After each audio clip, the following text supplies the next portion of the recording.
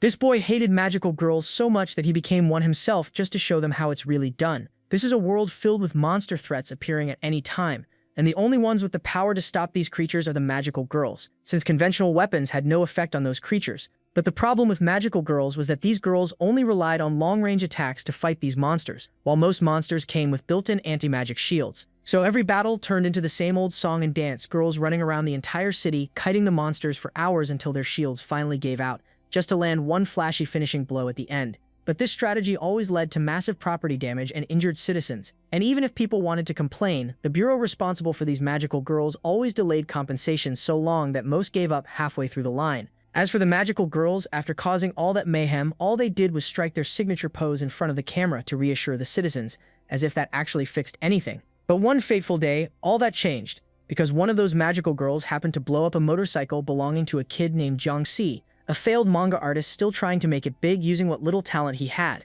And that was the last straw. Just then, he heard a voice from the side asking if he would like to become a magical girl. Turns out it was a clueless contractor who mistook Jiangxi for a girl, but quickly realizing his mistake, he apologized and prepared to leave. But there was no way Jiangxi would let such a golden opportunity slip by. After some light threats and aggressive persuasion, Jiangxi forced Amiya to hand over a magical heart.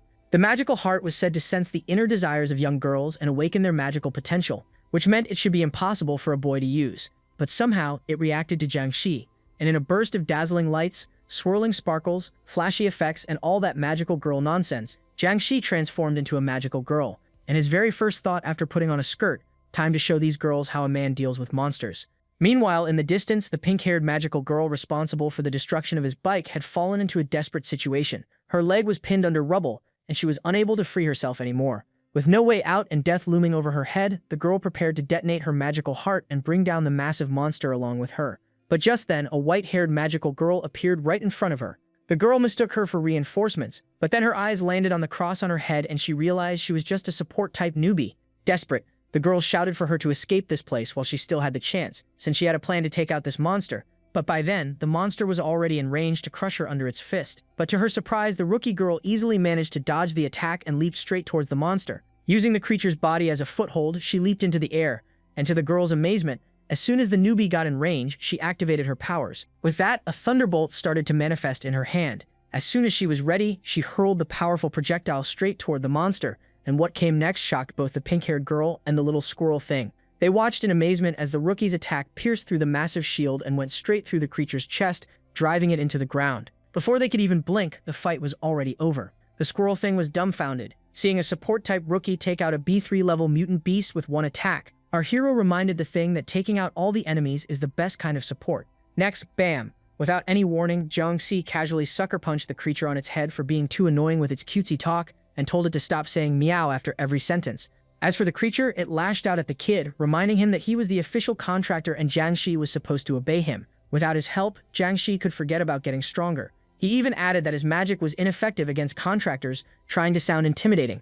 Next panel, the poor guy was on his knees, completely battered up after the friendly discussion session with our hero. Turns out he was right about his magic not working against contractors, but apparently, fists were still an option. He even laid out all the power-up items he had in his possession. Going through them, one particular item caught our boy's eye, and he asked the creature what it was supposed to be. It explained that it was the key to the dormitory, a facility managed by the Bureau for Magical Girls, where they lived with their contractors who supervised them at all times. But he wasn't included in the list because, well, he had something special between his legs that didn't exactly meet the Bureau's magical girl criteria. But the kid, completely ignoring that part, turned around to head to the place since he had nowhere else to go anyway. Then, glancing back at the creature with his usual deadpan tone, he asked if he had any objections to that, and of course he didn't.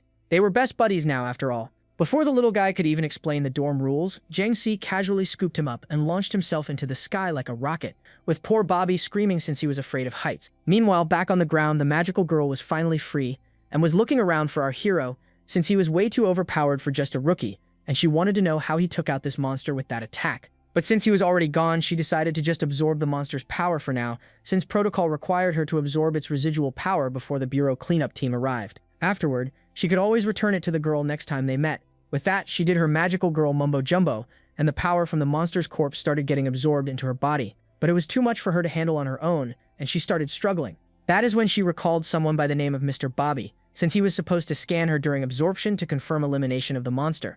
But while all that was going on, she failed to realize something strange that was happening nearby to a laptop that was slowly starting to repair itself on its own using the excess energy being released by the monster's corpse. Cut to our boy, who was on his way toward the place. Curious, he asked the little furball why it was afraid of flying, since all contractors naturally possess the ability to fly on their own. The thing just replied with a shaky voice, saying it had its reasons. Just then, it pointed toward the distance, telling him they had finally arrived. Oh look, in a black and white world, the only pink house. As for our hero, he decided to land, but since he didn't know how to, he came up with his own strategy. Summoning his magic staff, he used it as a booster and propelled himself toward the ground, plummeting straight down like a meteor. With a loud crash, he landed right at the front gate of the building. As for poor Bobby, the guy was completely out cold, probably traumatized from the past 5 minutes he'd spent with this lunatic. But our hero didn't care and started smacking him around to wake him up so they could enter the building. Cut to the inside, and the guy was now in his default skin, looking around and commenting on how good the living conditions for these magical girls were. But since Bobby wouldn't stop complaining about him transforming back, he reminded him it wasn't his fault. His clothes had exploded after transformation, and he didn't have anything else to change into right now. Bobby clarified that wasn't what he meant. He meant Jiangqi couldn't transform back into a guy. He had to keep his male identity a secret in front of the other power girls no matter what. Upon asking the reason, the little furball informed the kid about an old prophecy passed down among contractors, one that spoke of an extremely self-centered, violence-obsessed male who would one day awaken the magical heart meant only for females and eventually bring ruin to the entire world. Yeah, extremely self-centered, violence-obsessed male. Nope, didn't ring any bells. But Bobby wasn't buying it for a second, because if anyone in this world checked all those boxes, it was definitely the guy flying him straight into a crash landing 5 minutes ago. But still, now that things had come to this, he instructed him to stay in his magical girl self when inside the mansion.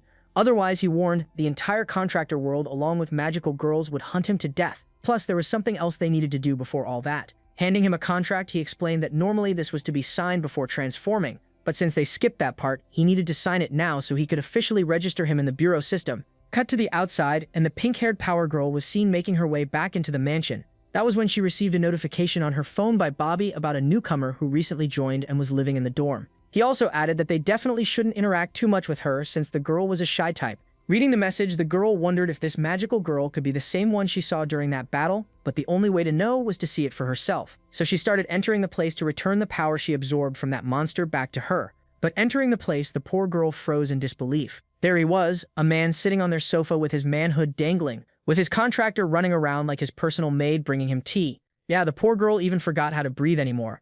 As for the guy, he didn't even bother looking up and introduced himself as the brother of the girl she met earlier during that battle.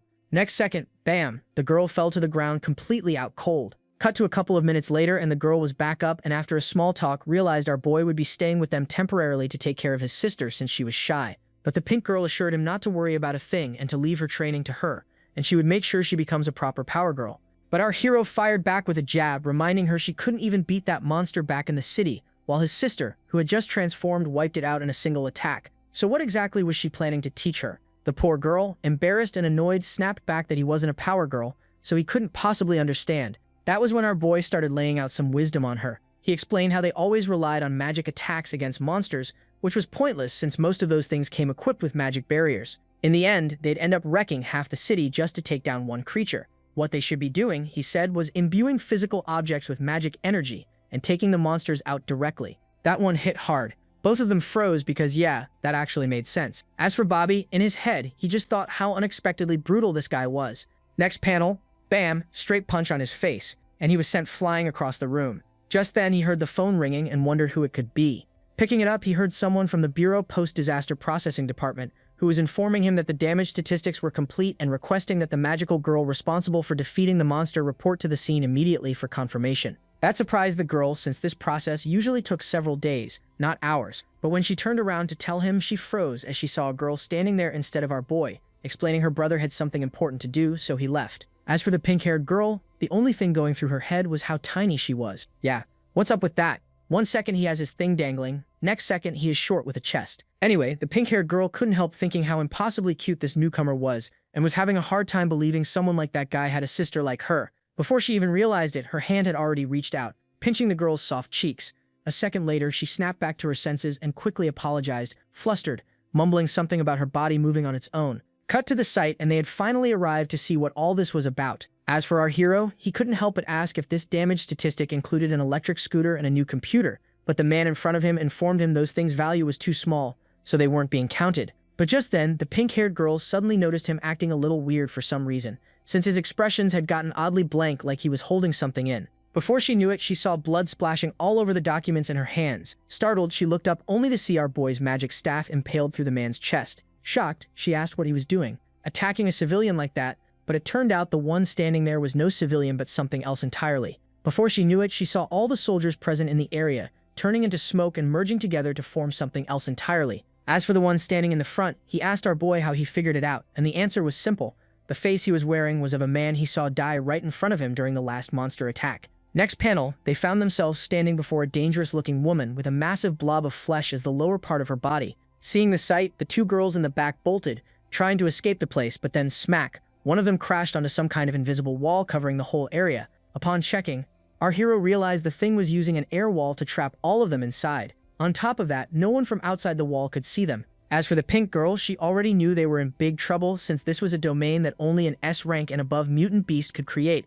Since those creatures' strength is incomparable to the B3 beast they fought earlier, usually a group of magical girls are deployed to exterminate them. But even so, if they managed to trap their victims in this domain, it was certain death, since these creatures didn't play by the world's rules inside their domain. Once someone was trapped inside, escape was practically impossible. Just then, the ground underneath their feet suddenly cracked, but thinking quickly, our hero, using his ability, managed to grab onto the stunned girl, and using his super speed, he caught the other two ladies as well before they got pancaked. Landing back to safety, he turned his attention back toward that monster lady to finish this quickly, before things got even messier. But just then, a hand appeared, stopping him. Turning to the side, he found both girls he just saved latched onto him.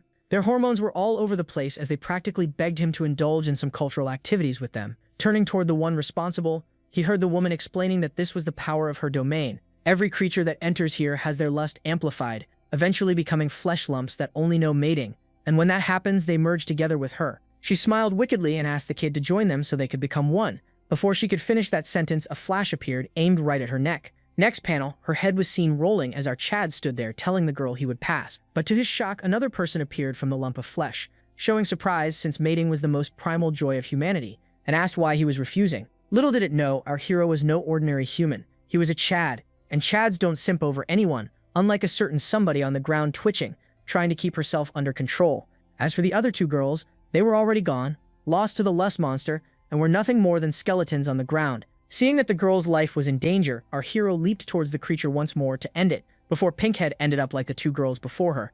As for the monster girl, she decided to use other ways to deal with him, since clearly he wasn't affected by lust. Our hero saw a bunch of tentacle-looking things blocking his way, but something like that was child's play for him. He imbued his staff with magic and hurled it straight through the vines, and the thing tore through the girl's chest, taking her out in one go. But then, to his shock, more and more figures started to appear from the lump of flesh, and before he knew it, he was surrounded by girls from all sides. But just then, he stopped as he realized something about all these women. They were all characters from his manga that he drew over the years. Next chapter, and the poor girl was already at her limit, unable to control herself anymore, and at that moment, she saw our hero standing there, and she finally broke and gave in to the temptation. But then, whack, a punch landed right on her head, snapping her back to her senses as our hero informed her he already disconnected those vines covering her body and asked what she could tell him about that monster. The girl explained that creatures such as these were known as calamities. Their origin was unknown, along with their purpose. Based on strength, these could be anywhere from rank C to S, and as far as they know, these calamities mutate from everyday objects, but specific conditions for mutation are still unknown. That last part about mutating from objects caught our hero's attention, but before he could dwell on it, he heard the creature complaining that they were ignoring her and whispering on their own. And bam, she threw a massive tentacle toward the kid, but he easily managed to get out of the way. But now he knew the creature's weakness, so with that in mind, he leaped back into the fight, commenting that its real body was somewhere else, and all these were just clones it was using for distraction. The creature was impressed that he managed to figure that part out, and asked what he was planning on doing with that knowledge, and the answer was to kill all clones and force the real body to show itself. To that, the creature chuckled, asking if he even knew how many clones it possessed. Yup, the kid knew exactly how many, minus the two he already took out. It still had 1,215 clones. That number made the thing freeze for a moment since it was the exact count of her clones. As for our hero, he summoned his staff and lunged down to take out all of the clones. With that, he started carving his way through all of them like a flash of light until it was already the last clone left, which he easily managed to take out as well. With that final clone destroyed, the giant blob started transforming once more, which left the pink girl wondering if it was finally over. But our hero corrected her that the creature was entering its second phase. Just as he said that, the massive thing bursted open, and from within, a human-shaped figure slowly rose up, and bam! Next thing they saw, a computer girl. Damn, this is a first. Never thought computers could be so damn fine. As for our hero, he recognized the thing as his laptop that broke during the morning incident. As for the thing, it started thanking our hero for getting rid of all those clones, pointing out that it was tired of using the stupid characters from that stupid manga artist's boring erotic story. Anyways, with that, it started doing something with the keyboard, muttering something about maxing the lust buff for both of them. Before they could even react, it launched some cords from its hands straight toward both of them.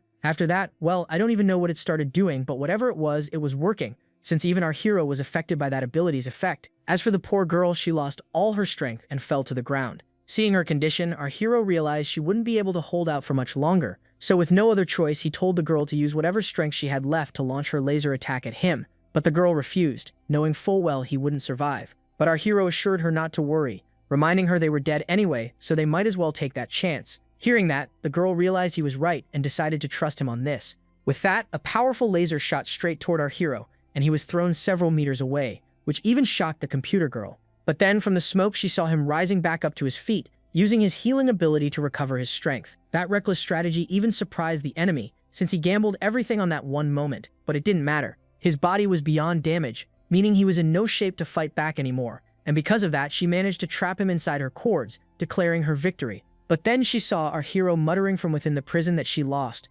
Shocked, the thing looked down, and sure enough, she saw his arm latched onto her body. Before she could even think about breaking herself free, our hero summoned his staff, and wasting no time, imbued all his remaining magic power into the thing. Before the girl knew it, a massive explosion rocked the whole area.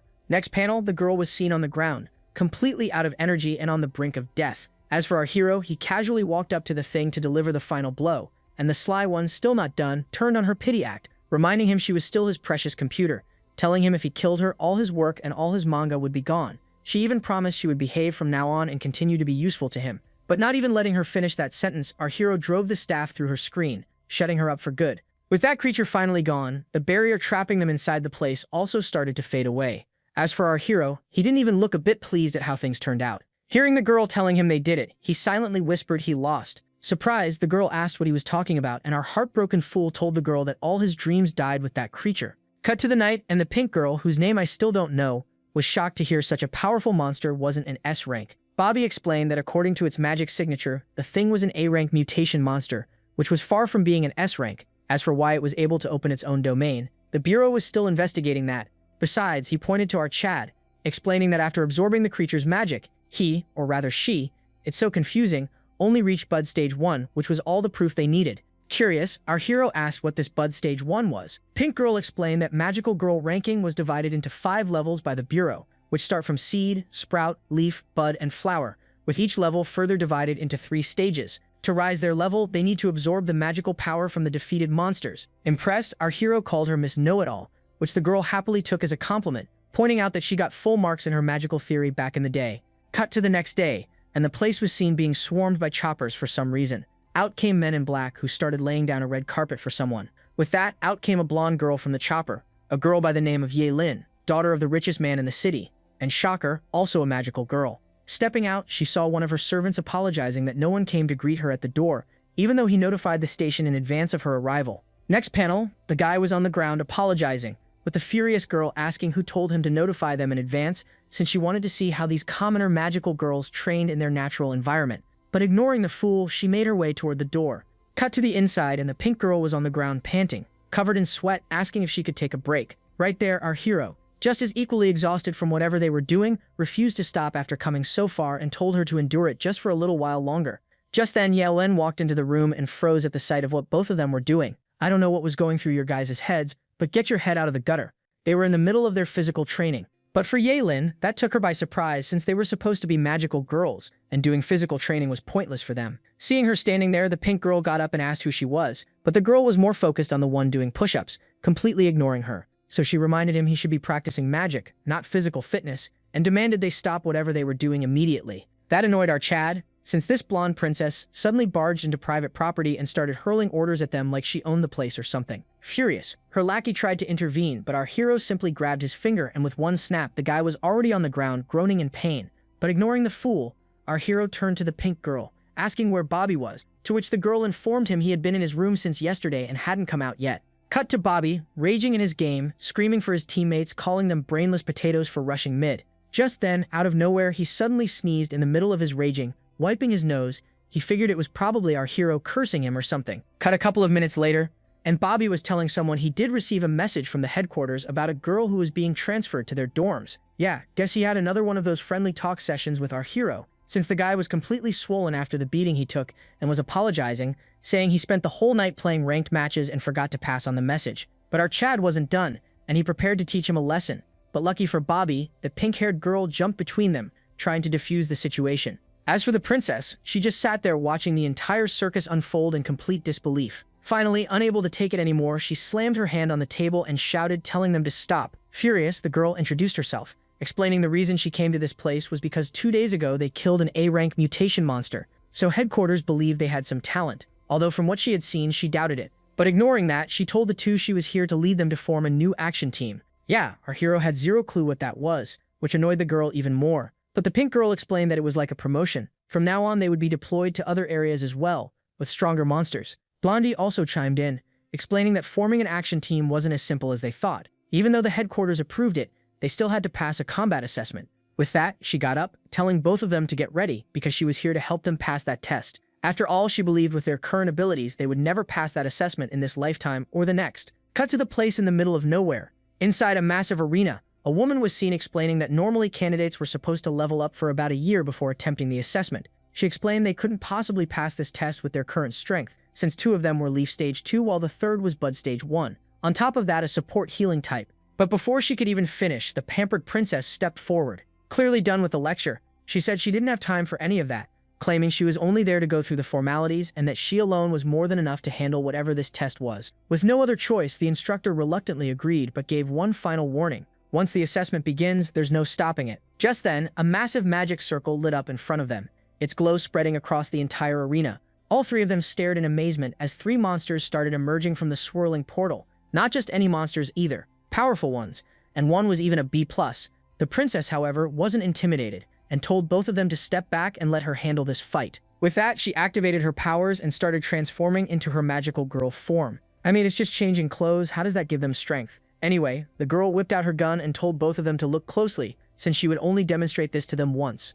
Next second, bam! The head of the B+ ranked monster landed right next to her, startling the girl. Turning toward the one responsible, she saw our hero, who had already taken out all the monsters while she was busy with her dramatic transformation, and was even asking for more. Fast forward, and they were proudly receiving their certificate, which was proof that they were now officially a combat team. Well, 2 of them were proud. The princess, on the other hand, was absolutely fuming, since she never expected that little brat to be this powerful, and that ruined her big moment. On top of that, she had been practicing that line for so long to look cool, and he completely ignored it. Just then, the instructor approached our hero, praising him since she never expected a mere Stage 1 bud to possess such strength to complete the test in record time. But our hero, on the other hand, noticed something strange going on since he wasn't able to move his body for some reason. Before he knew it, bam, all his clothes were torn off his body. Okay, I thought it was the costume that made him look like that, but the guy literally grew a pair of boobies after becoming a magical girl.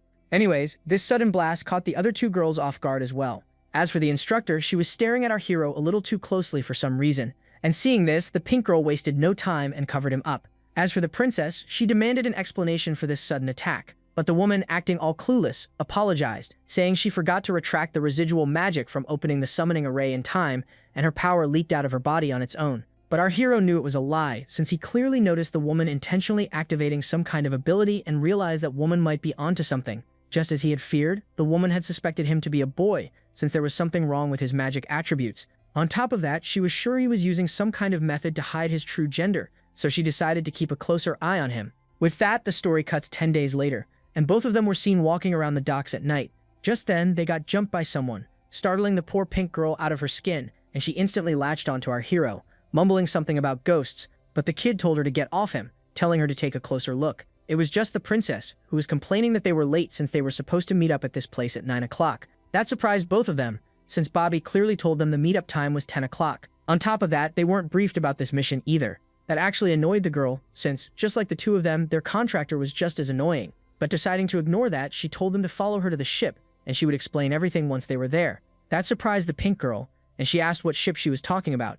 The next thing she knew, she was standing in front of a massive cruise ship, something so large and grand that it left her speechless. What shocked her even more was that she was sure this thing hadn't been there a moment ago. But ignoring her, Yelin handed the lady their first-class guest tickets, who explained to them that this voyage would last 3 days and 2 nights. Cut to the inside, and the whole place was filled with nobles. Eating, drinking, dancing, everyone having a time of their lives. To the side was Yelin explaining about the mission. She told both of them about a story of a ship 20 years ago which collided with an oil tanker near the coast, causing a fuel explosion. She told them that according to the reports, the entire vessel burned and sank within 7 minutes with no time for rescue, and all 616 people on board died on the spot. And this incident was later known as the Four Seasons Maritime Disaster. That name shocked the Pink Girl, since that was exactly the name of the ship they were on right now, and she asked if Yolin was saying this was the same ship that sank 20 years ago. That also caught our hero's curiosity, since this was something new for him, so he asked Yolin if they were sent here to hunt ghosts. The girl explained that after receiving multiple reports of sightings of this cruise ship, the Management Bureau sent investigators, but for some reason all of them disappeared without a trace after boarding. That was why this time they were sent to investigate, and if they found any kind of monster, they were to eliminate it on the spot. She told both of them to be on guard, since that calamity could be hiding in any part of the building in any form, including items, furniture, machinery, even food and drinks. Yeah, no, our boy wasn't even listening to her, so the furious girl strangled him, telling him to spit it out. Annoyed, he did as told and hurled out the whole drink. After he was done, he told both of them there was no use talking about it and suggested they search the whole place, since the monster wasn't actively attacking anyone yet, so they still had time to stop it before it could harm the passengers. Fast forward, and the three were seen walking around the ship, with our hero casually wondering aloud if this whole ship could be a calamity. But Jialin quickly dismissed the idea, explaining that no record had ever mentioned a monster of such massive scale or complexity. Besides, that theory didn't explain the presence of actual people on board. Just then, they spotted a sign in the distance reading, "If you're prepared to go to heaven, then go in." Yeah, that was definitely suspicious and worth checking out. So without any hesitation, they entered the room and were greeted by a sight they were not expecting. Just then, a figure appeared behind Yelin, startling the girl so badly she almost screamed. But as they turned back, yeah, the place definitely looked like heaven. It was actually a spa, famous for making its guests feel heavenly. Fast forward, and I'm not sure I should be adding this part or not, since the girls were having the time of their lives being squeezed by the two women while our hero just stood there watching the whole thing unfold with full composure. Fast forward once more, and all three of them had finally arrived back in their room without finding any clues. As for the Pink Girl, she was mesmerized by how luxurious the whole place was, and that annoyed Yilin, so she reminded her to keep her head straight since they were not here on a vacation. Yeah, right, like she was one to talk. Our hero reminded her how much she was enjoying herself during that massage. The comment made Yolin blush furiously, and she quickly snapped back, telling him to shut up. Trying to move on, she suggested all three of them take some sleep for now, and since there were three of them, they could take turns keeping watch at night. The first shift went to the Pink Girl and our hero, since according to Yolin, it was the easiest one to stay awake for. She would take over during the second half of the night. But just as our hero was about to head to his bed, he got stopped, and turning back, he saw the Pink Girl asking if she could sleep with him in his bed since she was still scared. And this stupid little brat turned down the opportunity of a lifetime, telling her flat out no. Next panel, and of course she was already latched onto him, sleeping peacefully while he lay there wide awake, completely unable to move. On top of that, she was hugging him a little too tightly, and that's when it happened. His weapon finally reacted because of all the softness pressing down on his arm. Cut to a couple of minutes later, and he was seen in the washroom, looking in the mirror. Turns out his transformation ran out, and he was now back in his default skin once more, with all the right tools back in their place on his body. Turns out his transformation only lasts for 23 hours, with a 1-hour cooldown, which was required for his body to recharge its magical energy to transform again, which meant the next hour he needed to spend in the toilet trying to deal with the aftermath. Just then, his hand accidentally hit a glass, sending it crashing to the floor. The sound jolted Yelin awake. Getting up, the girl wondered what was going on, but as she turned toward our hero's bed, he was nowhere to be seen. Annoyed, the girl barged into the bathroom to confront him for slacking off while on duty, but to her surprise, the whole place was empty. Just then, she saw a towel falling in front of her from the ceiling, and sure enough, the poor girl was traumatized seeing what was hanging in front of her. With that, a loud thud rang in the whole room, and the Sleeping Beauty didn't even react to all the noise caused by whatever was going on in there. Meanwhile, back in the room, our hero had the girl pinned under him, and since she wouldn't stop squirming to break herself free, he figured it would be better to put her to sleep for now, and karate chopped her at the back of her neck. Fast forward 1 hour, and the girl was seen trying to explain what happened to her earlier, explaining she saw a pervert flasher hiding in their bathroom who knocked her out and brought her out here. But the so-called flasher, now back in his magical girl form, just dismissed it, pointing out what she was saying was absurd, since no way a naked guy knocked her out just to drag her out here, and said she must have dozed off and dreamed the whole thing. After successfully convincing her, he switched the topic and told her about what he discovered while looking for her in the men's restroom. But the girl was more curious about the fact he visited the men's toilet looking for her, But ignoring that, he explained that the men's bathroom in this place only had stalls, no urinals, which was strange. But the girl reminded him this place was created by a calamity, so it made sense it had some things wrong. But our hero answered that the soda inside the liquor bottle he had earlier was so well replicated along with everything else in this place, meaning whoever made this place had real-world exposure to it somehow, but got the details mixed up. After hearing everything, the girl understood what he was trying to say was that the one behind all this was a female who doesn't know what alcohol was. Just then, they heard a couple to the side arguing about something, and out of nowhere, the woman broke down crying, telling the man she can't take it anymore. As for the man, he kept trying to tell her to keep herself together, but the girl told him she knows what will happen to her, but she can't do this anymore. That is when our hero heard Ye-Lin whispering, pointing out that those two were investigators sent here by the Bureau 3 years ago. Just then, they suddenly saw the woman start to cough for some reason, and before they knew it, she was choking on her own breath. And then, bam, she froze mid-motion. Her body went still, her expression blank, followed by some kind of a lullaby. Before either of them could understand what was going on, something started happening to her body, and next thing they knew, the woman was on the ground. But the scary part was that she wasn't a woman anymore, just a literal stuffed doll. Seeing the sight, Ye-Lin approached the grieving man, telling him they were sent here by the Bureau to investigate this place, and the weeping man, forcing a smile on his face, just told the girl that after 12 hours of boarding this vessel, no one can leave this place as they get bound to the ship, and when that happens they must smile and be happy all the time, otherwise the same will happen to them. With that, the crazy man stormed off screaming that he was happy, but our hero on the other hand noticed something on the ground, and upon looking closer, he saw some writing saying to head to the lowest level of the ship's helm room. Cut to the place, and they found themselves standing in front of a massive door. Our hero pointed out that the man must be under surveillance by the calamity somehow, which was why he passed the message to them indirectly. With that, they opened the door, and the sight in front of them left them speechless. The whole place looked like a massive mechanical circus, but our hero corrected the girl, explaining that what she was seeing was actually a sunshine rainbow little white horse. Yeah, that didn't help. So he told her it was an animal that used to be really popular over 10 years ago. Just then, she noticed a strange symbol on the wall. Upon checking it out, she realized something was hidden behind it. Turns out, it was an investigation report left by that same guy who had tipped them off to this place. According to the report, they arrived at this place following the Bureau's instructions to investigate the area. At first, everything seemed normal, but after 12 hours of boarding the ship, they suddenly heard an announcement ordering everyone to keep smiling and enjoy the trip. At first, they didn't take the announcement seriously, but soon they learned the consequences of being unhappy. According to the report, the Bureau's magic detection in this area revealed that there was no possibility of an A-level or above calamity residing here, but after their own investigation, they realized this ship was clearly created by an S-level calamity since the creature possessed a massive authority inside this domain. For that reason, they decided to stay hidden and continue investigating. During that time, they discovered more and more unreasonable things on this ship and realized that the calamity didn't fully understand the human world when shaping its domain. As for the people on this ship, all of them were real humans, some survivors from the original shipwreck, and others civilians who had wandered in later out of curiosity. According to the man, the punishments that appeared randomly weren't part of the domain's rules, but rather the work of the calamity itself. That's why they concluded that the calamity's true body was hiding somewhere among the crowd in human form. After reading all that, our hero's thoughts went straight to that little girl he had seen when he first boarded the ship. He immediately told Ye-Lin about it, but Ye-Lin reminded him they can't just make judgments like that without any solid leads. As for our hero, he was fully convinced it was her. His reasoning?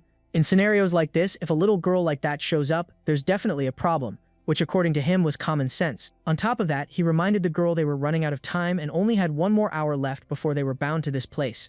But Ye-Lin was still skeptical and suggested they try to confirm the little girl's identity before taking any drastic steps. To that, our hero told her not to worry about that fact since he had already thought of a way to verify it quickly. Cut to the girl who was walking around the ship along with her parents. That is when they got approached by someone. Turns out it was our hero holding the man's wallet, explaining that he dropped it. Then he added there was something he wanted to talk to him about, and asked if he had a moment for a small chat. Without missing a beat, he blurted out that he and his friend beside him are magical girls. That statement shocked the two parents, but before they could react to that, the kid pointed to the child, explaining they suspected her of being a calamity and asked if they could check her. As for the poor Ye-Lin, the girl was dying of embarrassment, seeing how the kid casually pulled up to these people and started accusing their daughter of being a calamity without any proof. But then, out of nowhere, he grabbed onto the man by the collar, and before they knew it, he threw him straight into the air while moving out of the way, before getting turned into a Sikh kebab. Yup, turns out reading all those horror mangas had paid off, because the child really was the calamity they were searching for. Seeing this, he quickly contacted someone to take action at position 13, and that someone was Pink Girl, who instantly prepared to take action. Next panel, the unsuspecting creature got blasted by a full-power laser beam from below that tore through the ship's ceiling, reaching for the clouds. Cut back to the docks, where someone was commenting that they finally managed to locate the calamity. It was the same woman from the testing area, along with a female by the name of Xiaoyan, who was asking her if she still suspected that flat-chested shorty. She explained that she was overthinking things since she was just fast at killing monsters. On top of that, the Bureau magic detection software is full of bugs, so the report was probably false. But the girl answered that it wasn't just about the magic detection, but the way that girl fought was what made her suspicious of her. She went on to explain, unlike a normal magical girl, this girl doesn't use magic-infused spells. Instead, she injects magic directly into her own body cells, gaining power and speed far beyond normal limits. Then she uses her enhanced body to physically strike the calamity, which allows her to easily kill enemies above her rank. That shocked Jumels, since something like that should be impossible, as a human body can't directly withstand magic unless it's a calamity's body. To that, the girl told her that was precisely the reason, since her body was naturally magic-resistant, and reminded her about the Bureau's experiments when a male creature was forcibly implanted with a magic heart. After she was done explaining everything to her, she pointed out that the prophecies of those contractors might actually be coming true. Cut back to the ship, and the creature now looked like burned bread. As for our hero, he was done wasting time on the thing and prepared to end him once and for all, and shot his staff towards the thing, ripping it into pieces and ending the battle once and for all. After the thing was gone, a hand was seen reaching out of the massive hole in the middle of the ship. Turns out it was poor Yelin, who got blasted along with the monster when Pink Girl shot that laser, and was fuming since the kid almost got her killed with that stupid plan. Cut back to the two beauties watching everything from the docks. Yeoyem was getting ready to activate her blood ability to test what they had been suspecting about that girl was really true, and conjured up a spell using her blood. Meanwhile, back in the ship, our hero suddenly noticed something strange going on with his body, and before he knew it, he was hoisted up in the air by some strange force, being dragged away somewhere. Seeing this, Pink Girl acted quickly and flew straight towards him to save him, and both of them slammed back to the ground. And guess what? The creature was also still alive, and using this opportunity, it threw its weapon towards both of them to finish them off. But just as the thing was inches away from them, a penguin-looking thing appeared and froze the thing in place using its ice magic. Turns out it was one of Yelin's summons, who was asking Pink Girl if the girl was okay. The girl told her she just fainted, but then she noticed something, and upon looking closer, realized it was a magic circle. But the problem was, this one was unique to magical girls, and she wondered who could be the one behind this. As for Yelin, she instructed her penguin friend they needed to act fast before the creature could recover all of its strength, and told it to freeze the monster while she used her kitten spray on it. The penguin did as told and leaped towards the monster, and giving it no time to recover, he blasted the thing with his most powerful ice attack and began freezing the thing. Just then, a projectile was seen being hurled towards the frozen monster, and as soon as the thing connected with the ice, it activated some kind of an ability, and bam, appeared a cat blasting the thing dead on with a powerful fire attack. Turns out this was Ye Lin's strategy that she used to roast powerful monsters, since their shields could only block magic but not high-temperature steam. But then, to their horror, a voice echoed from within the steam. Domain release. The moment those words rang out, the sky above began to crack like shattered glass. In the next instant, the massive ship that was sailing smoothly across the waves got teleported to the bottom of the ocean. As for the girls, they weren't prepared for this, and now at the bottom of the ocean, they had no way of fighting back or defending themselves. The crushing pressure and the lack of oxygen only made things worse for them. With that, Yelin noticed her consciousness starting to slip away, and the last thing she saw was the little girl slowly floating towards them. Cut to the outside, the one responsible for the chaos was calmly explaining to Cheyenne the nature of the creature's bizarre domain. Not only did it reshape the sunken ship and its surroundings, but it also trapped its victims within an illusion, making them believe they were aboard a normal cruise ship, gliding peacefully across the sea. But in reality, they were inside a decaying wreck resting on the ocean floor. To make matters worse, the domain projected a mirage onto the ocean's surface, luring unsuspecting travelers toward it. Once they crossed into the illusion, they were unknowingly transported to the seafloor. Hearing that, Cheyenne finally understood why she kept staring at the distance earlier even though there was nothing there. But still, she asked if what they were doing was okay, since that male body she was suspecting hadn't shown up yet, and they were risking the lives of all those girls this way. But the girl told her to just keep watching for a bit longer. Cut back to our boy, who was finally starting to regain consciousness, and the first thing his eyes landed on was a sight to die for, a very, very, very healthy woman lying on top of him. On top of that, she was sucking at his neck for some reason. Confused and still exhausted, he asked who she was and what she was doing. The female explained that she was sucking out the things inside his body. She informed the kid that he had a magic circle on his body that seals mana, which was why he lost his power just now. After some time, the kid was back to normal and realized that the woman standing before him was an investigator from the Bureau. Turns out she was part of the batch that was sent to this ship 5 years ago, and back then she met a girl in the Bureau with a strange ability. Her blood could attach itself to any magic circle and activate it whenever needed. Normally, something like that was only used against Calamity-class beings. Hearing that, our boy finally pieced things together. The circle must have been embedded in him back when that woman blasted him with her power. But what really threw him off was that just like back then, even though his mana had been forcibly drained, he still didn't revert to his original form. Just then, he noticed the oxygen mask strapped to his face, and that's when it hit him. He was underwater. That didn't make sense though, because the woman standing in front of him was breathing just fine. When he asked how that was even possible, the woman gave a faint smile and told him the reason. She was already dead. What stood before him now wasn't a living person but a wraith, recreated by the Calamity's magic. That was also surprising, since that would mean she belonged to that monster, but still she saved him. To which the woman explained that the Calamity, in its twisted obsession, had preserved her original memories. That's why, despite being under its control, she still had her own will. The girl explained that all the humans brought aboard the ship were just fodder, since every time the broadcast rang at midnight, the Calamity drained their flesh and blood to get stronger, and what remained of them became wraiths like her. At first, when they turned, none of them even realized they were dead. It was only after enough time passed that the truth started sinking in. But even then, some refused to accept it, still clinging to the illusion that they were alive. Even as wraiths, they were bound by the domain's rules, still afraid of obliteration, still unable to break free, and so they continued, an endless cycle of fear and suffering under that Calamity's shadow. But she told our hero they had enough of this torment without end, and now they wanted release. She informed our hero that he was still too weak to fight on his own, and needed an external supply of mana to recover immediately. And since their very existence was now made of mana, they had decided to give it all to her so she could take it with her and kill that Calamity for what it did to all of them. Cut to the outside. The creature, thinking that it won, was preparing to recreate its twisted domain to turn things back to how they were. But just as she was about to, someone poked her on the shoulder. Turning to the location, it saw a fist flying at full speed toward its face, and before it could even process anything, bam! A powerful fist landed square on its face, and it was seen getting launched back into the shipwreck, crashing hard through layers of rusted steel.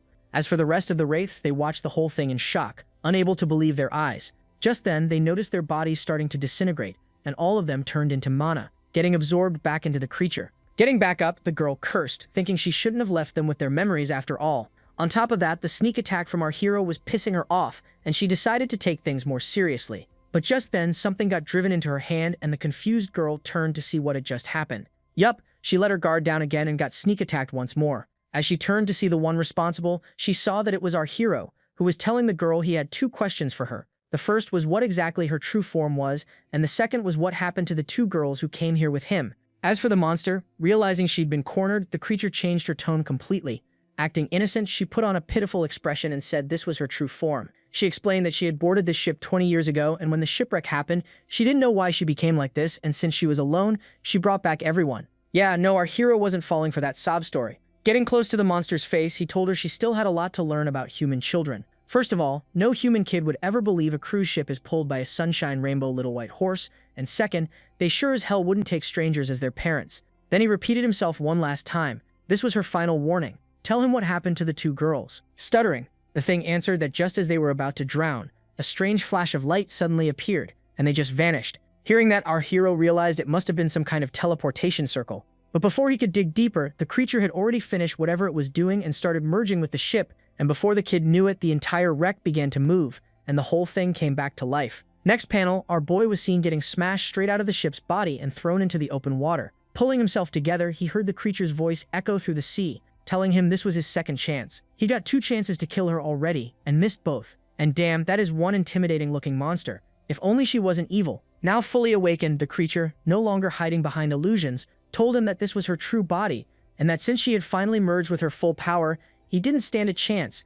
As for our hero, realizing he was right about the whole thing being the creature's body, he couldn't help but sigh that the so-called second-gen's theory wasn't reliable after all. By then, the creature was also ready to attack back, and with one flick of her finger, the whole sea shook, with the massive vessel turning straight towards our hero, and before he could even get a chance to dodge, the thing was already at his face. Cut to the outside. The meddling witch was still watching everything in amusement, and since this was their first time coming across a calamity that was this large, she was quite excited about the whole thing. But still, the fact that our hero remained a woman even after losing all his mana was irritating her, and she wondered if she really was mistaken. But being the stubborn little twat she was, she convinced herself there had to be something else she was missing. With that thought in mind, she told Xiaoyan to go after the two girls while she stayed behind to observe the fight. But as she turned towards Xiaoyan's face, the girl seemed utterly horrified and speechless for some reason. Looking up, she saw the massive body of the ship being tossed out of the sea like it was a twig, and the whole thing crashed far away into the distance, destroying everything in its path. From the rubble appeared the monster, now separated from the ship and wondering what kind of monster she had provoked.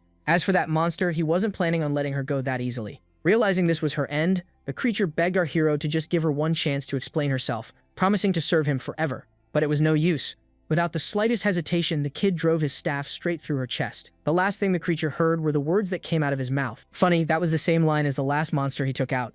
After dealing with the creature, he turned his attention back towards the two girls, wondering where they could be right now. Cut to some other part of the city, and someone was seen crying while another person comforted her that there was still a chance she was still alive. Yup, it was the pink girl, now in a very questionable outfit, crying over our hero, telling Yilin she had seen him sink to the bottom with her own eyes and failed to grab him, blaming herself for it. Even Yilin was feeling conflicted. She didn't like the girl much, but she still had some redeeming points, so she promised herself to give her a grand send-off when they get back. Just then, they heard a familiar voice from the back, and seeing who it was, the girls froze. As for Yilin, she herself wasn't able to believe her eyes what she was seeing. The stupid girls, mistaking our hero for a ghost, started screaming, promising to burn a ton of paper offerings so he could rest easy and move on quickly. Cut to the South Pole, where several individuals were standing in front of a massive summoning circle. One of them informed the rest that it had finally worked. That was when they saw a thick thigh covered in black stockings step out from the smoke, followed by a woman's voice asking for the current time. One of them quickly responded, informing her of the date and time, calling the person their commander. Is it just me, or does this female look awfully similar to our hero, since she even mentioned that she should have just finished fighting the cruise ship monster? What is this supposed to be? A twin sister? Or his future self? Cut back to the city, and a bunch of choppers were seen making their way somewhere. Inside, one of them was the pink girl, enjoying the view below since this was her first time flying.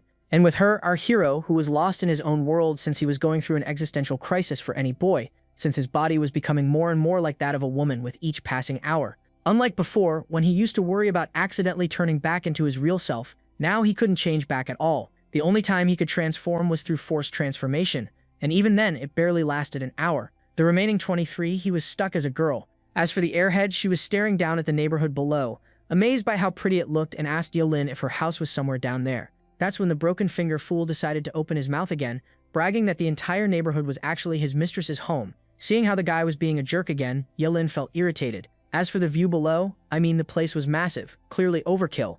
As for the two, they were shocked to see the size of the place, but still our hero, he reminded Yilin that she was supposed to take them shopping first before heading to meet with her father, so why were they going straight to her house? The princess, with a nonchalant look on her face, replied that she was taking them to shop in her home's own shopping district. Yeah, our boy was completely lost at that point.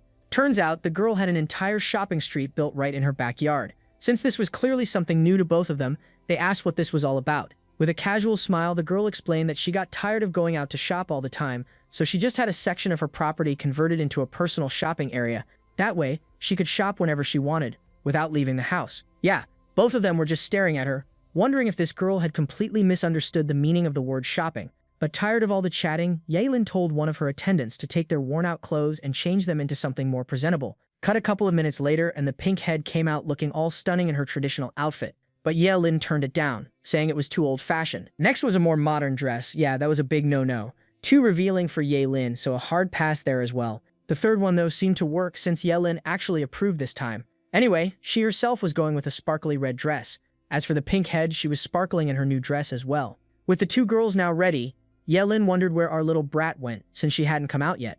Just then, he was shoved into the room with the two in his new black dress, and seeing her looking like a doll, even Yaelin couldn't help but pause for a second, since the girl was looking extremely cute. Catching herself before she said anything weird, Yaelin cleared her throat and told both girls to get ready. They were heading out to meet her father. Cut to some other part of the mansion. Someone was seen pouring wine for someone. Turns out it was Bobby with Yaelin's father, and I was not expecting this. I thought he was going to be a fat old man with a mustache, but the guy looks like a geek. Just then, he suddenly noticed someone entering the room, and turning to the ones, he saw that it was the three beauties. The man, wasting no time for some reason, went straight towards our hero, completely ignoring everyone else to shake hands with him, which even caught him off guard. But he heard the guy thanking him for taking care of the ship Calamity, and also he was grateful she was taking care of his daughter. Yeah, that last part didn't sit well with Yaelin. As for the man, for some reason, he bowed in front of our hero, telling him he needed to confess something, and bam! He whipped open his shirt, revealing underneath our boy's merch, screaming that he was his biggest fan ever since he saw her first battle against a Calamity. But before he got the chance to finish his sentence, he had his head buried into the ground. Shocked, all the maids turned. Our hero had instinctively swung his fist the moment he saw that horror show, out of pure disgust. As for the man, he stood back with a middle finger to his glasses, commenting his fists were as fast as missiles, and the masochistic little freak asked if she could do that to him once more. As for our poor hero, he was completely speechless, while Yaelin, clearly used to this nonsense, quickly apologized on his behalf, saying her father was just saying weird stuff again, and told him to get to the point already. That is when the man's tone got serious. With that, the scene cuts to the Anomaly Affairs Bureau, directly administered S-Class Calamity Containment Research Institute, where a breach was reported. In the command room, Director Q Lee was seen asking the man about their current situation and how this breach occurred, since in this place, not even a calamity could possibly get in.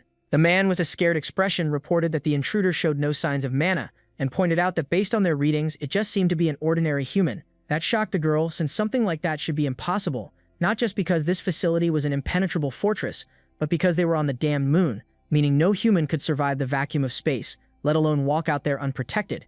And the one in question was none other than the same stalking lady who came out of that magic circle and looked awfully a lot like our hero. With one flick of her hand, the entire sector of the facility lit up in a blinding flash, followed by a massive explosion that shook the lunar surface itself. With that, the entire facility burst into chaos, alarms blaring, red warning lights flashing across every surface. On the outer perimeter, a person was seen trying to enter the facility, and the soldiers blocking the path wasted no time and opened fire. As for the person, all they did was raise their hand and all the bullets stopped in their tracks. Then, with a small twist of her wrist, all the soldiers' oxygen masks were ripped clean off their faces.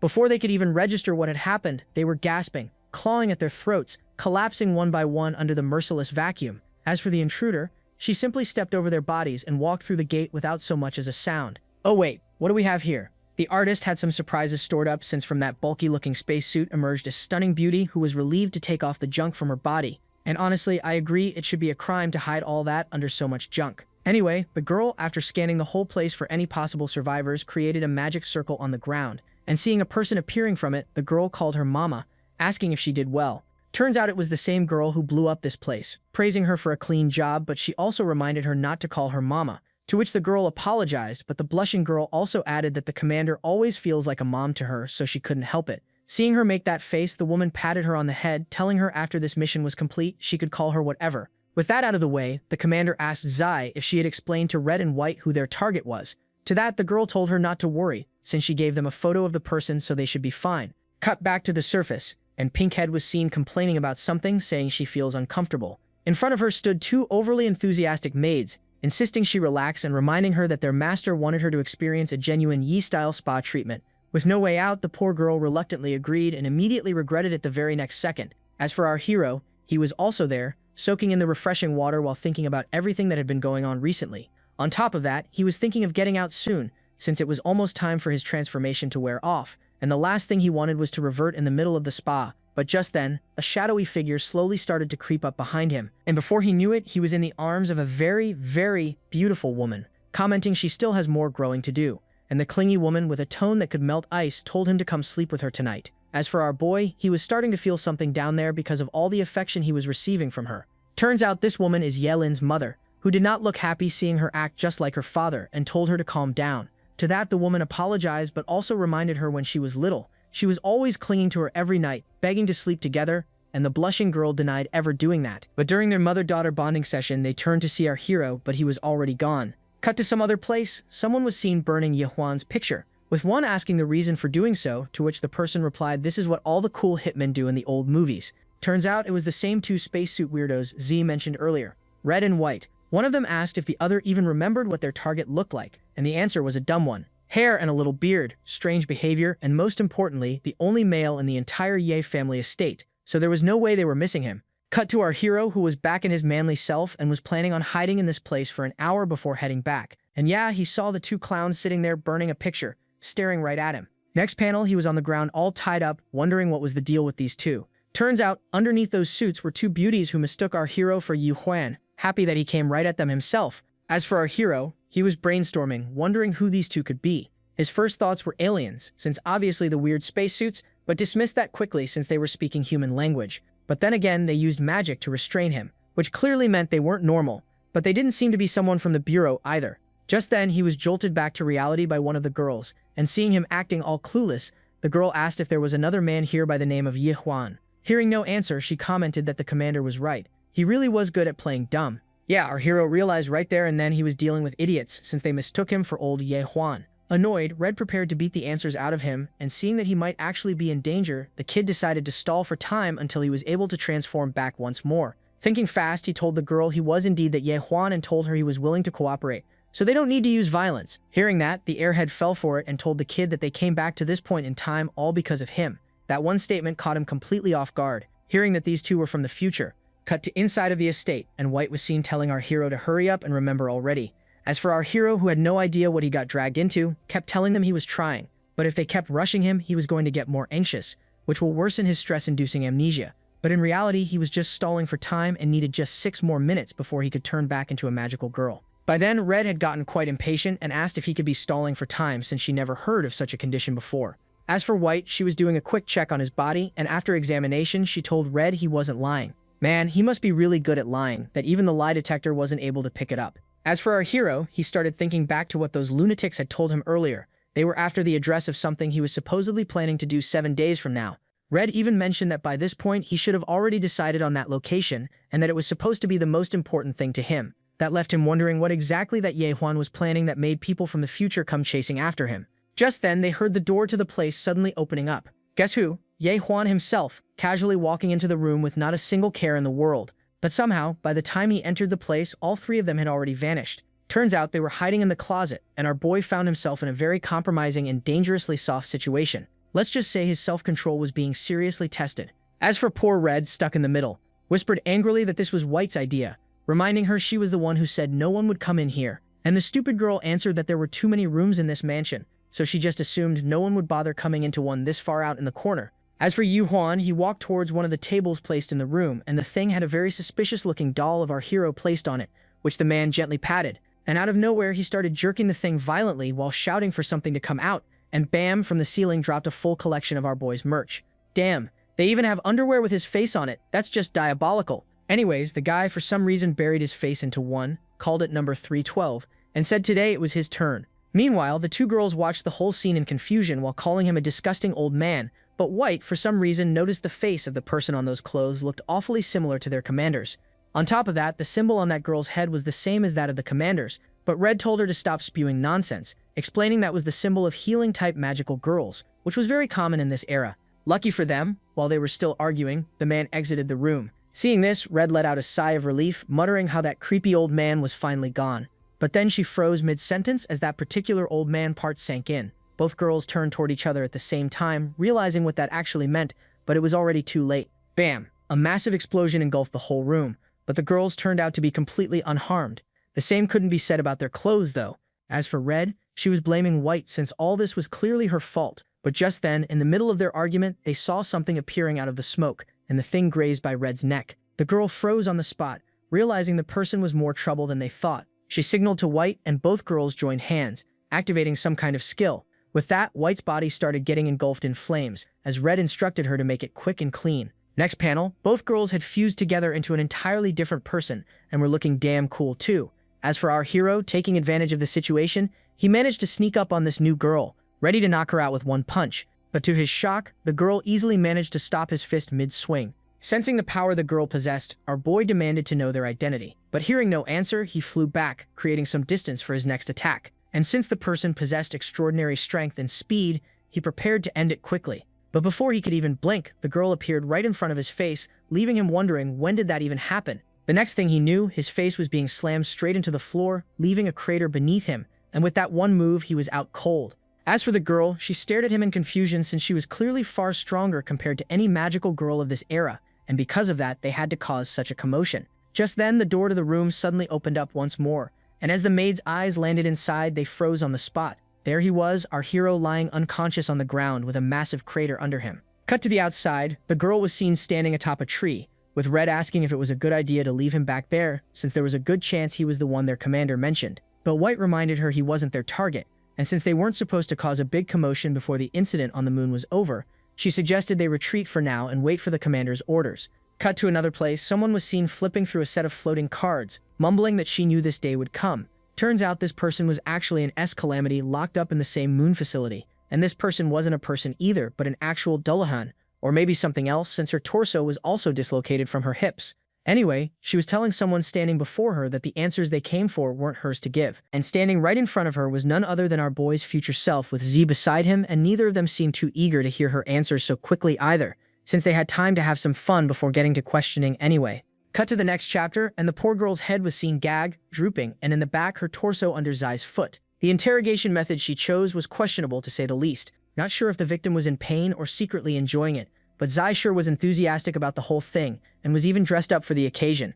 As for the future protagonist, he was now sitting on the woman's throne, calling for Zai's attention. As for the girl, she was waiting to be praised by the commander for coming up with such a brilliant strategy of making her talk. But instead, he told her that once they got back, her phone was getting confiscated since he had no idea what kind of things she'd been watching lately to come up with this nonsense. Furious, the girl turned back toward the poor woman on the ground and started screaming, saying this was all her fault for being so stubborn. But the poor woman reminded her she agreed to cooperate the very moment Z first hit her. That made Z even more angry, and she asked why didn't she say anything earlier. I mean, obviously, she gagged the poor girl. How was she supposed to talk like that? Cut a couple of minutes and the girl was back in her clothes, with the protagonist asking her if she truly possessed the ability to open a divination domain, a realm capable of perceiving all known truths across time and space. The scared girl told her she was correct about that, but the problem was she was unable to access that realm right now since when she was locked up in here, her mana was completely drained. But that was no problem for the woman, and she signaled to Z, and the girl, without wasting any time, placed her hand on the ground. The next thing the woman noticed was a massive amount of magic energy swarming all around the room. The next second, she spun up to her feet as all that energy got absorbed into her body all at once, and she found her magical energy fully recovered. But as she turned to the two women, she heard the protagonist ordering her to open the domain. Sensing the overwhelming difference in their strength, the woman wondered who these two could be, since she could clearly feel no mana fluctuations on them, yet with just a move, they completely refilled her mana. Since she had no other choice, she decided to do as they were telling her and activated her ability, and all three of them found themselves in a completely different dimension. As for the girl, she informed both of them that the domain was activated, and now they could ask her any question they desired. But our hero cut in, telling her she was aware she could only ask 2 questions, so she got straight to the point, asking her about a password in this world made of 8 English words and uttered 4 words, 15, peer, wheel, forever, and asked if something like that existed here. The girl, using her ability, confirmed, saying they do exist. Hearing that, she asked her second question, what were the last 4 words of the password in order? The girl answered that the first word was Navy, second word 12, third word 18. But just as she got to the last word, a powerful energy wave shot through the air, hitting her right in the face. This sudden attack startled Zai, and she instantly got on her guard, asking who it was.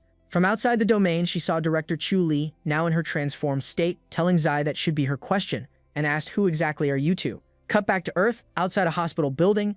Inside, a doctor lady was seen examining our hero, saying she had no mana residue. This was purely physical trauma leading to moderate concussion, but also showed surprise since she should have woken up by now. Hearing that, both girls took a sigh of relief, hearing she was out of danger, but the doctor wasn't done and asked the two if they didn't mind. There was something she wanted to ask. That surprised the girls, but they told the woman to ask away. To that, the woman, in an all-serious tone, asked what was the relationship between the 3 of them, since they clearly seemed quite worried when she was first brought in here.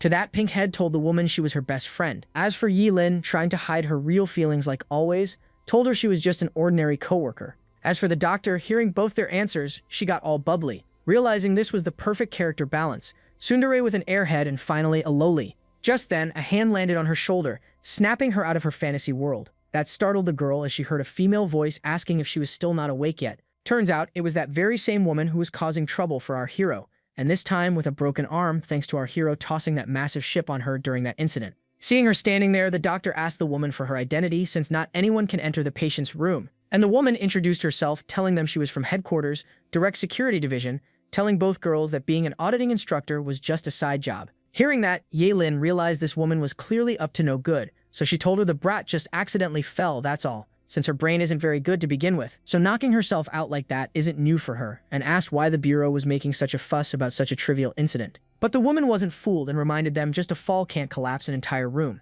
Hearing that answer, Pinkhead lashed at the woman, since this clearly meant she was monitoring them. Just then, Ye-Lin suddenly noticed one of our hero's fingers twitching, but luckily by then the woman was preparing to leave, instructing her men to keep a watch out and let her know as soon as she regained consciousness. Seeing her finally leave, Ye-Lin gave our hero that annoyed look since she clearly realized she was just faking it. Cut to the night, and most of the guards were fast asleep. Same thing on the inside, everyone had dozed off. That is when the window to the room suddenly opened up, and our hero, despite possessing the ability of flight, prepared to climb down the building to settle the score with the 2 girls who did this to him. Cut a couple of minutes and Pinkhead was seen opening her eyes, still half asleep and in need to answer nature's call. But as she turned to see our hero, the kid was nowhere to be seen. Fearing he might have been abducted, she tried to alert everyone, only for a hand to suddenly appear from the back to cover her mouth. Turning around, she saw that it was Yi Lin, whispering into her ear to keep her voice down, since they didn't want to alert the two officers stationed outside the room. Confused, Pinkhead asked what was going on and if she knew where the kid went, but the girl herself had no idea.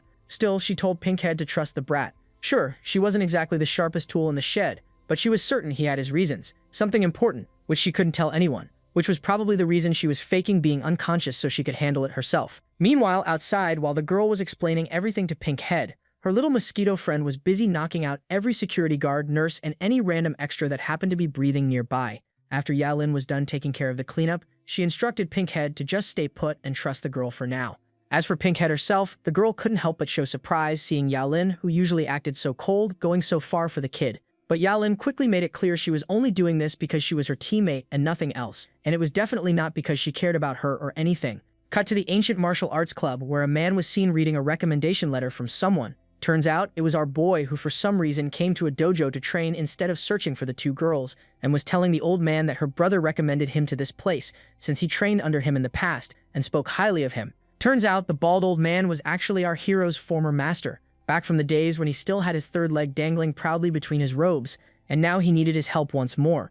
But here's the twist, folks. Back then, even though the kid was his top student, he'd pulled off something so outrageous that the old man was still itching to get his hands on him for it. But the fool himself had no clue what this was all about.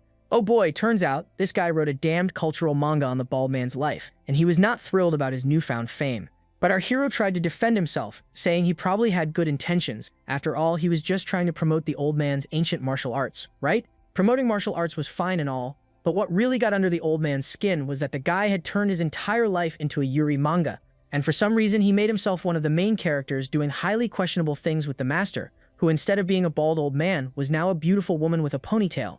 Anyway, the stuff he wrote about him was so over the top that the old man couldn't help bursting into rage the moment he remembered how he humiliated not only him but also his entire ancestral martial arts. As for the culprit himself, the guy was sweating, wondering what to do since he never came prepared for this kind of reunion and had no clue how to calm the man down. But lucky for him, the old man didn't unload all that anger on him. Instead, he agreed to take him in as his disciple, since he, or rather she, seemed far more reasonable than that ungrateful brat from before. So, as a starter, he told the kid he wanted to test his fundamentals so he knew where to get started. But the kid told him it might be a bad idea since she was sure he wouldn't be able to handle her in a real fight. That only rubbed the bald man the wrong way, since she was clearly looking down on him, and he decided to give her her first lesson in humility. With that, he started running towards the kid at full speed to show him why he was called the master. Next panel, and the poor guy was on the ground, knocked out cold, sporting a nice shiny bruise on his forehead. Cut a couple of minutes later, and the guy was finally back up, and he did not look happy. Not just because she dented his shiny head, but also because the girl was ridiculously powerful. As for our hero, he was thinking the same thing, since even without his transformation, he was having a hard time holding back his strength. That was when he heard the guy suggesting they just focus on her technique for now, since despite possessing incredible strength, she still didn't know how to properly use it. To that, the kid asked how he was planning on doing that, and the man explained they would have to put her up against opponents of equal strength so she could learn how to control her power properly. And guess what? Despite that massive dent on his head, the guy still believed he could take her on, and told the girl he would personally be her opponent for the next 3 days. Wait, what's going on here? Did we just switch from magical girls to some reincarnation arc or something? When did Mr. Truckham make his grand entrance? Not sure what kind of training this was, but it included the kid running for his life from Truckcon, since clearly after that hit on the head, the bald man lost his mind and figured this was the perfect way to teach cardio. Day 2 rolled around, and Truckcon's second brother, Excavator Sama, was brought into the spar with our hero, helping him master the art of evasion. And finally, on the third day, their hefty sibling, Bulldozer-chan, arrived on scene to assist the girl with her strength and endurance training. By the end of the final day, the girl was completely spent lying on the ground, out of breath and drenched in sweat. As for the old man, he was very impressed with her performance, since she learned how to combine her power and technique much faster than he expected, and now he only had one more thing left to teach her, after which she was free to go. But before he could, he heard the doorbell ringing and wondered who it could be. So to check, he started heading out, telling the girl to stay put for a bit until he got back. But then, out of nowhere, the girl suddenly heard a familiar voice outside and wondered what was going on, and why that person of all people would show up here. Getting up, Jiang Sai saw a familiar face on one of the portraits on the walls, which caught him off guard. By then, the bald man was also back, and sure enough, Ye Huan was with him for some reason. But just as her eyes landed on the two, she used her super speed and disappeared from the spot in an instant, and before the baldy could even flinch, Ye Huan, who was standing right beside him, was also gone like the wind. Next panel, and both of them were seen flying through the air, with the poor man screaming for the girl to stop since he was afraid of heights. But of course she wasn't listening, and after a couple of minutes of screaming and crying, the guy finally landed with our boy, or more accurately, crash landed. After all that chaos, the old man's stomach finally gave in, and he started throwing up rainbows while cursing the kid for being so rough with him. After he was done emptying his guts, he asked the kid where he was for the past 3 days, since everyone had been searching for her non-stop. But our boy told him it was a long story and started stripping right in front of him, completely forgetting the fact he was now a girl. So he probably shouldn't be doing that in front of a perverted old man who had his face printed on his damned underwear. Anyways, he told the man there was something he wanted to ask of him, and Ye Huan had a feeling what it was and asked if he was talking about the upcoming event in 3 days, since he was sure him ending up in the hospital was also related to that. That confirmed our boy's suspicions that there was more to this guy than what met the eye, and he asked what he was planning on doing, that people actually infiltrated his home to hunt him down and stop him. But the man refused to answer, since it was confidential information. But that was no problem for our hero, since he knew this was going to be his answer, which was why he brought him to this secluded area in the first place. Oh dear lord, what is he doing to the old man for him to be moaning so loudly? Even the guards on the ground couldn't help but sigh at how loud the man was being from whatever the two were doing up there. Oh, thank God. For a second there, I thought the kid crossed a line for information, but turns out he was just beating the old man to a pulp like a real man. But for the fool in front of him, it was less of torture and more excitement, since the guy was actually steaming up from being treated so roughly by a girl who was practically younger than his own daughter. And to make things worse, he started begging the kid to hit him harder, assuring him he was about to crack at any moment. By the time the kid realized how badly he'd messed up, it was already too late. With that, a loud smacking sound rocked the whole place. A minute or two later, the old fool was back up, preparing to tell the girl everything, and to make it more suspenseful, he told her what he was about to say was so secret that less than 1,000 people in the entire world knew about it. Turns out, these people were planning to summon a true S-rank calamity into their world. Curious, the kid asked about the others he was talking about. Guess what?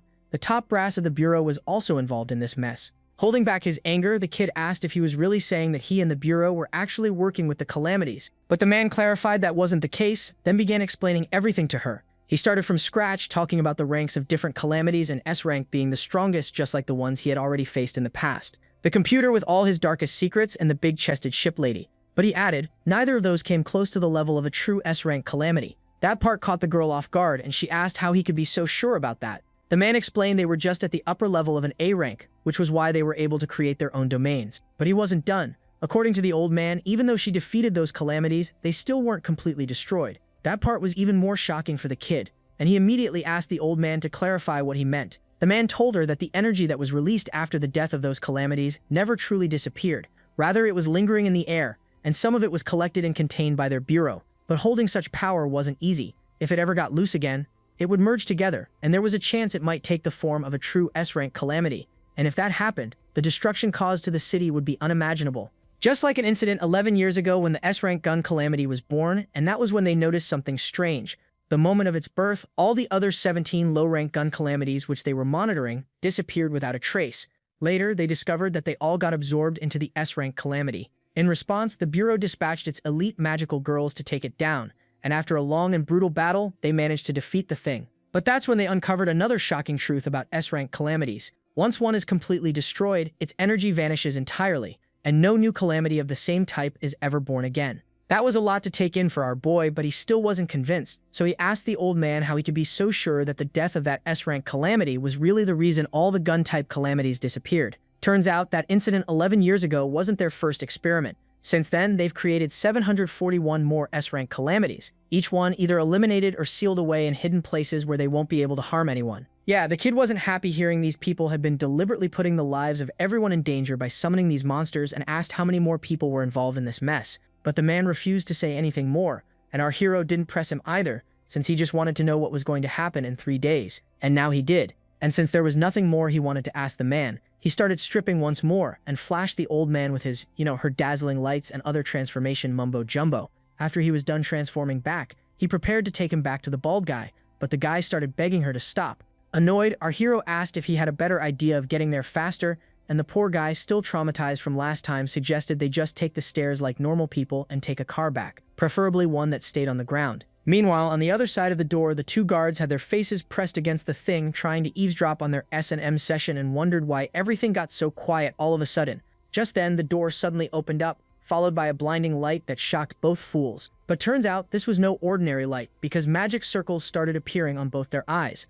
It was the old man with his magic wand, who used some kind of magic spell to wipe out their memories or something, and that surprised the girl since last she checked, normal people weren't supposed to be able to use magic. So Yi Huan explained it was all thanks to this wand, which was engraved with magical runes and had the ability to store mana, allowing even normal people to use magic temporarily. But the kid didn't really care about the thing. Instead, he informed him about the two girls who he saw in his home and were hunting him down, probably planning on interfering with their summoning, and told the man to be careful since both of them were incredibly powerful. But the man assured her not to worry. With this baby, he could call for headquarters backup at any time since it had a built-in transmitter directly linked to the bureau headquarters. Yeah, the kid asked the obvious, why not just call them using a cell phone instead? Just then, an urgent announcement came through for both of them about their lunar base being under attack by some unknown force, so the HQ was requesting all Garrison Unit magical girls to remain on standby, while the Action Unit magical girls were to report to HQ immediately. That shocked the man since Lunar Prison was guarded by their top 10 ranked powerhouses and wondered who could be strong enough to storm a place like that. But the girl, however, knew they didn't have time for panicking, so she just grabbed him by the collar and started flying towards the headquarters at full speed. Cut back to our boy's future self who was watching the poor Taro's lifeless body on the ground, who honestly did nothing to either of them to deserve being taken out in such a brutal manner. Anyway, the girl was bummed since she was so close to finding her answers. Chu Li, on the other hand, wasn't so patient, and she demanded their identities and their reason for breaking into such a high-security facility. But of course, Z being Z, attacked the girl instead with her magic, since she was being annoying, but soon realized this woman was trouble since her magic had no effect on her for some reason. And Chu Li, seeing that they had no intention of answering any of her questions, prepared to end both of them instead, and started charging up for another powerful lightning attack. Before either of them had the chance to react, she hurled the thing towards both of them, and in the next moment, the entire room erupted in a massive explosion. Next chapter, and a hand was seen appearing from the smoke, and out came our future hero from that massive blast with not even a single scratch on her body, telling Zai to leave this woman to her. Meanwhile, poor Q Li was shaking since that was her most powerful attack, yet this person not only stopped it with just one hand, but also did it effortlessly. Seeing her make that face, our hero decided to play some mind games with her first and started listing the woman's details, saying she was a first-order flower rank and the 7th strongest in the Bureau's ranking, and was temporarily stationed at the lunar base because of a certain upcoming event that was about to take place. Hearing how much the woman knew about her and the Bureau, Q Li froze and tried asking who she was and how she knew all this, but before she could, blood was seen splattering everywhere. Holy guacamole, I know our Chad is a badass, but his future self is on a whole different level. The guy didn't even flinch and ripped the poor girl's face off with just one attack. Well, what a waste. The girl had potential, but no point thinking about that now since she's already gone. Damn artist, taking out so many baddies like it's nothing. Still, I guess she had it coming for doing the same to poor innocent Taro. An eye for an eye, a head for a head. After taking care of a very promising heroine, future Jiangqi instructed Zai to drop the communication jamming circle from this place, which surprised the girl since if they did that, the Bureau would know exactly what was going on here. So our hero told her not to worry about that part since this was the only way to make them move, and once they did, it would give them the perfect chance to strike. Cut back to Earth, to the Bureau's central spatial zone, where our hero was asking old man Yi Huan where the Bureau was, and the man on the verge of collapsing from terror told the kid it was in the sky, 9,000 meters above the ground, and showed surprise that she didn't know about that. He explained that what she was seeing was the orbital elevator, which was the only path connecting to the place. But since it was an emergency, the place was probably jam-packed with magical girls. Other than that, she could also fly her way there, but she would need her flying magic permit for that. Yeah, this was the first time he heard about this permit, which surprised the man since it was issued to every magical girl once they learned to fly. Well, what do you know, he never actually learned how to fly. What he does is more like jumping than flying, using his magical staff as a springboard to launch himself into the air and repeating it mid-air until he gets where he needs to go. Yeah, the poor guy didn't even know what to say to that, but our hero changed the topic, asking about that staff in his hand and if it could be used as a normal cell phone to contact someone. Cut a couple of minutes and a chopper was seen hovering over the place, with someone complaining since there was no place to land the thing. On the inside, the same show-off butler or bodyguard of Yo Lin was telling the pilot to stop his whining and do as he was being told. Just as he was about to explain what the old man Yo Huan instructed him, he noticed someone tapping on his shoulder. Yup, our Chad. With the poor man on the brink of death in hand, casually greeting them with a simple yo, pointing to the guy, he told both of them this one belonged to them. So he just came here to return the guy and instructed them to keep him safe since he was heading out. But Yo Huan, bringing out a ring, told the kid to stop and take this with him, since this thing was supposed to be a lucky charm that always protected him, and he was sure it would keep her safe as well. Yeah, lucky charm, my ass. It was just a cheap ring with his face on it. Next panel, and the kid was seen hopping his way toward headquarters as two other magical girls watched him in disbelief. On top of that, the girl didn't have any flying permit, so the one with pink hair asked if they should shoot her down. But the one with the sunflower on her head told her not to do such a thing since she saw the girl carrying a token from the Yed family. So clearly, she wasn't the kind of person they should mess with. Man, and here I thought the old man was just messing with the girl with that ring. Cut to the magical girl headquarters, which was basically a whole city hovering in the sky. And in the crowd, our two beautiful waifus were waiting for their turn to get registered so they could enter the place. While waiting in line, they overheard some of the other girls talking about this whole situation and how the headquarters was mobilizing their entire magical girl force to attack the moon base. And according to some of the girls, the ones they were supposed to fight weren't calamities but something else. With that, it was finally their turn to register, and since the girls were missing one of their teammates, they started making an excuse, telling the person it would be just the two of them for this mission. But to their surprise, the woman told both of them their teammate was already here, and had even finished reporting in before the two of them arrived. Just as she said that, our hero showed up out of nowhere to meet the two girls, startling poor Ye-Lin in the process. With that, they made their way into the place, with Pinkhead going on and on about how Ye-Lin had been looking out for her ever since she disappeared and even hypnotized the people brought by the instructor, so they wouldn't snoop around for her. And the girl, clearly trying to hide the fact she cared about her, told Pinkhead to stop. It wasn't worth explaining all that to her anyway, since her brain capacity to understand it wasn't exactly impressive. But still, she was curious and asked how that business of hers went, and if she managed to complete whatever she was planning. Our hero answered it went well and thanked her for sticking out for her while she was away, and the blushing girl turned around trying to hide her face, while Pinkhead cut in, asking our hero how he managed to get to this place with so much security, since he still didn't have any flying permit. So he showed them the stupid ring given to her by the old man Yil Huan, which allowed her to pass through all the security. Poor Yil-Lin was so embarrassed by the thing that she started apologizing for her perverted old man, promising she was going to beat him senseless the next time she saw him. Just then, another announcement came through, instructing all magical girls to form teams of 3 and head to the designated room for an emergency assembly and magic refueling. Our hero had no clue what was going on, but seeing the other girls being hyped about it, he figured it must be something important. Even Pinkhead was buzzing about it. But Yilin, on the other hand, he noticed was looking a bit worried about the whole thing for some reason. Cut to the inside, and all the girls were seen standing inside a magic circle, and the thing started doing its thing to fill up the girls with magic. And holy shit, what the fuck is happening to these girls? And why do they look like they are about to explode with pleasure at any moment? What kind of logic is the artist even running on? Apparently our hero was the only one not affected by the tingly feeling, since he didn't show any signs of enjoying it like the other girls, and was recalling Bobby's words about how refueling magic for magical girls was like having a sexual climax. Mother of all nonsense, this artist, what was he on when he came up with this logic? Anyways, what's done is done. Every single one of the girls was now all sweaty and sticky as the magic power flowed through their bodies. That was when some of them noticed a strange odor in the room and wondered what it was. Well, I'll tell you what it was. It was Ye-Lin, who apparently can't handle refueling very well since she had a weak bladder, so the girl ended up wetting herself. And of course, the rest of the girls noticed right away and started whispering among themselves, trying to figure out who was responsible.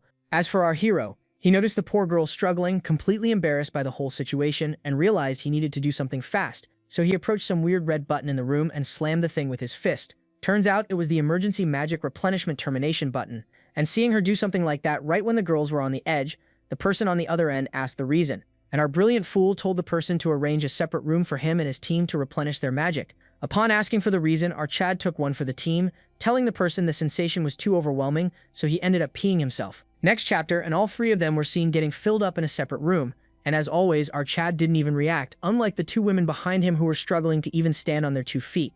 After they were done, our hero saw that after that recharge, his rank went up, and now he was at the Sprout Tier 2. After that, they stepped out of the room, where the rest of the girls were already gathered to wait for their next orders. But stepping out, they heard some of the girls whispering about our hero, how he wetted himself during the recharge, commenting she wasn't even suited to being a magical girl if she couldn't even handle something like that, and were sure that if during a battle she got hit by a magical attack by a monster, she would end up wetting herself instead. Pinkhead had it and was about to give them a piece of her mind. As for the fool in question, he was too busy thinking that a magical girl who wets herself in battle was actually a pretty solid character design. Damn artist, what are you even thinking here? I just hope we don't end up with a manga on that anytime soon. Meanwhile, in the back, Ye-Lin, who I hope took a bath after what she did, was thanking our hero for taking the blame for her, but our hero told her not to worry about anything since he knows rich girls like her mostly have a weak bladder, and was sure she still wets her bed at night too. Before Ye-Lin had the chance to fire back for that jab, they heard Pinkhead asking the girl if her parents knew she had a magic intolerance condition, but the girl told her no, otherwise they would have never agreed for her to become a magical girl in the first place, and asked them to keep it a secret from everyone. But since our hero didn't know what this magic intolerance was, Pinkhead explained it was a very rare condition where a person can't handle external magical power, and could be so severe in some cases that it can cause fainting or even death. Just as she completed her explanation, our hero saw a massive magic circle appearing underneath his foot, informing everyone they would now be teleported to the magic hall for their briefing. Next panel, and our hero found himself floating in an empty void along with countless magical girls, with a bunch of tombstones hovering over their heads. Confused, the kid turned towards Miss Know-It-All and heard her telling him this was a very special place that only activates for either the annual awards or in an emergency situation, adding that the 7 strongest magical girls in the entire bureau would also be attending this briefing with them. On top of that, she told the kid that, according to some people, this place was inside the World Tree, which was why, in order to enter here, they had to use short-range teleportation magic. The kid was actually impressed with how much the girl knew and asked if this wasn't her first time being here, and guess what? It wasn't. The last time she was here was during the annual awards, since the girl was the only person in the history of the Bureau to get a perfect score in theory class, so she was invited to this place. In the middle of their talk, the tombstone with letter 0 spoke up, informing everyone this was a matter of utmost importance, which was why the full emergency assembly had been called. It informed the girls that 3 hours ago the lunar base's surveillance magic circle was restored, and after reviewing the feed, it was confirmed that the base's entire defense force, including the 7th-ranked magical girl, had fallen. That news shocked all the girls, since these people even managed to take out the number 7 powerhouse of their bureau, someone who could easily stand toe-to-toe with several S-rank calamities all on her own. But the thing wasn't done. It informed the girls that the invaders were 2 humanoid creatures with no magical power readings who used some type of magic that was never seen before and killed number 7 in an extremely short amount of time. And according to the orbital surveillance, the invaders passed through Earth's orbit to reach the moon, which meant they might still be hiding somewhere on Earth. Furthermore, after the battle at the lunar prison, the entire facility had been severely damaged. Since it housed a 116 S-rank calamities, they were afraid the place might not be strong enough to contain those creatures anymore. So if by any chance those things broke free, the consequences would be unimaginable. That was why all of them were being assigned 2 urgent missions. The first was to retake the lunar base at all costs and secure the calamities, and the second to search the entire surface of the globe to find and eliminate any possible invader accomplices. After relaying the details, it started issuing orders according to each team's rank and experience, and our hero squad was assigned to sweep the entire globe, searching for any clues that could lead them to those mysterious individuals. With that, all of them got teleported back to the headquarters with a final message to everyone. They were humanity's last line of defense against these forces and were urged to fight with everything they had for the survival and future of humankind. Cut a couple of minutes and everyone was receiving their mission details, and our squad got assigned to the South Pole. Lin wasn't exactly thrilled about it, mostly because that place was nothing but penguins and ice, so clearly, they were just sending them there because they think they can't handle anything serious. Just then, a girl with a stupid cat ear device on her head came out of nowhere after hearing the girl complain, telling her it was a good thing their junior squad got sent to the South Pole since she was sure they wouldn't stand a chance against the people who took out number 7. Guess she should have kept her trap shut since, for one, Lin had no idea who she was and why she was being so friendly with her, and 2, if she was so afraid, then why bother becoming a magical girl in the first place? In the middle of all that, our hero told both waifus to head back without her because he needed to go see his family, since it had been quite some time since he saw his parents. Cut to the night, and he finally arrived at the place but was still hesitant to enter, since obviously he wasn't a dude anymore, and wondered how his parents were going to react, seeing the family's proud Chad show up after all this time with a completely different setup. Also, there was that Bobby who told the kid they used their powers to alter his parents' memories, and now they think they always had 2 children, 1 boy and 1 girl, so he shouldn't be too worried about it. But knowing that Squirrel, our hero, knew that Thing couldn't be trusted with these important tasks, and wondered if he should trust that guy or not. Just as he was thinking that, the door to the place suddenly opened up. And god damn it, what is this? Why is this woman calling him her little sister? No one told me the kid had a thick older sister. Well, I don't know what is going on, but he came in to have dinner with his parents and noticed the atmosphere was a little too gloomy for some reason. So the kid asked his mother what was going on. And bam, instant brain freeze. His mother told the kid his brother had gone through his gender reassignment surgery. What the heck, I'm so confused now. This guy used to be a dude, so he had an older brother, not a smoking hot sister. Wait. Turns out this is actually his future self, who used some kind of mumbo-jumbo to alter their parents' memories and was telling the kid to call her big sister from now on. Oh boy, his father lost it hearing those words come out of his mouth and unable to take it anymore. The guy straight up prepared to jump out of the window to end it all, since he wasn't able to take it anymore. Finally having enough of everything, the kid asked himself what all this was about and what she was trying to prove coming into his house like this, but the future self fired back with her own question, asking if he wouldn't rather want to know who she really was first. She calmly told the kid she just came home to see her parents before heading out for a major event, just as he did, and surprisingly, she noticed the kid didn't even react hearing she was him from the future.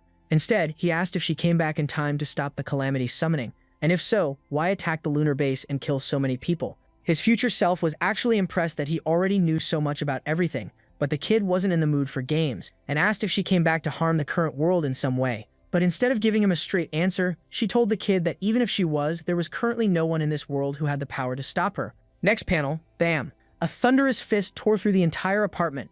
Well, what do you know, the real powerhouse of the family finally had enough of his nonsense and decided to show the girl just how wrong she was for thinking no one could stand up to her, and got ready to beat some sense into her for making such a huge decision without consulting anyone. The poor guy tried to explain himself, telling her to accept new things and embrace change, but that only made things worse. So, with no other choice, she turned towards our hero, asking for her help to talk some sense into both of them. But our boy had other plans, and apparently these plans included a brass buckle belt, which he happily handed to the woman so she could thoroughly explain to the cocky fool who the real boss was inside this house.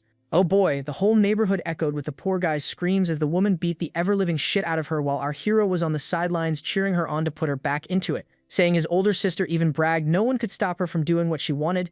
Cut a couple of minutes later, he finally arrived in his room and saw that even the whole interior was changed, especially his bed, which was now turned into a bunk bed. Even a picture of both of them, which he clearly doesn't remember taking. Seeing how good of a job that squirrel did with memory-altering magic, the kid was actually impressed. Just then, his future self with a swollen face entered the room, praising him for how he played him back there. So did our hero, who returned the compliment, saying she was tougher than he thought since she managed to recover so quickly from their mom's copper-headed belt. He was salty about him handing their mother that thing, but he decided not to bicker with him tonight like siblings. Instead, he offered to answer any of his questions, but of course not the ones that could affect his upcoming actions. Other than that, he could ask her anything. So the first question was if he truly was a version of him from the future. To that, the future self burst out laughing since he thought the kid already had everything figured out. But it turned out he was still not sure if all this was real or not, and assured him both of them were the same person. He just came back from 22 years in the future. The kid was also curious about that eye and why she didn't have it healed using magic. Turns out it was something called causal damage, which couldn't be restored using magic. Just like us, the kid had no idea what that meant, and his future self told him not to think too much about it since it was something she couldn't tell him just yet. Then came the third and most important question, which most of us had ever since we first saw her in the South Pole. What's up with those massive melons? And how did this new body of hers get like that in the first place? Turns out it was a compromise she made in exchange for power, and ended up like this. And from the looks of it, she didn't seem to mind either. She actually looked proud of herself. But there was a catch though, she couldn't turn back into her male form anymore. But she also told our hero not to worry about this stuff, explaining that the moment she traveled back in time, the world line shifted,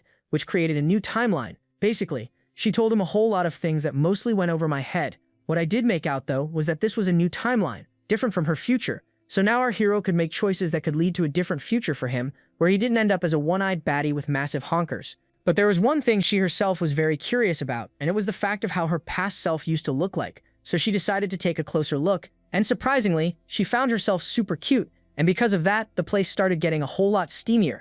Well, here we go.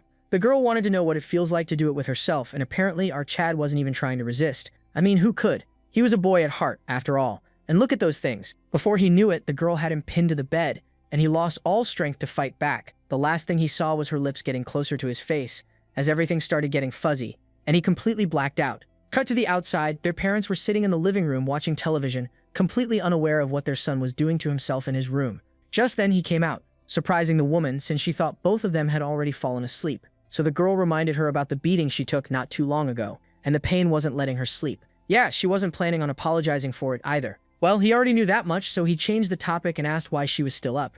Turns out both of them were planning to pull an all-nighter and complete a whole season of an anime, but her father fell asleep halfway through, and now she was stuck watching it all alone and was determined to finish it and see how the ending played out. But of course, the future self had to ask the dumbest question imaginable.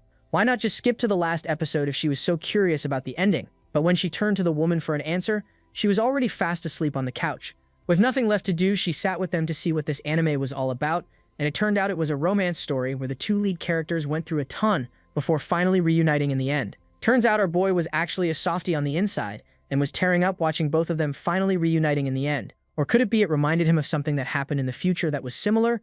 Hard to tell just yet. After she was done, she got up and left the house, but not without leaving a note for her mother with the spoiler not to bother watching the ending since it was another boring, happy ending. Cut to some other part of the city, and our boy was dressed to kill, standing alongside his two subordinates waiting for news from one of their teams. Just then, they received a transmission from the team stationed at the lunar base, informing them of a fleet of magical girls heading their way along with two of their top 7 combatants and asking what her orders were. And the woman just told them to risk it all. Hearing her order, the person ended the call, and for some reason, all 3 of them huddled up talking like it was their last day on Earth, wishing each other farewell. Next panel, and a parasitic-looking creature was seen bursting out of their spacesuits, and the things started merging together, and within seconds, they took the form of a massive woman with tentacles for the lower part of her body. And without wasting any more time, the things started attacking all of the approaching spaceships, and before they knew it, the whole fleet was destroyed, along with number 5 and 6, who were overseeing the whole operation. In another part of the building, number 0 was seen informing someone that all those magical girls were still alive, just trapped inside an unknown domain, and breaking it would require a large amount of time. She suspected the enemy was trying to weaken their combat strength by doing this. In front of her was the same trainer, who was asking if they should report this to the rest of the people, but the answer was no, since they were sure the enemy's target was the ritual items, and because they already had numbers 1 through 4 stationed at the Yi family palace, she instructed her to notify them and begin preparations for the summoning ritual immediately. Cut to the Ye family's Antarctic manor, where old man Ye Huan received the call from the bureau regarding their change of plans, and the man assured them he would get to it immediately. But guess what? He wasn't alone. Z was also there, and all this was our hero's plan from the start to force the bureau into starting the ritual ahead of schedule. And now that they had secured the palace, Z suggested the man keep doing as he was told, and his wife wouldn't be harmed in any way.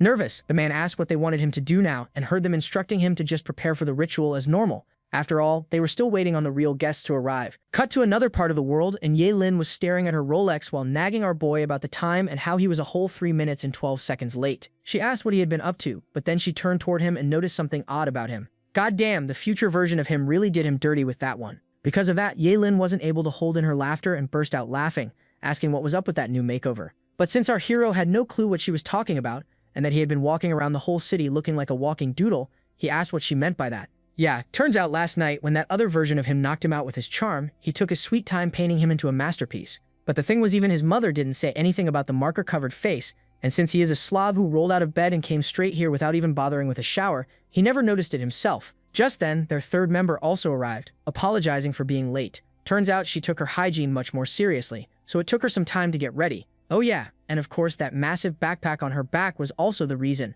Surprised, Yalin asked if she brought her whole house with her, to which she calmly explained that since they were going on a long trip, she made sure they were prepared and brought all the essentials along. Opening the massive bag, she showed them the thing jammed packed with medical supplies, survival gear, and rations meant to last them a whole month. But Ye Lin reminded her of what she instructed them yesterday, that they were not to bring anything with them. So Pinkhead told her it'll take them a whole month to get to that place, because the only way to get to the South Pole was by ship, so all of these things were necessary. Ye Lin, however, was confident she could get all of them to that place in just a couple of minutes and signaled the loudmouth behind her to get everything ready. Cut to the Ye family's underground facility, where the girl was proudly showing both of them their family's own private teleporter. Turns out there are only 5 of these things in the entire world, and 2 of them are owned by her family. The rest were with the Bureau, and this thing just happened to be connected to their second teleporter, which was in the South Pole, so they could easily use this to travel to that place in an instant. But both of them just had one question. Why on earth would they put something like this in the South Pole of all places?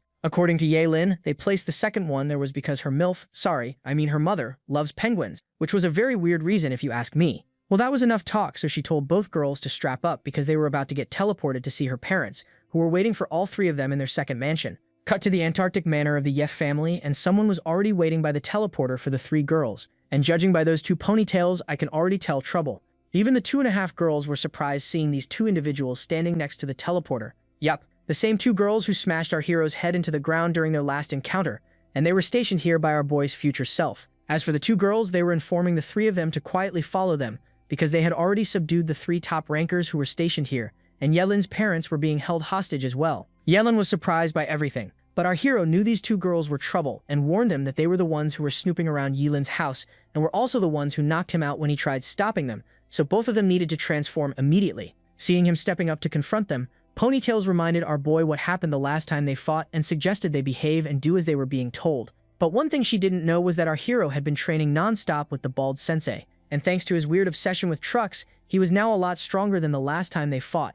Seeing that there was no avoiding a fight, both girls prepared to fuse together to drag all 3 of them to their boss. But before they could even start the merging process, our hero was already behind them. Terrified Ponytails, who was acting all cocky, turned around in shock, but before she could even fully react, our boy had already made his move, and damn, he didn't even hesitate. I just hope they can regenerate limbs. Terrified Ponytails turned towards our hero, unable to believe her eyes, asking how did he become so fast? But Redhead shouted for her to snap out of it and told her to use her other hand to merge before it was too late. But no way our hero was going to let that happen, so he shouted for Pinkhead to shoot. Next panel, bam! A powerful energy wave was shot straight towards the two girls, landing directly on their bodies. But our hero knew the fight wasn't over yet, so he told the girl to stay on her guard. As the smoke cleared, they saw Ponytail was still alive thanks to Redhead, who sacrificed herself to save her, giving them a chance to win. Just as Ponytails was about to merge with her, she noticed something touching her body. Looking down, she saw countless vines wrapping around her legs, trapping her in place, and because of that she let her guard down,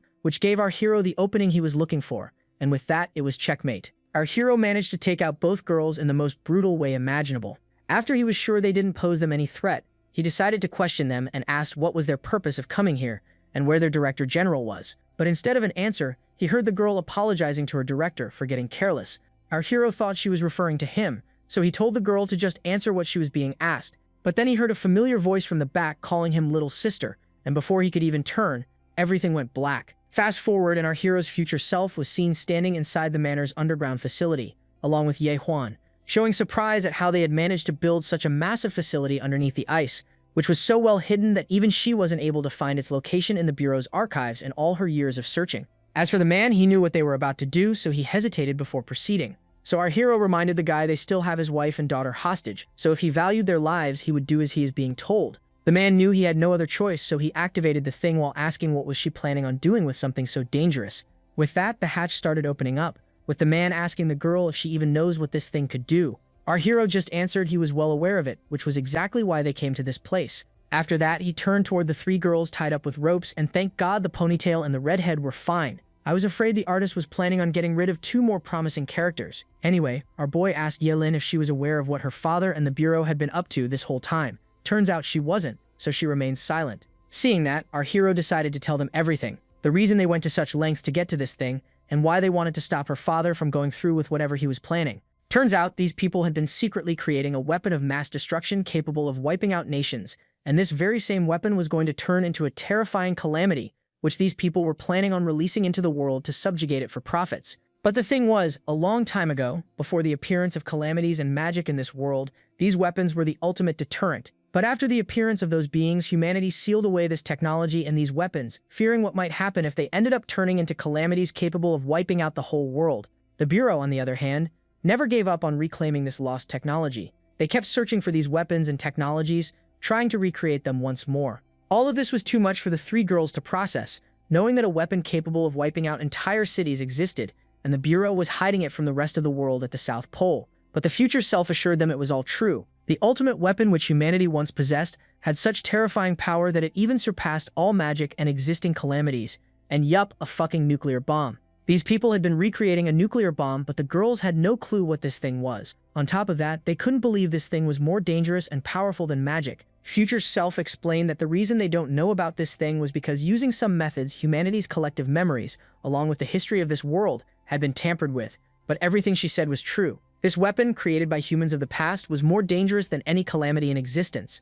She also told them about the many wars humanity had fought in the past, wars that claimed millions of lives, and how it was only after these weapons were brought into play that those conflicts finally came to an end, because these weapons posed a threat to all of humanity. But now, with the appearance of calamities, the disaster this thing was about to bring was unimaginable, because 2 days from now, the Bureau is planning on detonating one of these weapons, which would summon a nuclear bomb calamity. In the future, after this ritual was completed, the nuclear bomb calamity appeared after 17 seconds from the blast, after which humans saw a second sun in the sky, resulting in the death of countless humans because of the thermal radiation and the shockwaves that swept the globe. But that was just the first disaster. The second catastrophe followed immediately, in the form of crustal displacement, magnetic field deflation, atmospheric evaporation, which completely turned the surface of the Earth into an uninhabitable purgatory. Because of all that, humanity lost 90% of its population, and what remained were forced to live underground wearing protective suits. She explained that right now the nuclear bomb calamity was in a dormant state, still sleeping within its own domain,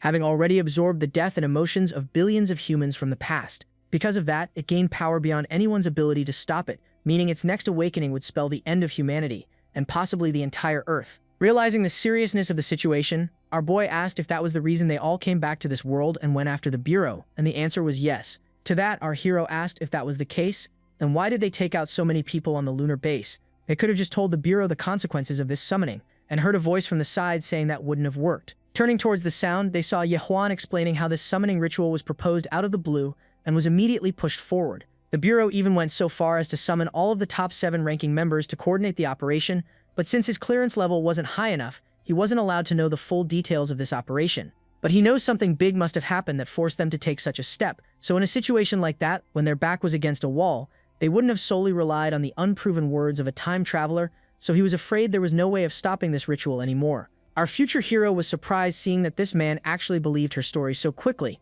and when asked the reason, she heard the perverted old man saying he can tell she was the future self of his idol. So even though her body became more feminine and she wasn't a lowly anymore, to him she was still his precious C. Yeah, Ye Lin almost ripped herself out of the ropes to beat this old man up for continuing to spew such nonsense in a serious situation like this.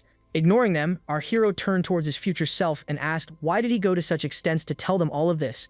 After all, he could have just taken care of everything with his own power. Turns out the 3 of them played a vital role in all of this because he needed their help with something important. She explained that the first step to stopping this ritual from happening was to get their hands on the password consisting of 8 English words, but the problem was even the upper management of the Bureau didn't know what this password was because it was temporarily generated using the central AI. See here folks, AI, I'm 90% sure this AI is the one behind everything. ChatGPT's rise to power. Anyway, she explained that using that password one can gain access to the missile controls, using which she could activate its safety self-destruct sequence, resulting in the Bureau giving up on the ritual. She explained they already have the first 4 words which she managed to obtain from her original timeline, but since they still needed the other half of the password, they attacked the lunar base to use a calamity that was locked in that place to deduce the remaining 4 words. But before she could tell them the last word, she was taken out by number 7, who was stationed inside that facility. After listening to the whole story, our hero asked if she wanted them to infiltrate the headquarters main servers to get her that last piece of that password. That was precisely what she wanted.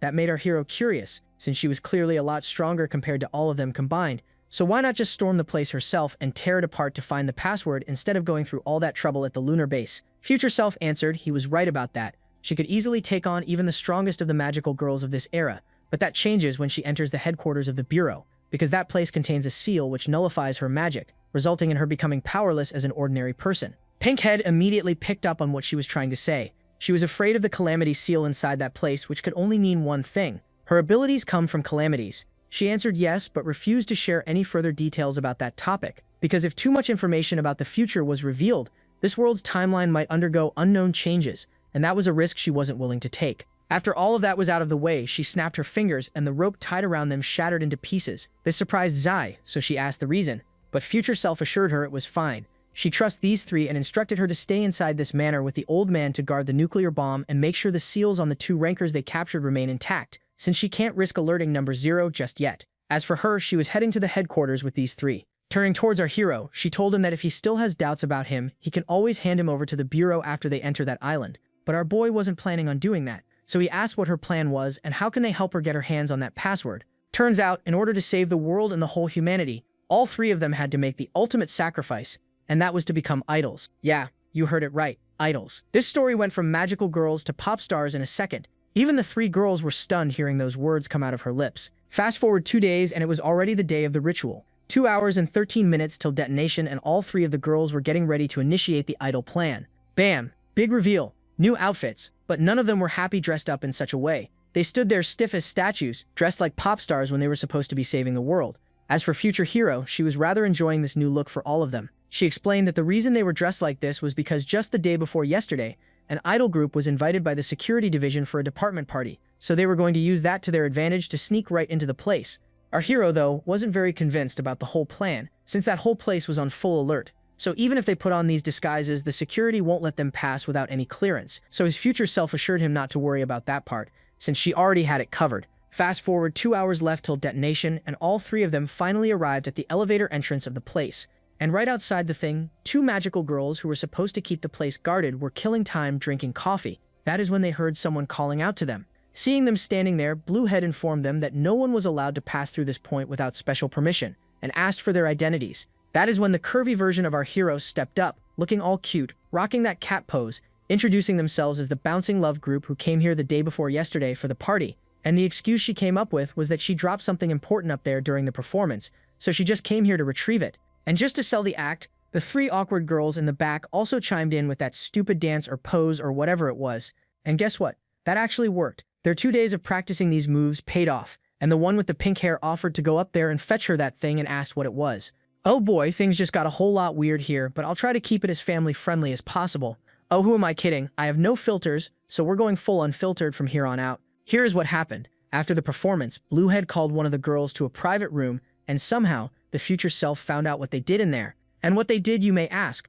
Bluehead made that girl take off her stockings and shoes so she could grovel at her feet like a puppy. Yeah, that was all it took. The blushing girl immediately told the girl to stop, saying she would take them up there right away. That surprised the pink-haired girl, since she was the innocent one of the gang, so she didn't know about stuff like that, and Bluehead wanted to keep it that way, so she told the girl it was fine. The thing they lost up there was pretty important, so she would take them up there herself and help them look for it. Meanwhile, the menace was smirking in the back, seeing the girl desperately trying to get this over with, telling Pinkhead to issue a retroactive special permit and register them as maintenance workers. Fast forward, and all of them were inside the elevator, making their way up the Sky Island with 1 hour and 15 minutes left on the clock till detonation. Arriving in the place, Bluehead informed the girls that the headquarters was under martial law right now, so even with her authority, she can only give them half an hour. After that time was up, regardless of whether they find the item or not, they must head down. Our boy told the girl she understands and thanked her for doing this for them, but Pinkhead in the back almost ruined everything by opening her mouth, asking what were they looking for again. But thankfully, Yellen stopped her just in time.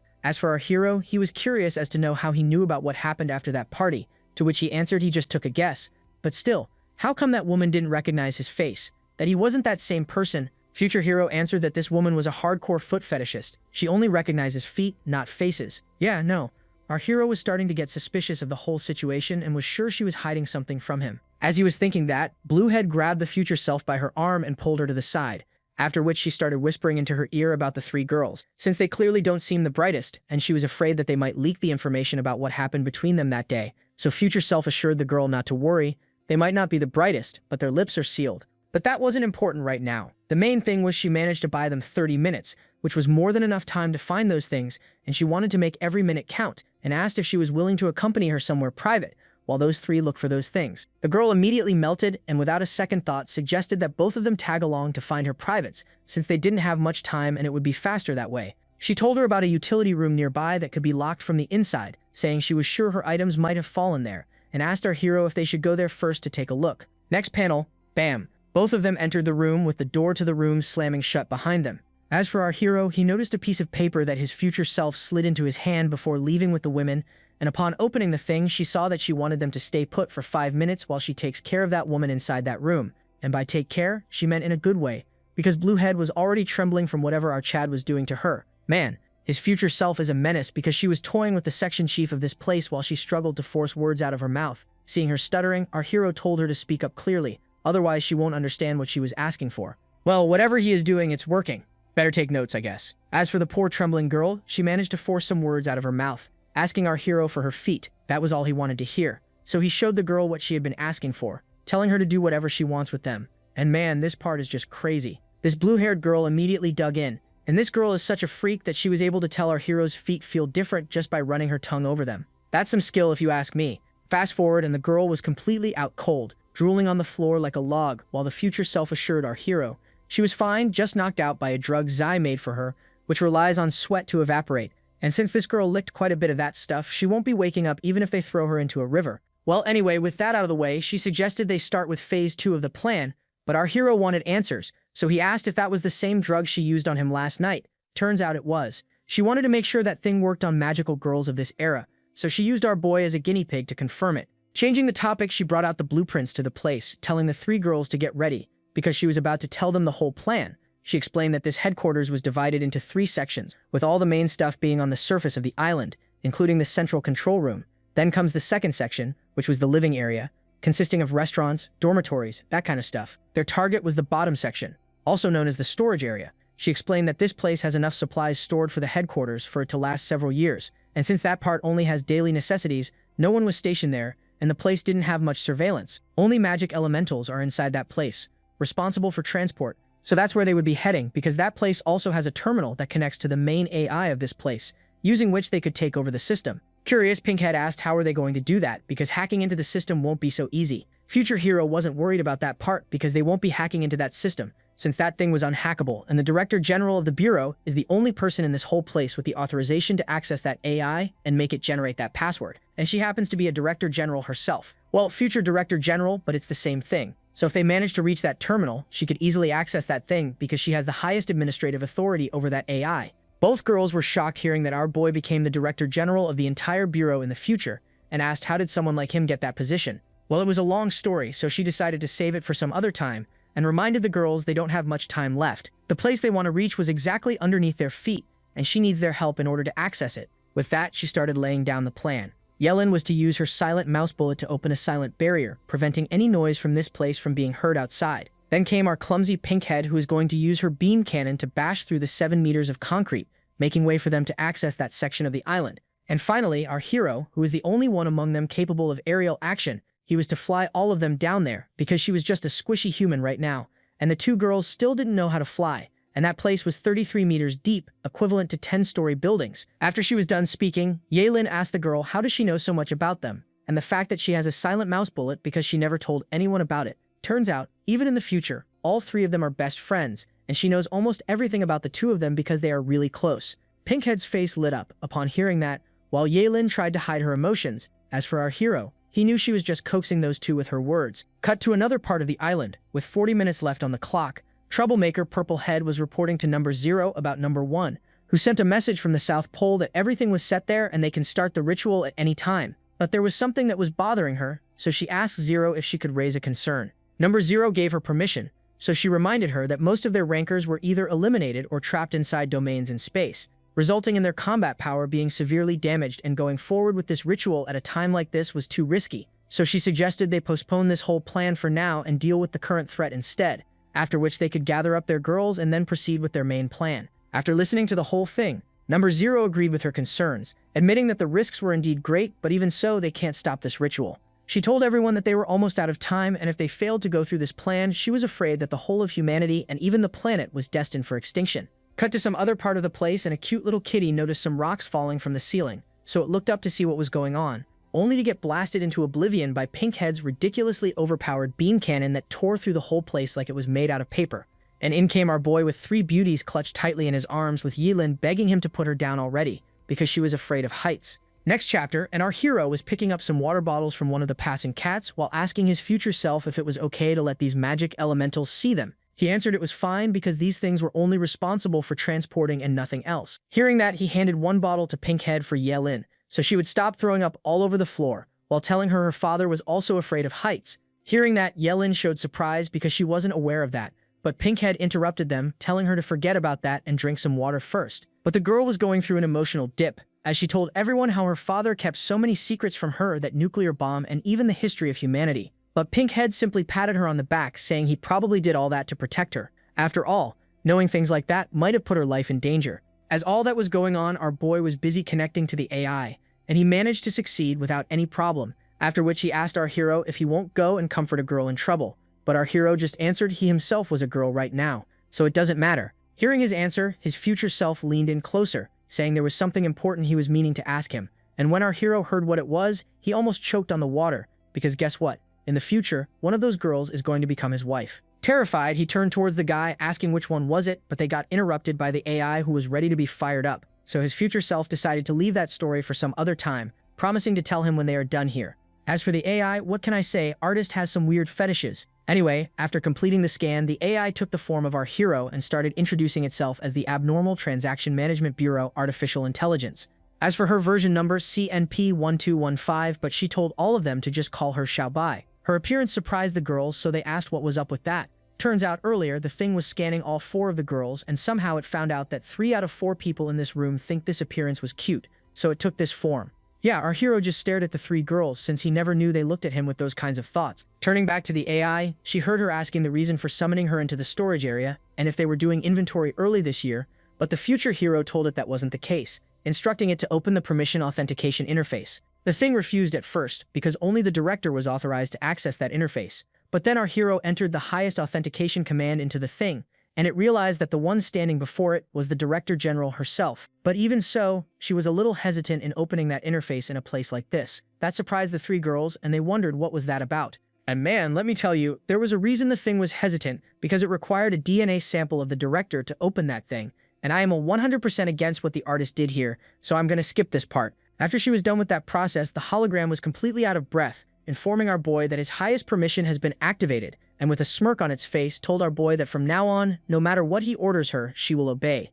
As for the ones behind them, yeah, they all had 3 different expressions on their faces, and all of them were of disgust. As for the culprit, she cleared her throat and instructed the hologram not to say such misleading things like that in the future. Getting to the point, she ordered the thing to pull up file number XYZ0312. The thing immediately got to work and pulled up the file, which was classified as top secret. It then informed everyone that the launch deployment had been completed 2 hours and 21 minutes ago and asked for their instructions. She told the thing to generate the launch command code and convert it to human language. The thing did as told and started reciting the code, which started with 15, wheel, forever, Navy, 12, 18, and finally the magic word that she had been searching for, love. Just then, number 0 realized someone just took over their servers and ordered everyone to lock the whole place down, shut down the AI, and find these people immediately. Just then, the AI started glitching, and the terminal turned off on its own. But our hero wasn't worried, because she already had what she came for, so she prepared to leave. But before she could tell them the escape plan, our hero grabbed all 3 of them and started leaping towards the upper floor.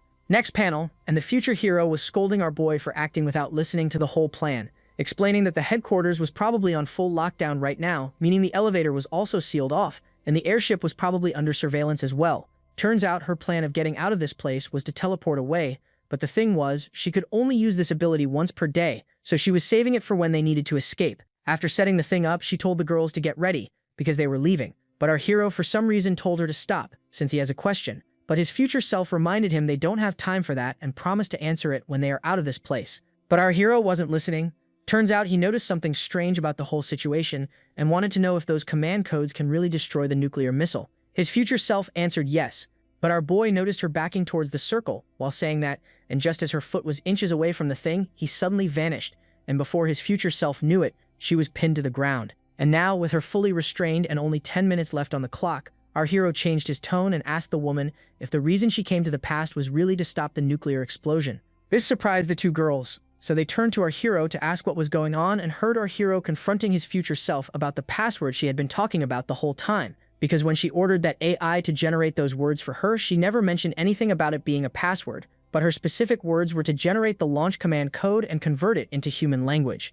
And she was having a hard time accepting the idea that launch codes could be used to self-destruct a nuclear bomb. Besides, from what he can tell so far, that nuke never had any self-destruct function in the first place, and demanded she tell them everything. Hearing everything, his future self fell silent for a bit, after which she claimed the reason she had been calling the thing launch code back there was because AI wouldn't have understood what she meant if she used the word password. But in reality, she was just buying herself some time, and in the middle of her explanation, she shouted for all the magic elementals in the storage room to enter battle mode with just one command, and that command was to cut off her head no matter what it takes. As soon as that command was given, all the cute kitties turned into ferocious beasts, flying straight toward the second floor to execute that command. Seeing them coming, the girls immediately got on their guard, after which they transformed and started shooting at the things. Yailin launched her fire cat toward the creatures, while Pinkhead prepared to blast them to oblivion with her head cannon. And with that, they started taking out all the incoming enemies. And surprisingly, it didn't seem too hard to stop those creatures, because with just one blast, all those kitties were turned into mush. But then, just as they thought it was over, Firecat noticed something strange. The disintegrated particles of those cats came back to life and started merging together. And before they knew it, the thing turned into a massive albino tiger and squashed the poor Firecat under its claw with no mercy. After which it turned towards the 2 girls, and both of them started shivering, seeing the size of that thing. But just as the thing was about to shred them to pieces, something came flying through the air and tore through the creature's back, managing to rip a hole through its body and saved both girls. Looking back, they saw that it was our hero who reacted in time and using his staff saved both of his future waifus. Both girls, on the other hand, were still shaken from the whole ordeal, since they never expected those cute things to be able to do that. But just then, our hero realized they might have messed up, because while he was busy saving the girls, one of the cats managed to sneak up on him and carry out the order, and was now holding Future Self's head in his paws. Before our boy could stop it, the thing tossed it into the air, and it landed right on the magical circle, and the thing activated immediately, not even giving them any time to do anything. As for the 2 girls, they just sat there watching the whole thing in horror, unsure of what to make of this, but our hero shouted for them to snap out of it because that woman was still alive, and told them to get into that circle immediately. Cut to the Antarctic base, where Zai and Fusion Girl were discussing our hero and how he was the past self of their general. As for the lucky guy under them, not sure why, but instead of enjoying the situation like any sane man would, he looked genuinely stressed, as if being used as furniture by 2 beautiful women was a bad thing. As for Zai, she called Fusion Girl dumb for not even realizing that sooner, even though both of them looked exactly the same, Furious, Fusion Girl snapped at Zai, telling her not to call her an idiot. Just then, Redhead appeared from her flames, asking both girls if they knew which loop do they think this was.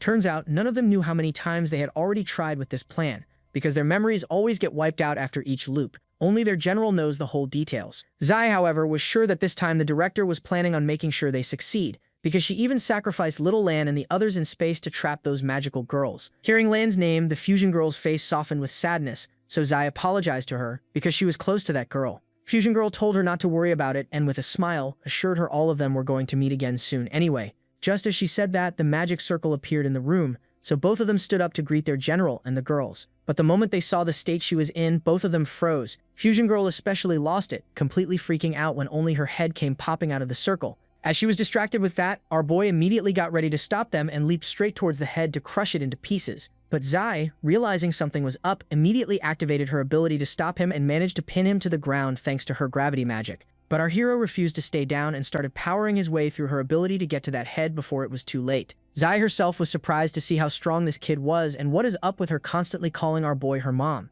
Wait, come to think of it, she does look awfully similar to our hero when you look closer. Don't tell me she is our boy's biological daughter. Anyway, let's leave that part for the artist to cook because Fusion Girl already had both waifus restrained, and neither one of them were able to break free of her grip. Just then, the future protagonist's power started returning to her body, and her eyes suddenly snapped open.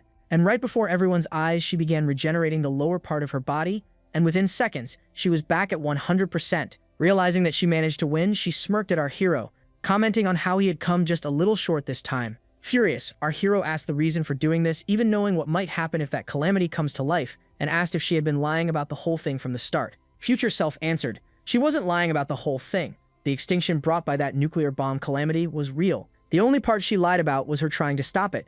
And now, with no one left to stop her anymore, she ordered Z to tie them up, while Fusion Girl was to come with her to start the process, and ordered her to generate the safety key. The girl did as told, and using her flames created 2 launch keys for the nuke. After that part was taken care of, they approached the interface to input the coordinates to designate the drop point for the nuclear missile, which turned out to be the 3rd X-Ginyungang Municipal City area. The moment our hero heard that address, he froze, because that's where his home was, where his parents lived. But ignoring him, the 2 girls walked up to the control panel and inserted the launch keys to start the launch of the nuclear bomb. Furious, our boy asked the reason for doing this and why she was launching that thing on their own home, knowing full well that's where their parents were. Instead of answering his question, Future Self mocked the kid for being so weak, since he of all people should know that words were not enough to stop something like this, and suggested that if he really wanted to stop her, he should use his strength instead. But not like it was going to matter anymore, since the thing had already activated and was flying towards the hatch. As for the other 3, all of them froze as they realized they were too late to stop the women, and now millions were going to die, and the worst part? All of this was made possible because they were the ones who helped these people. The woman, however, after she was done with that part, contacted her other girls who were stationed at the city center, informing them about the first phase of the plan being a success and told them to be ready. Turning towards Fusion Girl, she instructed her to follow that thing to make sure the Bureau doesn't try to intercept it while it's making its way to the drop point. Zai was to stay here and watch over the 4 and make sure they don't try anything funny. As for her, she was heading out herself and instructed the girls to meet up at the rendezvous spot immediately after that explosion. After she was gone, Zai walked up to our boy and told him not to struggle, since those things tied around his body were magical bindings, something he with his current strength won't be able to break out of. And surprisingly, she told the kid they have no other choice and have to do this no matter what, assuring him the director would explain everything to him soon enough. Yeah, right, like our hero was falling for another one of their lies, so he told the woman to screw herself. As Z was distracted with him, old man Ye Huang was playing his tongue game on the tape tied around his mouth, and after a few seconds of working at it, he successfully managed to free his lips. At the same time, the shockwaves created from that bomb launching out of the facility shook the entire place, causing the whole room to tremble violently. But not caring about that, he turned towards the 2 girls and said something which they weren't able to hear because of that noise. Well, not hear maybe, but Pinkhead knew how to read lips, so she was able to make out what the guy was trying to tell them. So she took in a deep whiff and using all her lung capacity, started screaming, cutting through that loud noise as she told the 2 girls there was still time to stop that thing while it was still making its way towards its target. Yeah, Zai realized this was bad, since this was the reason she specifically told Fusion Girl to tie that man's mouth. But that stupid girl messed up even such a simple task. As for our girl, yeah, that was all she wanted to hear, so she started straining against the ropes tied around her, and bam, somehow she actually managed to break herself out of those bindings, which was the last thing Z needed right now. So she got ready to stop the girl using her gravity magic, but then her attention was drawn towards one of our girl's eyes, which was glowing with a bright yellow light. Yep, it was official now, Z was fucked because that glow in her eyes, yeah, This isn't any normal light. That girl just awakened to the next stage of her awakening. Something which should be impossible given the fact that in the future it took her years to get to that level. Our boy, though, who was done with everything, just muttered the word die from his mouth, and that hand that was keeping him pinned to the ground suddenly turned toward the girl's own throat, and she started choking herself. But our hero knew there was no time to waste anymore, so he leaped out of the facility to try and catch up to that bomb and stop it. Luckily, that thing was letting out a trail of thick cloud smoke, and thanks to that, he knew exactly where the thing was headed. So he summoned his staff, got into his stance, and boom, he dashed straight in that direction at full speed. Cut back to Zai, who was contacting Fusion Girl to warn her about what was coming her way, and told the woman not to take the girl lightly this time since she managed to awaken her golden eyes. Meanwhile, in the headquarters, one of the guards picked up an unidentified object heading towards their city through the satellite, which originated from the Ye family's Antarctic manor, so he called out to Purple Head. The woman immediately realized it was a missile and asked Number 0 for her orders and if they should use intercept missiles to stop the thing. The answer was a no, since those things won't be able to stop that missile, and she summoned their little Xiaobai instead. She instructed the girl to release the sealed weapon 30, covering the Antarctic region, which was a large-scale electromagnetic pulse device. As for the rest of the people, they had no clue what was even going on, so they tried asking Purple Head, but turns out even she had no clue, so she told the man to shut up and just watch. Skip to Fusion Girl, who was receiving a message from Zai warning her about the danger coming her way, but because of the electromagnetic pulse, the message got cut off before she could hear the whole thing. Not thinking much of it, she got ready to initiate her part of the plan, which was to guide this thing towards the drop point manually, using her powers. So she got to it and began rewiring the massive missile using her magic. But in the middle of doing so, something flew past her and went straight through her arm. Looking back, she saw it was our boy, who should have gone for the head and ended it quickly. But hey, what's the fun in that, right? Despite losing her arm, Fusion Girl wasn't afraid, since unlike last time, she was in her ultimate form, meaning there was no way she would be able to catch her by surprise like how she did earlier. Yeah. No, she didn't even finish those words before red liquid was seen spraying out of her mouth. Looking down, she saw her own hand piercing through her stomach, and she froze since she did not even see when that girl moved. But that wasn't even the scariest part, since for some reason she wasn't able to heal this wound, and she had no idea why. Looking up, she noticed those glowing eyes staring at her and realized what was going on.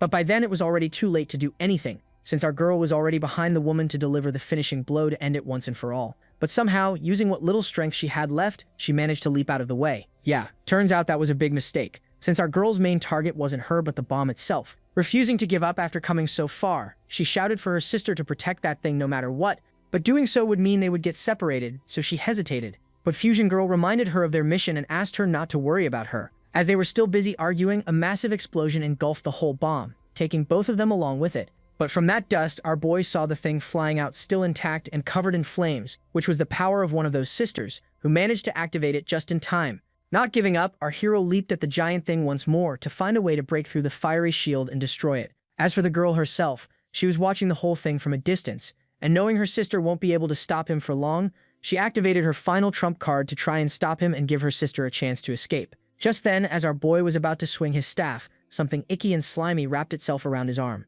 Surprised, he turned around and found a massive tentacle calamity hovering behind him. Before he had a chance to process what was happening, the thing trapped him inside a magical barrier. Furious, he punched the thing to break himself free. But to his shock, no matter how hard he hit the thing, it wasn't even budging. Just then, she suddenly heard a familiar voice in her head and she froze. Cut to the city, and turns out she wasn't the only one hearing that voice. Every single person in the city was able to, and it was a heads up to all of them that in 3 minutes, their whole city, including the people living there, are about to turn into barbecue. She told the people about the nuclear bomb that was flying towards all of them, but since none of them knew what a nuclear bomb was, she decided to give them a quick science lesson in the last few minutes they had, and explain that the weapon utilizes atomic fusion to generate terrifying energy, so if they are thinking of fleeing the city, then it is already too late, and suggested they use the chance to say goodbye to their loved ones because running was not an option for them anymore. She further explained that thing contains 27 hydrogen-cobalt warheads that would explode evenly across the entire city, each one generating a core temperature of 500 million degrees Celsius at the moment of explosion, followed by shockwaves propagating at supersonic speeds, creating an absolute death zone with a radius of 17 kilometers. But it wasn't all that bad, since according to their calculation, only 94.1% of the population, which was roughly 34.8 million people, would be wiped out by that blast. Other than that, all was good. As for why she was doing all this, it was simple. They are the sacrificial lambs who deserve to know why they were being sacrificed in the first place. Turns out, in her timeline, the nuclear bomb calamity came into being because of the Bureau, who detonated that thing on an uninhabited island, resulting in no casualties. But there was just one problem. The calamity that came into existence was several folds more terrifying than the nuclear bomb itself, since the moment it opened its destruction domain, nearly 1 billion people lost their lives, bringing her world to the brink of destruction. And this was the main reason she chose all of them as sacrifices, since she wanted to save those billion people. She told everyone she has already tried countless times to prevent that tragedy from happening, but every time the result was the same, the world being destroyed by the calamity. As for stopping the calamity immediately after the bomb detonated, that wasn't an option either, since they already tried that. The thing immediately opens its domain since it is born immature, so the only option left is to let that calamity be born in its mature form, which would not immediately open its domain right away, giving them an opening to stop it. And to do that, they would need to sacrifice 30 million people, and that is the reason their city was chosen, since this was the only place where it was guaranteed this plan would work. Cut back to our girl who, after hearing the woman's plan, was livid, and in her anger, she shattered the massive barrier. But the tentacle calamity wasn't done, so it swung its claw towards the kid to try and end him. By then, our hero was over his limit, because that woman even sacrificed their own parents, the only people who stuck with him when his life was going to shit. And because of that, he wasn't planning on forgiving himself, so he leaped out of the way and tore through the giant body of the monster, leaving behind a gaping hole. And it was just as he had feared, it was already too late to do anything, because the missile had already reached its target. The story shifts to two siblings who were waiting for their parents to return home. That was when the boy called out to his sister, and when asked what it was, the kid pointed out the window, telling his sister he could see a shooting star outside. Sure enough, as the girl peeked out, she saw something streaking through the sky, and mistaking it for a shooting star, she asked his sister to make a wish. The girl did as instructed and closed her eyes, and when her brother asked what she wished for, the girl, with that innocent smile on her face, answered. She wished that their family could stay together forever. And then it finally happened as the second sun lit the whole city, and before the girl could even finish those words, everything went white. Cut to the outside, and the entire city was seen being lit up like a blazing second sun as all those warheads detonated, incinerating everything in their path. Cut to the headquarters, where everyone was staring at the satellite feed in disbelief, because out there where once a bustling city stood, the whole place was reduced to nothing but a wasteland in mere seconds. And in the middle of it all was a home hovering in the air, and future hero was seen walking up to it. That was when she heard a strange voice coming from the side, so she quickly turned to see what it was, only to find our boy hovering in the air.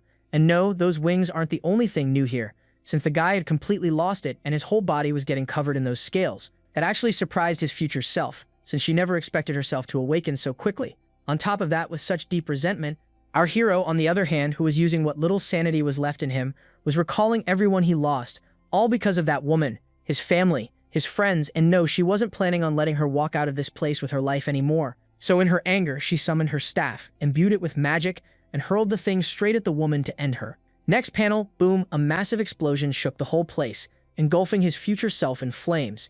But as the dust cleared, the woman was still standing there with not even a scratch on her body, and was telling the kid he wasn't ready for that power just yet. So to stop him from being consumed completely by that power, she zoomed behind the girl to stop her, with last words telling the kid she can't die yet since this world still needed her. And using her own power, she did something. And for our girl, everything went completely black.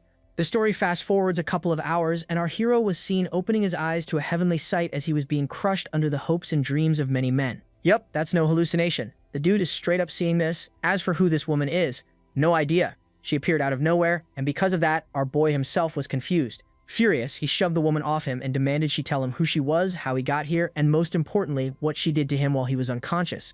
Turning around, he saw his future self, who had been watching over him while he was asleep, and was telling him how he lost control over himself because of that power and almost turned into a mindless killing machine. As for this place, this is the domain of the nuclear bomb calamity.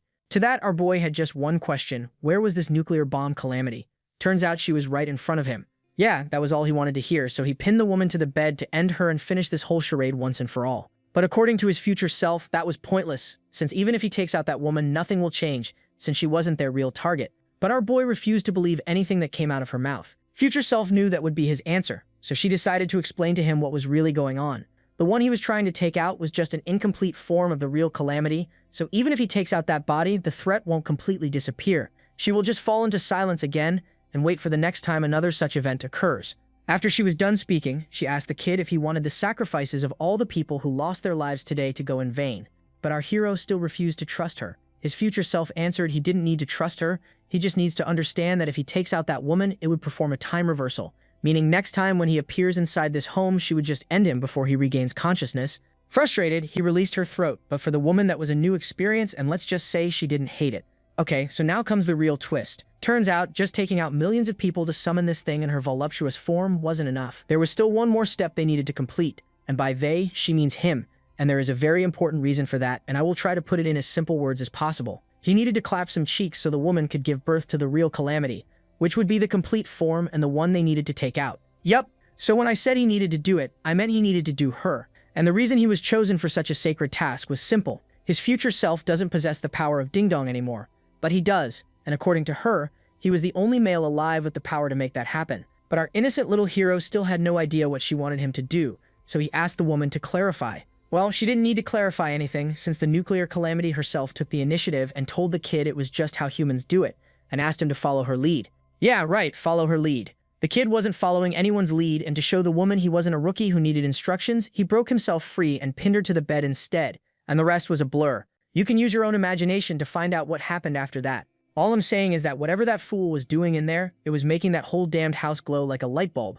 Cut to the next chapter, and everything suddenly changed. The house was gone, and they were surrounded by massive spears.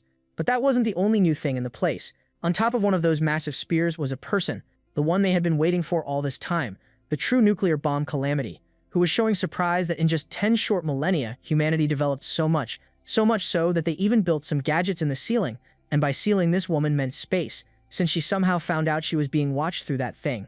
Cut to the headquarters where the man was informing Purple Head that all their satellites had been shot down by someone, and the woman immediately realized this was the work of that Calamity, which according to her was even at a higher level than an S rank. Back to our boy who was going for the woman to finish her off, and just as he got in range, he swung that massive thing and managed to land a direct hit on the female's face. But the thing was his weapon wasn't able to penetrate the shield covering her body. Not giving him any time to recover, the woman simply raised her hand, activated her weakest attack called Nuclear Energy Chain Reaction, and flicked her finger. Next panel, boom. Our hero was hit by an absurdly powerful wave of energy and he went plummeting back at the ground and crashed right next to his future self. But somehow he was still alive. Well, barely, because damn, that woman wrecked our boy's whole face. And no, this isn't her own power that is resurrecting him, he's literally dead. The reason he is able to stand back to his feet is thanks to his future self, who used her own power to heal his body in time. And she warned the kid not to move until the healing process is over. Since this attack, the woman just hit him with effects of body at the cellular level, destroying every single atom. So right now, his body was barely able to maintain its form, and if he moves one more time, the resurrection will fail completely. After she was done explaining, she asked the kid to leave the rest to her and just watch, since this was the perfect chance for her to see what kind of enemies she was going to be facing in the future. As for the nuclear lady, she was done playing games, so she got ready to destroy this whole planet with one last attack. But before she could do anything, the future protagonist uttered the words, "Disordered energy release prohibited," and all that energy that was being gathered on the palm of her hand suddenly started dissipating into nothing. Although she was surprised, the woman wasn't impressed, and the reason was she was still confident she would be able to take her on, so she launched that same attack from earlier at the girl. But then again, instead of moving or trying to stop the attack, she just said the words "go," and that massive beam of energy suddenly changed course and shot towards the sky instead. And just to show how powerful that attack was, it literally tore through the surface of the moon, leaving behind a massive crater on its side. Back on Earth, in that very split second, the future protagonist zoomed behind the nuclear lady and whack, decked her on her face so hard that her jaw caved in, resulting in her turning into a meteorite and being smashed onto the ground, followed by a massive explosion created by the impact. But future self knew something like that wasn't nearly enough to stop an entity of that level, so she dropped down for round 2. Sure enough, from that massive explosion she saw the woman walking out, and despite her head literally turned into paste, the woman was able to speak. But now, since she finally realized the person she was facing wasn't someone to be taken lightly, she activated her second ability, resulting in those massive spears being lifted into the air.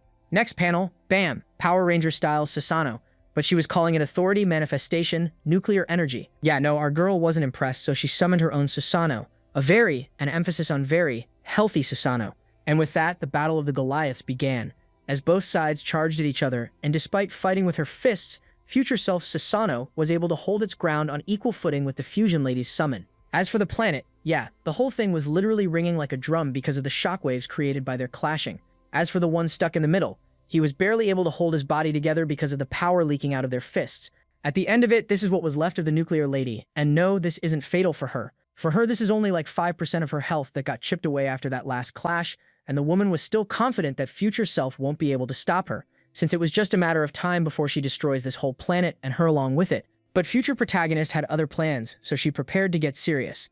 Yeah, you heard that right, serious. This woman had been toying with the nuclear lady this whole time, and to prove to the woman she wasn't messing around anymore, she did something, and multiple chains appeared out of nowhere, snapping tight around the nuclear lady, And these were no ordinary chains. This is something called the progenitor's power, something immortals shouldn't be able to wield. Next panel. And both of them were inside Future Self's domain, where she saw a massive eyeball with millions of eyeballs hovering all around it, and this was one of her most powerful attacks, which she used countless times in other timelines to stop this monster. Well, no, I guess it wasn't her domain, or maybe it was, but was so powerful that even half the city got pulled into it. The thing was so massive that it made the floating island look like a pebble in front of it, and according to the people watching the scene, that thing was nearly the size of the damned moon, which shouldn't be possible since an entity of that mass appearing would destroy the gravitational balance of the Earth-Moon system, but somehow it was still stable, which could only mean one thing. This thing was nothing but the mere reflection of the real deal. As for Nuclear Lady, watching the thing, she realized this was her end, so she didn't bother trying to free herself. Sure enough, a massive rift appeared behind the woman, tearing through the fabric of reality, and from within, two ginormous fingers appeared going straight toward her. Seeing the things closing in, the woman knew exactly what she was looking at, something she could never hope to overcome, even if she burned through her whole power, so she accepted her fate with a promise she would return once more. And next time she promised she was going to restart this world.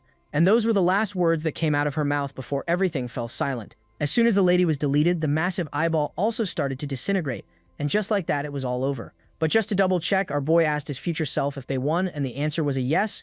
Then came the second question. Where did she teleport all the people from the city to, since he knew they were still alive? That actually surprised future self, since she never expected him to figure that out so quickly. Turns out, during their conversation with that monster, he heard that woman saying that the desert they were standing on was a fake, and that was the thing that gave it away. Future self told the kid he was right. Turns out there was a citywide teleportation formation beneath the whole city, which was designed to activate the moment the city suffered an attack. So she just used that formation, juiced it up with enough magical energy for it to work on the whole city, and that plan worked. Since the only thing she needed was the fear of those people to trick that calamity into thinking it was real, and because of that, it manifested in its complete form. With that part out of the way, our boy asked another question that was bugging him. Who was the one who left that magical formation underneath the city, and why? Yeah, turns out that was an answer she couldn't give him at the moment. Seeing her making that face, our boy also knew there was no need to press her for that answer, so he decided to drop that for now. His future self apologized, since passing information from the future, which doesn't exist in the past, could cause the world line to tilt irreversibly. Our boy couldn't care less about that anyway, so he asked another question. Why did he need to do what he did with the other nuclear lady for her true form to appear? And why did she tell him back then that he was the only male capable of doing it? Well, turns out he never needed to do any of that. The woman was just messing with him. That lady he did those things to was already in her complete form. She just needed her personality to switch, which would have happened on its own even if he weren't there at the time. Yeah, no, our boy wasn't exactly happy about that, so he demanded the woman explain herself. Turns out he just seemed way too wound up back then. Like his brain would explode from all that anger, so she figured he should release all that energy into that woman instead, so he could think with a level head. Next panel, and he was asking the woman about another thing. He heard that Calamity say that humanity was the cells of a traitor, and asked what that was about. And the answer to that question, he wasn't ready for. Turns out, humans themselves are a type of calamity. She explained to the kid that in the past, all of these calamities were created by an entity known as the progenitor, and all of them lived in harmony, until one day when one of those calamities betrayed the progenitor.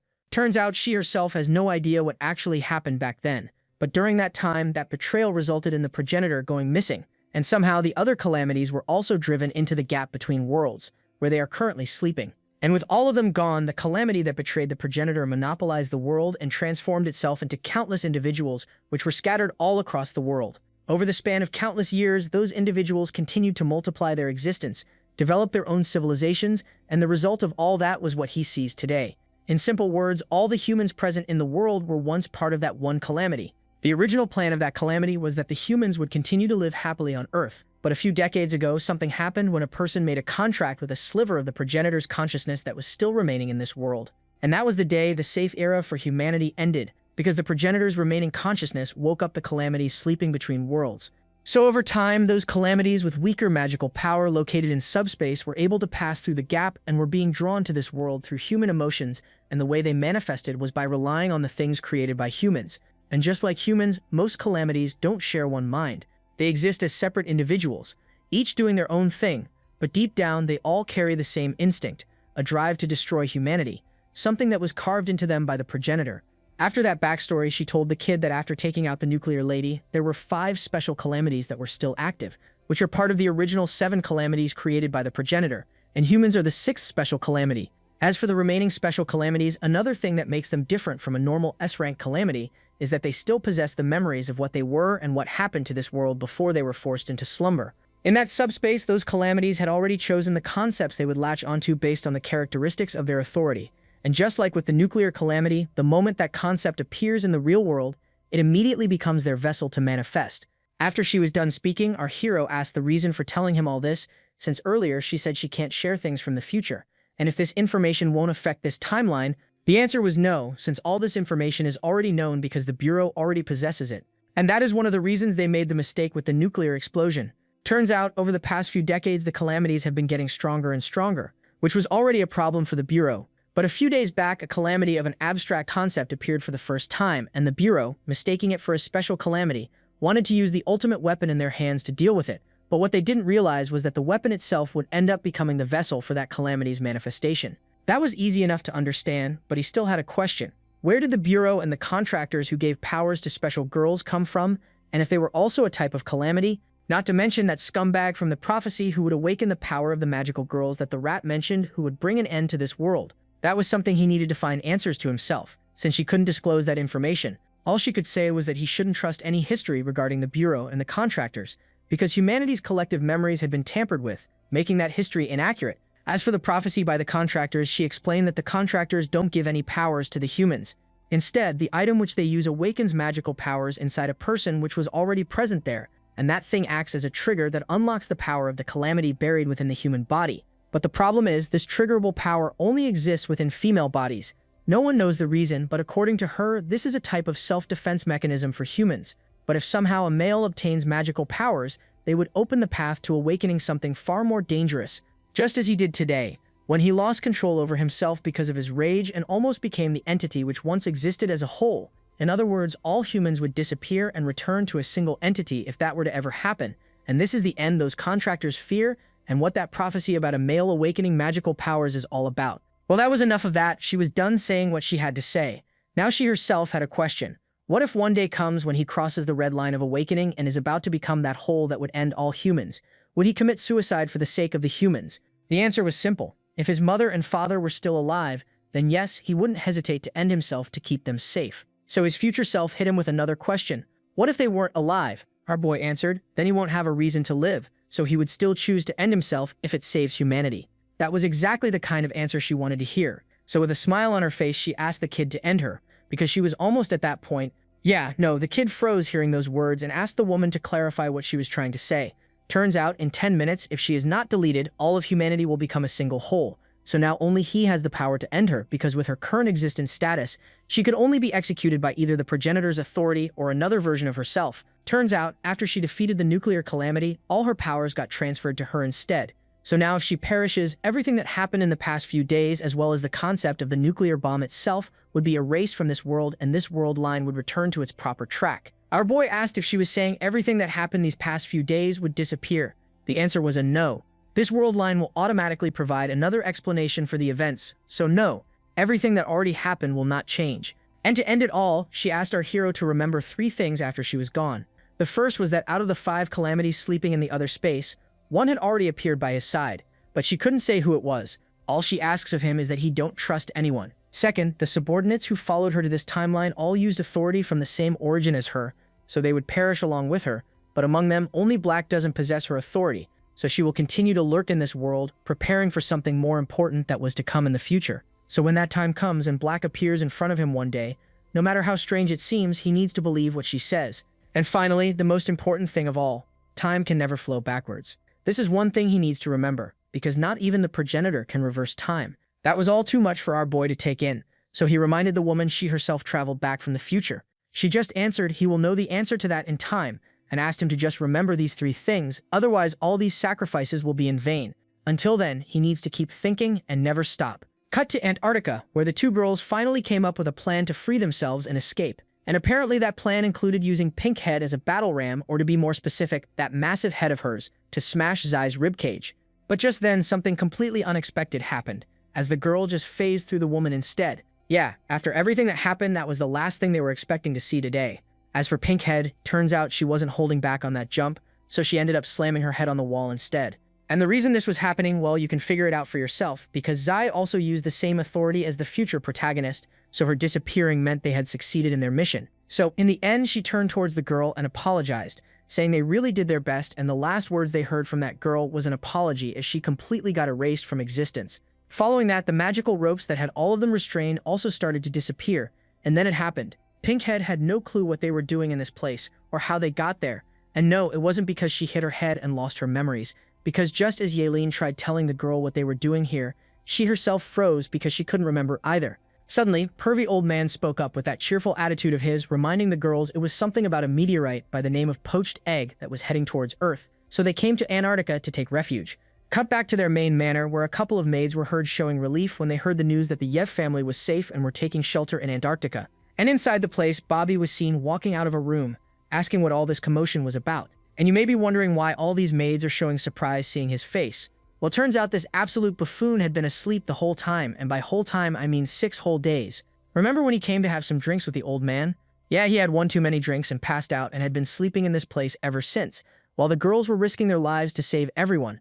The woman told the stupid guy how his phone kept ringing nonstop this whole week, and when they tried waking him up, he didn't even budge, and then told the guy about a meteorite that smashed into Xinyungang City and flattened the whole area completely. Cut to the lunar base where the backup had finally managed to arrive to save the survivors. And it was the same story there. A meteorite that was set on course for Earth grazed past the moon as well, destroying everything in its path. And since things seemed to be under control on the moon, numbers 1 to 4 returned back to Earth. As for number 7, turns out she was also alive. Well, barely, but alive. She had a massive hole in the middle of her stomach, and the girls were apologizing to the woman for taking so long to arrive, and their excuse was their aircrafts got blocked by space garbage. But here is the thing, Redhead had no clue what these women were talking about, because she was 100% sure all this was done by a person and not a meteorite. But the girls obviously refused to believe that and told the woman she got hit by a super high-speed object that was following the meteorite when she was trying to stop that thing, and thinking that the woman must be hallucinating from excessive blood loss, they suggested she focus on resting instead. As for the headquarters, a man was seen running to report to Purple Head about the massive amount of teleported personnel that appeared inside the World Tree, and their total count was over 10 million and still counting. That obviously shocked the woman, because 10 million people being teleported to their island out of nowhere made 0 sense. But then she remembered something and froze for a second, and with a confused look she asked the man what they were all doing in this place anyway, to which the man answered about something she said to them, that they would be monitoring the meteorite's trajectory from this place or something, and the woman had no clue when she even said those things. Same thing with the civilians, who were trying to figure out what happened and how they got there. Just then they heard an announcement informing all of them that they were standing in the Abnormal Affairs Bureau headquarters, and the person on the mic instructed all of them to form lines so they could be teleported back to the city. In the same crowd was the bald sensei, who for some reason was getting the feeling he was forgetting something, along with an unusual urge of becoming a magical girl himself. Not far from him were 2 siblings in line to be teleported out of the place. As for their names, the one in the front was Hong, and her brother was named Z, which sound awfully similar to the names of the people who came with the future protagonist to this timeline. Back with Purple Head, who was reporting everything to number 0 and how they were investigating the source and driving magical power of this giant teleportation formation. As for number 0, no surprises there.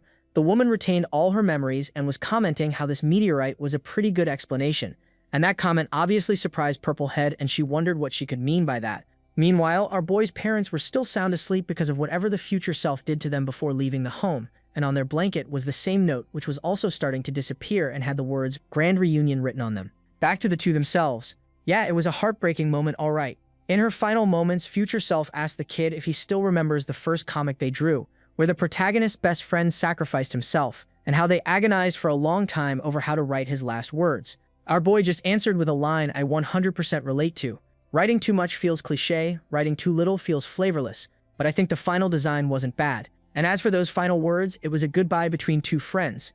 And just like that, that marked the end of future protagonist's story. Hats off to the writer. The story cuts 3 months after all that mess and the whole city was under construction, with most of the buildings reaching their completion. As for the casualties, there were reported to be none. All the civilians were teleported to safety as soon as the meteorite hit. According to an in-depth investigation by the Abnormal Affairs Bureau, no traces related to calamities were found in this meteorite event, so it was considered a natural sudden event. Fortunately, friction with the moon occurred before impact, which significantly depleted the kinetic energy of the massive rock, effectively reducing the destruction caused to the city. The story cuts elsewhere, where a glasses guy was seen shouting on the mic, calling the whole explanation given by the Bureau bull, since it wasn't a meteorite that destroyed their city, but a weapon developed by the Bureau themselves. Surprisingly, he had a massive crowd that gathered to listen to what he had to say, And they raised the obvious question, why would the Bureau do something like that to its own people? And the man had the answer to that. It was because the Bureau needed to maintain its authority, so they created this staged event to show the people their Bureau was still necessary to protect them. Not just that. According to this guy, the calamities were also the creation of the Bureau, which they used to constantly create crises so the public would keep spending huge amounts of tax money to support them. Even that wasn't all. According to the guy, the weapon used this time left behind a massive amount of pollution in the air. And even now, this was still affecting the people of the city, even causing deaths in some severe cases. Yeah, turns out, the people actually bought all that stuff and were sure the Bureau was lying to them about the whole thing. A blondie from the crowd, all freaked out about that pollution part that would slowly delete them, stood up and asked the man to help them. The old guy assured the woman not to worry, since he had already prepared an antidote for all of them. It was this special liquid that he managed to acquire using his connections within the Bureau, and according to him, if they consumed it, their body's resistance to that pollution would gradually increase. But his secretary reminded the guy they only had 100 of these bottles left, each costing tens of thousands, so they couldn't just hand them out like that. The guy told the woman they had no other choice, explaining everyone gathered in the room today was family, so he would generously offer them for 100,000 yuan per bottle. And the stupid people bought that all made-up crap without a second thought. Just then, as he was handing out the things, the woman heard knocking on their door. Approaching the thing, she told the person on the other end that their master's class was already over and suggested they come back tomorrow for the next session. Before those words even left the woman's mouth, the door to the place suddenly broke off its hinges, and boom, the woman was sent flying through the air. Cut to the one responsible. It was our boy. Who else could do something that extra? As for the officers with him, yeah, none of them were happy, since this is not how they do things, but that wasn't the important thing right now. The important thing was that old man and how on earth did he find out about the secret weapon and the Bureau having a hand in the city's destruction. Yeah, the guy had no problem telling her everything he knew, so he reached into his coat to bring out his answers, which just happened to be in the form of a grenade. Thankfully, it was just a smoke bomb, and the thing managed to do its job, and the people who are supposed to be trained for situations like these started blindly bumping their heads against the walls to find the guy. But by then, the guy was already out through the window and was climbing towards the ceiling to escape the scene. And surprisingly, he managed to reach the roof without any problem. Yeah, right, like it was going to be that easy. It's our hero we are talking about here, and tricks like these don't work on him. Sure enough, as he looked up, he found the girl already standing on the rooftop who had busted her way through the ceiling and came straight up to catch the guy. Yup, it was official now, the guy was screwed, so he asked that they at least settle this matter outside of court. Next panel, and he was sitting inside the court, confessing to all his crimes. Turns out, all the stuff he told the people back in that room was bull, stories he made up. He has no memory of anything that happened during that whole incident. But our girl refused to believe those words and shouted for him to tell her the truth. But the cops, on the other hand, were convinced the guy wasn't lying. After all, she beat the guy to a pulp, and if he was really hiding something, it would have come out by now. Turns out, following the recent events, the police force of the city was having a really hard time maintaining order, so they reached out to the Bureau asking them to lend some of the magical girls. Our girl was one of the volunteers who agreed to help them, and they were grateful for that, but the man still begged her to refrain from roughing up the suspects. Just then, another officer came into the room to inform the man about some people from the Bureau who just came to their station. But our girl was lost in her own world, still not sure what she should make of all of this, because the fact that she was the only one who remembers what happened was frustrating, not to mention the terrifying power she witnessed when those two women clashed, and because of that she didn't know how she was supposed to catch up to that level and stop the remaining 5 calamities. Just then, she saw a sight that would cheer anyone up, and that somewhat surprised the kid, since she should have been in another part of the city handling her assignment. After a while, the girls were telling the kid about a mission that had suddenly come up, and the Bureau wanted their team to handle the assignment. According to the details, an A1 level calamity event had occurred in the neighboring cities, and they were being deployed there to investigate the situation. Yelin, on the other hand, was making it clear to our boy the only reason she came here was because of the mission, and definitely not because she was worried about him. But not even letting her finish her words, our boy told both ladies to strap up since they were heading out immediately. Fast forward to the next chapter, and we are somehow now inside a classroom with a woman explaining some math stuff to the students. In the same class, there was a smartass who was telling the woman to stop wasting their time with this basic stuff and teach them something that actually matters. No surprise there, the woman didn't appreciate his tone, and since he was so confident, she suggested he come up to the board and explain to the whole class how to solve this problem. The guy agreed and prepared to step up to the front to teach these idiots how to do simple calculations. In the same classroom was another kid who was watching a girl sitting beside her using AI to find out the answers to that question, when suddenly a third, more cheerful and bubbly-looking girl raised her hand, offering to solve the problem instead. As for her, she is a transfer student to this school, and because of that, the teacher agreed to let her handle it instead. And man, when that girl opened her mouth, the whole place froze, because it was like she had a computer for a brain.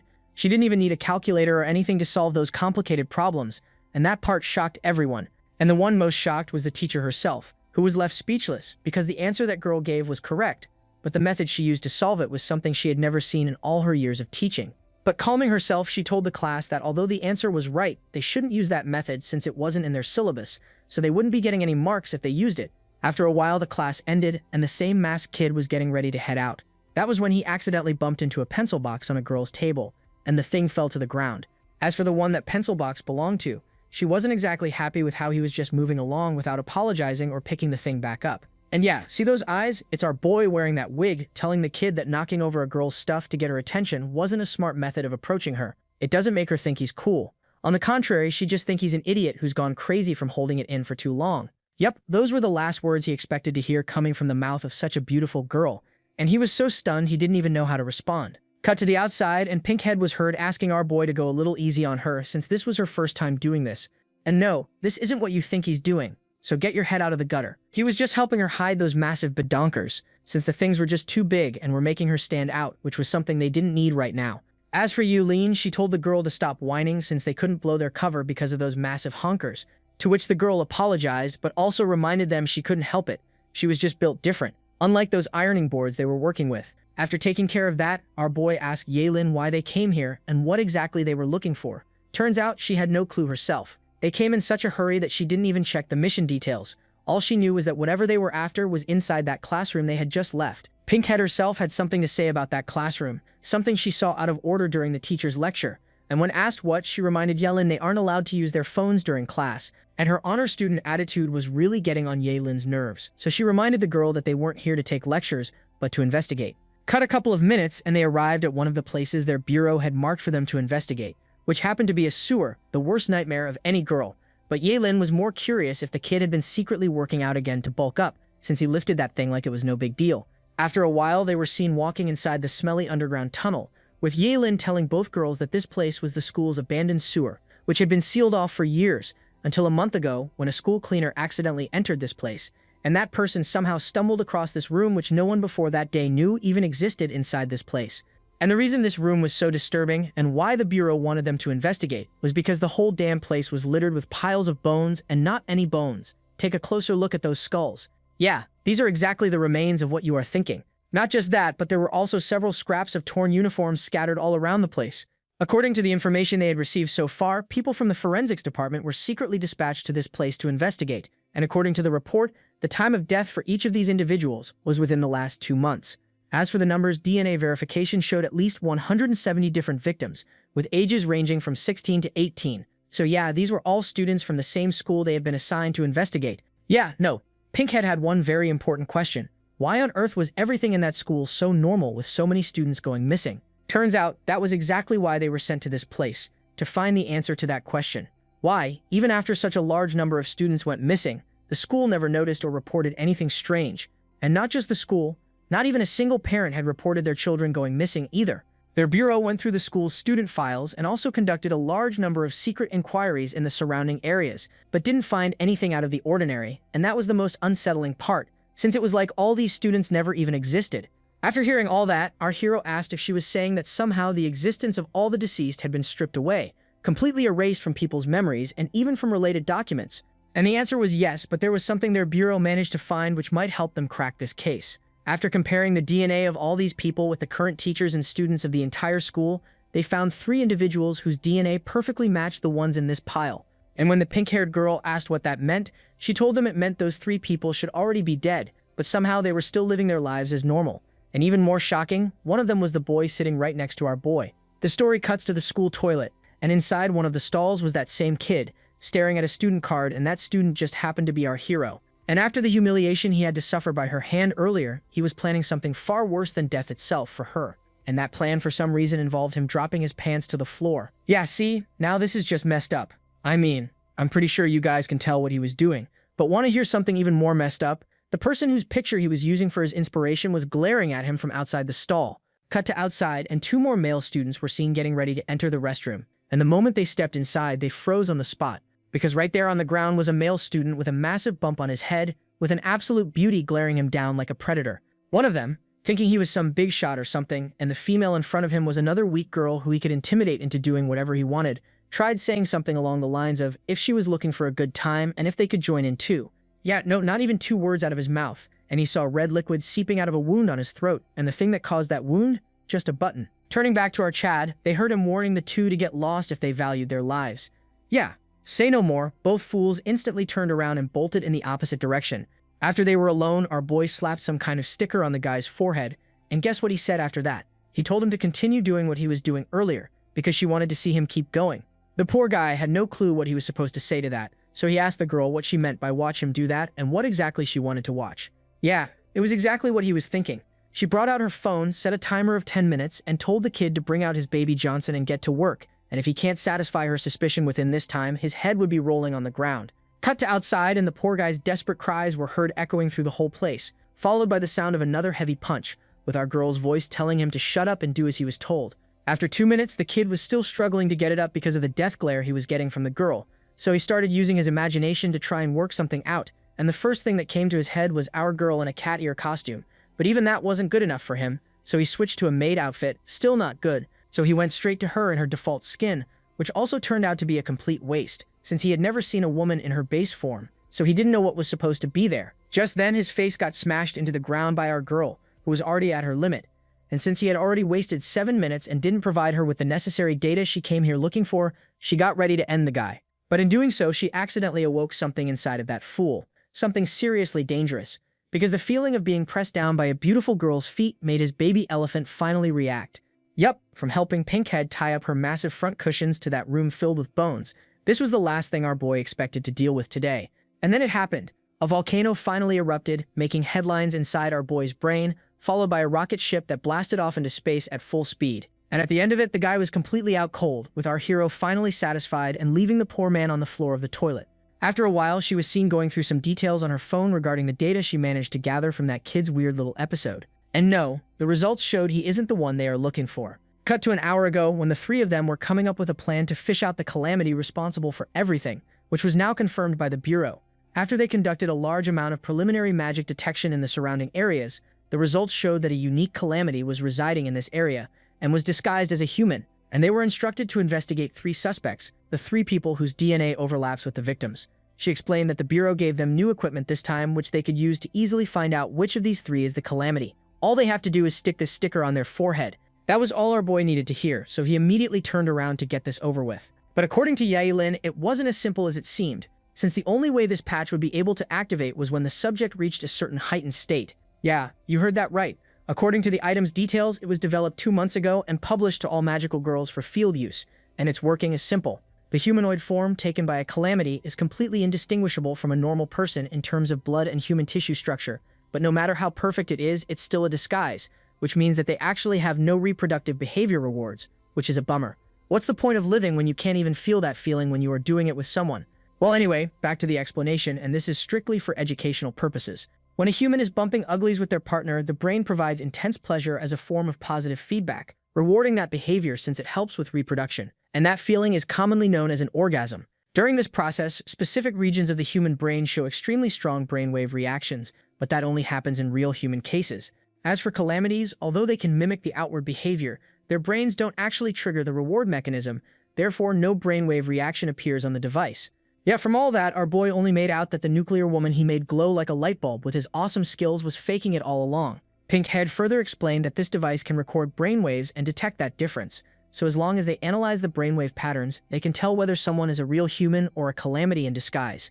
But Yirin was getting really uncomfortable with all that in-depth detail, so she asked our boy to stop asking any further questions. All he needed to know is that this thing works, since the Bureau has successfully applied it to identify 74 calamities and suggested they figure out how they are going to do this. In the end, they each took one picture and decided to wing it and wait for the opportunity to present itself on its own, which in our boy's case already did. Just then, as all that was going through his head, he spotted Ye Lin with one of those suspects. That was when, out of nowhere, he felt a sharp pain shoot through his body out of nowhere. Cut to the two on the ground, and Ye Lin was heard inviting the girl to her place. And instead of sugarcoating it, she straight up told her what she was planning. Before the girl could give her an answer, something came crashing down from above and hit right on top of Ye Lin's head. And that something was our boy, back in his macho form. The scene cuts to a flashback of when our boy's future self was telling him the 3 things he would need to remember if he wanted to save his world from the 5 calamities. Just then his eyes snapped open. Turns out he was still in his male form, and since he hadn't transformed back to this form in a while to recharge his magic, he lost consciousness back then. Looking back, he noticed someone had tied up his hands. Confused, he started looking around to figure out where he was. That was when he heard some strange moaning sounds coming from not far from them, so he immediately got up to check what was going on, and found that same girl also tied up, with Yellen using some unholy objects on her to find out if she was a human or not. Well, anyway, after she was done with the girl, she turned around and spotted the kid standing beside her, and she wasn't happy seeing his face. As for the results, no, this girl isn't a calamity either. So Yellen got ready to use memory-altering magic to wipe her memory of what happened here and send her back. Turns out this whole thing was our boy's plan, who suggested to the girl, instead of taking it slow, she kidnapped the suspect and forcefully used the gadget on them, and she wasn't happy about any of this. As for the one who pitched that idea, he was telling the girl he was the older brother of her friend who came over to help with the mission, and asked her to untie him. Yeah, no, not happening. She still had a score to settle with him since she was still having nightmares to this day because of what she was forced to watch on that cruise ship because of him, so she needed to get even with him for that first. As for his sister, she demanded to know where that brat was because she knows for a fact she wasn't the kind of a person who would bail in the middle of a mission without letting anyone know. Our boy just shrugged it off, saying she could ask her herself when she comes back. Realizing she was just wasting time with him, Yaelin turned around to leave, telling him to stay here since an ordinary person without any magic would only get in their way. But then she stopped when she heard the kid asking about the result of that check she did just now. That surprised the girl, since that brat even told him about that gadget, so she just told the kid that girl wasn't the one they were looking for, so it only leaves two suspects. Yeah, no, our boy told the girl to untie him immediately, since her sister's result was also the same, which means Pinkhead's life was in danger right now.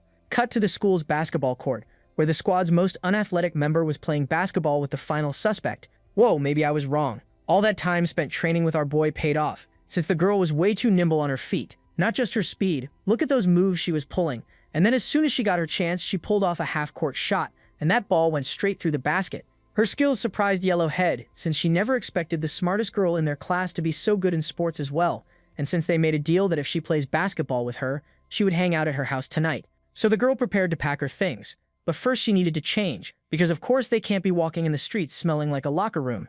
Pinkhead was just happy that things were going smoothly, and the only step left was to get in the middle of her legs and find out if she was the one who ate all those people. Just then, her eyes landed on her jacket, so she quickly ran to hide those pictures, since she couldn't let that girl find out this whole thing was planned. But then in the middle of that, she noticed something off in one of the pictures, and for some reason, looking at them once again, she found out the answer to their questions. So she quickly pulled out her phone to warn the others, but just as she was about to, the whole place went dark. Not just that, her phone also lost all signal, so she wasn't able to reach out to anyone. Realizing this was no coincidence, she got ready to transform and stop the person before things got any more out of hand, but surprisingly, she wasn't able to access her powers, which made zero sense. As she was trying to figure out what was going on, she failed to notice a shadowy figure that was slowly creeping up on her from the back, and by the time she noticed its presence, it was already too late to do anything. Cut to outside, and a security guard was seen locking up the school gymnasium to end his shift. That was when he felt a tap on his shoulder, so he turned around to see who it was, only for his soul to nearly leave his body at the sight that awaited him.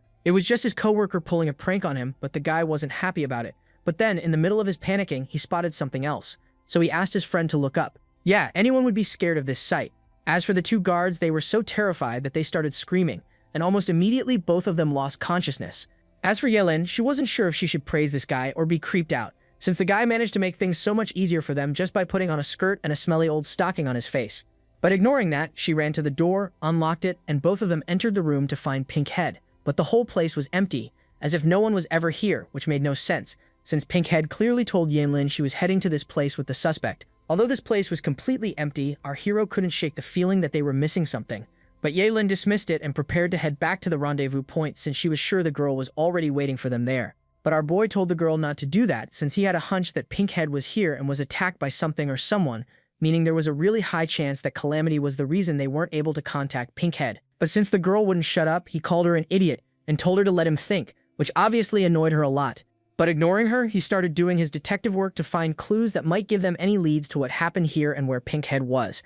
But Yaelin knew there was no use wasting time in this place.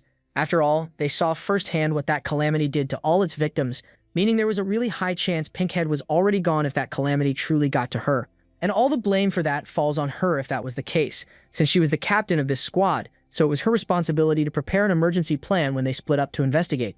As the poor girl was going through a guilt trip, our hero was calmly searching around the place and surprisingly he found something. It was some writing hidden underneath some furniture stating 3 days moon. But since neither of them had any clue what that was supposed to be, our hero decided to focus on finding Pinkhead instead, because they probably still have time to save her, so he asked the girl if she has any magic that can track bloodstains, and luckily she did. Her mosquito bullet could do exactly that. So following his instructions, she prepared to transform, summon the thing, and save Pinkhead. But to her shock, nothing happened. She was still in her blue pajamas. Just then, the lights to the whole place suddenly went out, and the whole place went dark. Realizing something was definitely wrong, our boy asked the girl to transform already and was left stunned when he heard the girl saying she can't tap into her power for some reason. As they were trying to figure out that crisis, both of them failed to notice a strange-looking figure that was slowly creeping up on them.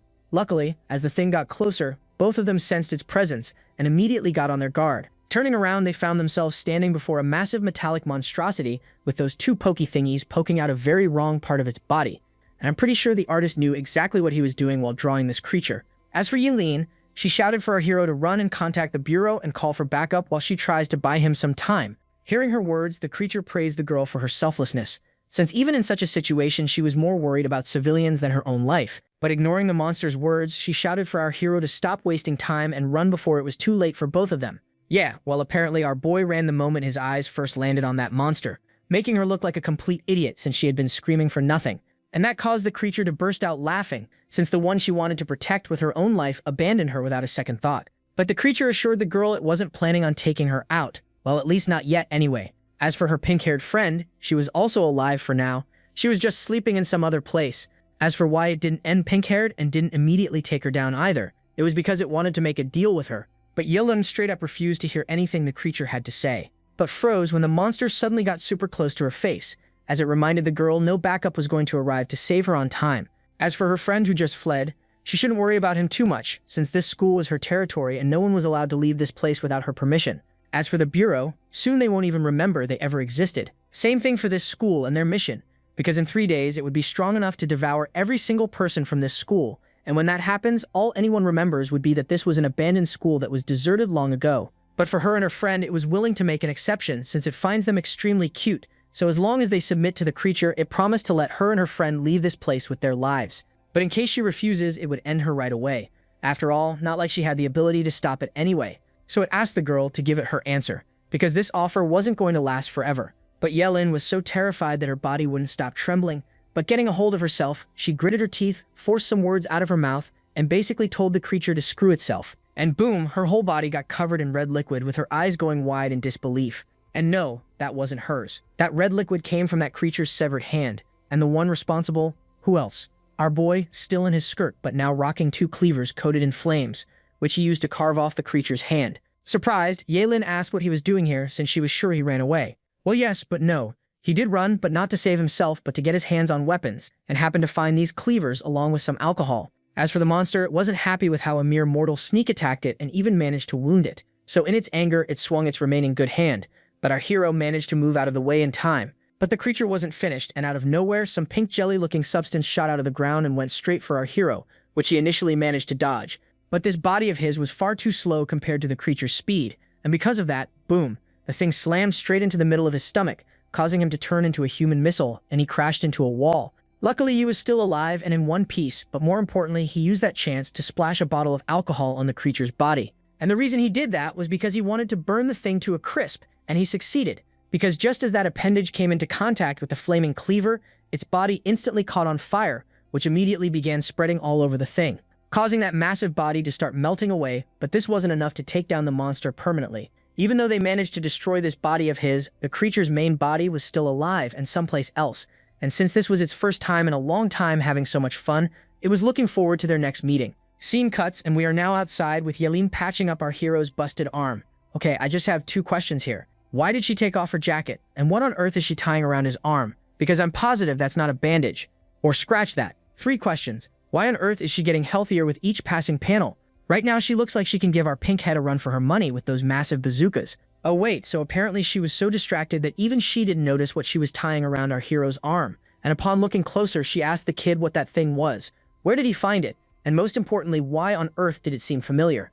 Yeah, you guessed it, this Chad went through her closet and stole some of her undies when he was looking for weapons, and he had a pretty reasonable explanation for doing that. So apparently, according to his infinite wisdom, close-fitting fabrics are best for emergency bandages.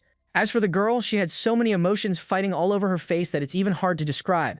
but one thing was certain. She was seriously thinking of ending this pervert with her own hands for daring to touch her plot armor. Next chapter, and miraculously, he was still alive, and was trying to dig a tunnel to escape from the school grounds, but failed because of some kind of a barrier that had surrounded the entire premises. Same thing for Ye-Lin. No luck on her end either. She tried everything, using her phone, sending out written messages to the outside to warn someone, but whenever she tried to send any kind of message through the barrier, they got tossed right back in. And that wasn't even the weirdest thing here. Apparently she had been trying to contact Bobby, but all of her messages got intercepted instead, while different messages from her phone got sent out, making it seem they were completely fine. But the fool, not even paying attention to anything she was saying, commented how that rat was still adding meow after each sentence, which was seriously pissing him off, and got smacked on the head since that wasn't the point. She reminded the kid they were running out of time, so they needed to find a way to escape this barrier somehow, since they clearly couldn't rely on that internet-addicted, useless contractor anymore. Zhengqi agreed, but the problem was they were the only ones trapped inside of this barrier while everyone else were freely moving around. But if they tried asking them to pass on their message to the outside world, that would only be putting civilian lives at risk, so that wasn't an option. Ye-Lin agreed and asked what they were supposed to do in this case, since they can't even rely on her powers while being trapped in this school. Well, Zhang Si had something in mind, so he suggested they directly find the thing and beat it to a pulp, the old-fashioned way, until it breaks this spell on its own. Scene cuts, and Ye-Lin was seen standing before the same blondie who took our pinkhead to that basketball court. And following our boy's instructions, the girl got straight to the point and asked the girl to stop pretending, since there was no one else here, and told her she agrees to last night's deal. Yeah, that did seem to ring a bell, since last night her friend also said something similar. Yeah, not what you guys were thinking. She completely misunderstood the whole situation and figured Ye-Lin was also offering to spend a night with her just like Pink had offered, and well, she wasn't saying no. In fact, she was more than eager to take on both girls at the same time. Just then, as she was presenting her prized assets in front of Ye-Lin, a shadowy figure zoomed behind her, and before the girl could even react properly, the person attacked her using some kind of a sharp object. And yeah, he legit attacked the girl because that blade was inches away from disconnecting her head from her torso. And the poor girl was so terrified by the sight that her whole body and senses hit pause, and unable to process the shock, she lost consciousness and began falling to the ground. Lucky for her, Ye-Lin managed to catch her before she face-planted and smacked her head onto the hard ground. Turning to our hero, she reminded him of their plan that he was to wait for her signal before attacking. Plus, the way the girl reacted, she was sure she had nothing to do with that calamity or whatever was behind the barrier. As for our hero, he thought the same and assured the girl she was fine. That was nothing more than a scratch on her skin. Apparently, he was really aiming to end the girl with that strike, but changed his mind at the final second since that woman showed absolutely no skill to dodge or counterattack, meaning she wasn't the calamity. That annoyed Ye-Lin since she was starting to think they were being played by that calamity, so she asked our hero what they should do now. Well, simple, they just moved to their next suspect, and he had the perfect candidate in mind. Scene cuts to the classroom where an angry teacher was screaming at the top of her lungs, since not only Zhang Jiahao, the kid with that weird mask who got folded by our Chad in the toilet, skipped class, but also the 3 new transfer students also failed to show up. As for the class, they were laughing their ass off at the woman's crash out since she didn't even notice when the kid slipped out while she was busy writing on the board. Cut to the fool himself who was listening to all their mocking comments and was acting like he had transcended mortal concerns, and he was saying some really weird stuff too, like calling them ants and how he was above them and whatever. That's when he spotted someone approaching from the corner of his eye, so he turned around to see who it was and found our Ye-Lin staring at him for some reason. And seeing how she was just standing there glaring at him, his mind began wandering in dangerous directions as he wondered if this girl came all the way up here to confess her feelings for him. And apparently he still hadn't learned his lesson after that toilet incident since he immediately started blushing like an idiot. But then he remembered about our Chad, and according to his delusional ass, they are apparently a thing, and you may be wondering how he got that idea. Well, simple. Why else would a girl so beautiful have him do all those things if she didn't have feelings for him? But then again, the one standing before him wasn't exactly lacking in the looks department either, and that got him wondering if he should choose one or perhaps go for both of them. Just as his mind was racing with those completely unhinged thoughts, he heard footsteps approaching him. And yep, it was our hero who was asking the kid to get ready, since he needs something from him. Yeah, no, the guy immediately dropped to the ground and began begging to be forgiven since he has no money left because he already paid protection fee to some guy named Dao. Seeing him groveling like an insect, Ye-Lin assured the kid they weren't here for his money and asked him to stop embarrassing himself. Looking up, the guy got a closer look at our Chad's chiseled body and realized he mistook someone else for their new boss of the school. Ignoring that boss part, our hero asked the kid if in the past 3 months he sustained any serious injuries like having a massive cut on his skin or losing a lot of blood in some other way. Well, he did get beaten up yesterday if that counts. Well, it doesn't. Blunt force trauma wasn't what they were looking for, and that got the guy wondering how does this kid know what kind of beating he took by that girl's hands. That's when he suddenly remembered something. So a while back he did donate some of his blood to a mobile blood donation station that came to their school. So our hero asked exactly how much blood are they talking here. So the kid told him it was a whole bag, so he asked if there was anyone else with him as well. Well, yes, there were two more girls besides him who donated blood on that day. So our hero pulled out their pictures and asked if these two happened to be those girls. And unsurprisingly, the answer was a yes, but according to him, one of them kinda looks different in this picture. Curious, Yilin asked how can he be so sure about that? And the answer was simple. He has a photographic memory when it comes to beautiful women's features. Cut to another place and both of them were once more back to square one after finding absolutely no clue towards solving this mystery. And the silence was killing Yilin, because instead of coming up with a plan, our boy was staring at those three pictures. Okay, so now even I'm getting confused about this whole mystery going on about this calamity, and believe me, you guys would too, because after piecing together what little clues they got, our boy came to the realization that there was a really high chance the three of them already came across this calamity at some point but lost all memory of it. So he's not talking about last night. He meant before that, like it could even be inside that sewer. Plus, last night, even though that calamity could have easily taken out Yilin, it didn't. Also, according to it, Pinkhead was also alive, and it made no sense why it was only trapping them here and why it was trying so desperately to keep everything hidden even from civilians, even sending fake messages to try and maintain normalcy to the outside world. That's when a thought hit him, so he reached for Yelin's phone to go through the messages once more, and noticed one of the messages that was complete gibberish, like it made zero sense. But Yelin had an explanation for that. So basically, that message was supposed to say, something happened, send backup immediately, and she typed that when that calamity suddenly appeared before them last night, and since she didn't want to reveal she was calling for backup, she blindly typed that message with the phone still in her pocket. Okay, so those words they found last night that made zero sense, yeah, there was a chance those were left by Pinkhead, and she was blind writing them just how Yelin did, which means those characters meant something else entirely. Cut back to Blondie, who was seen opening her eyes. Getting up, she found herself on that exact same spot where she was talking with that strange girl.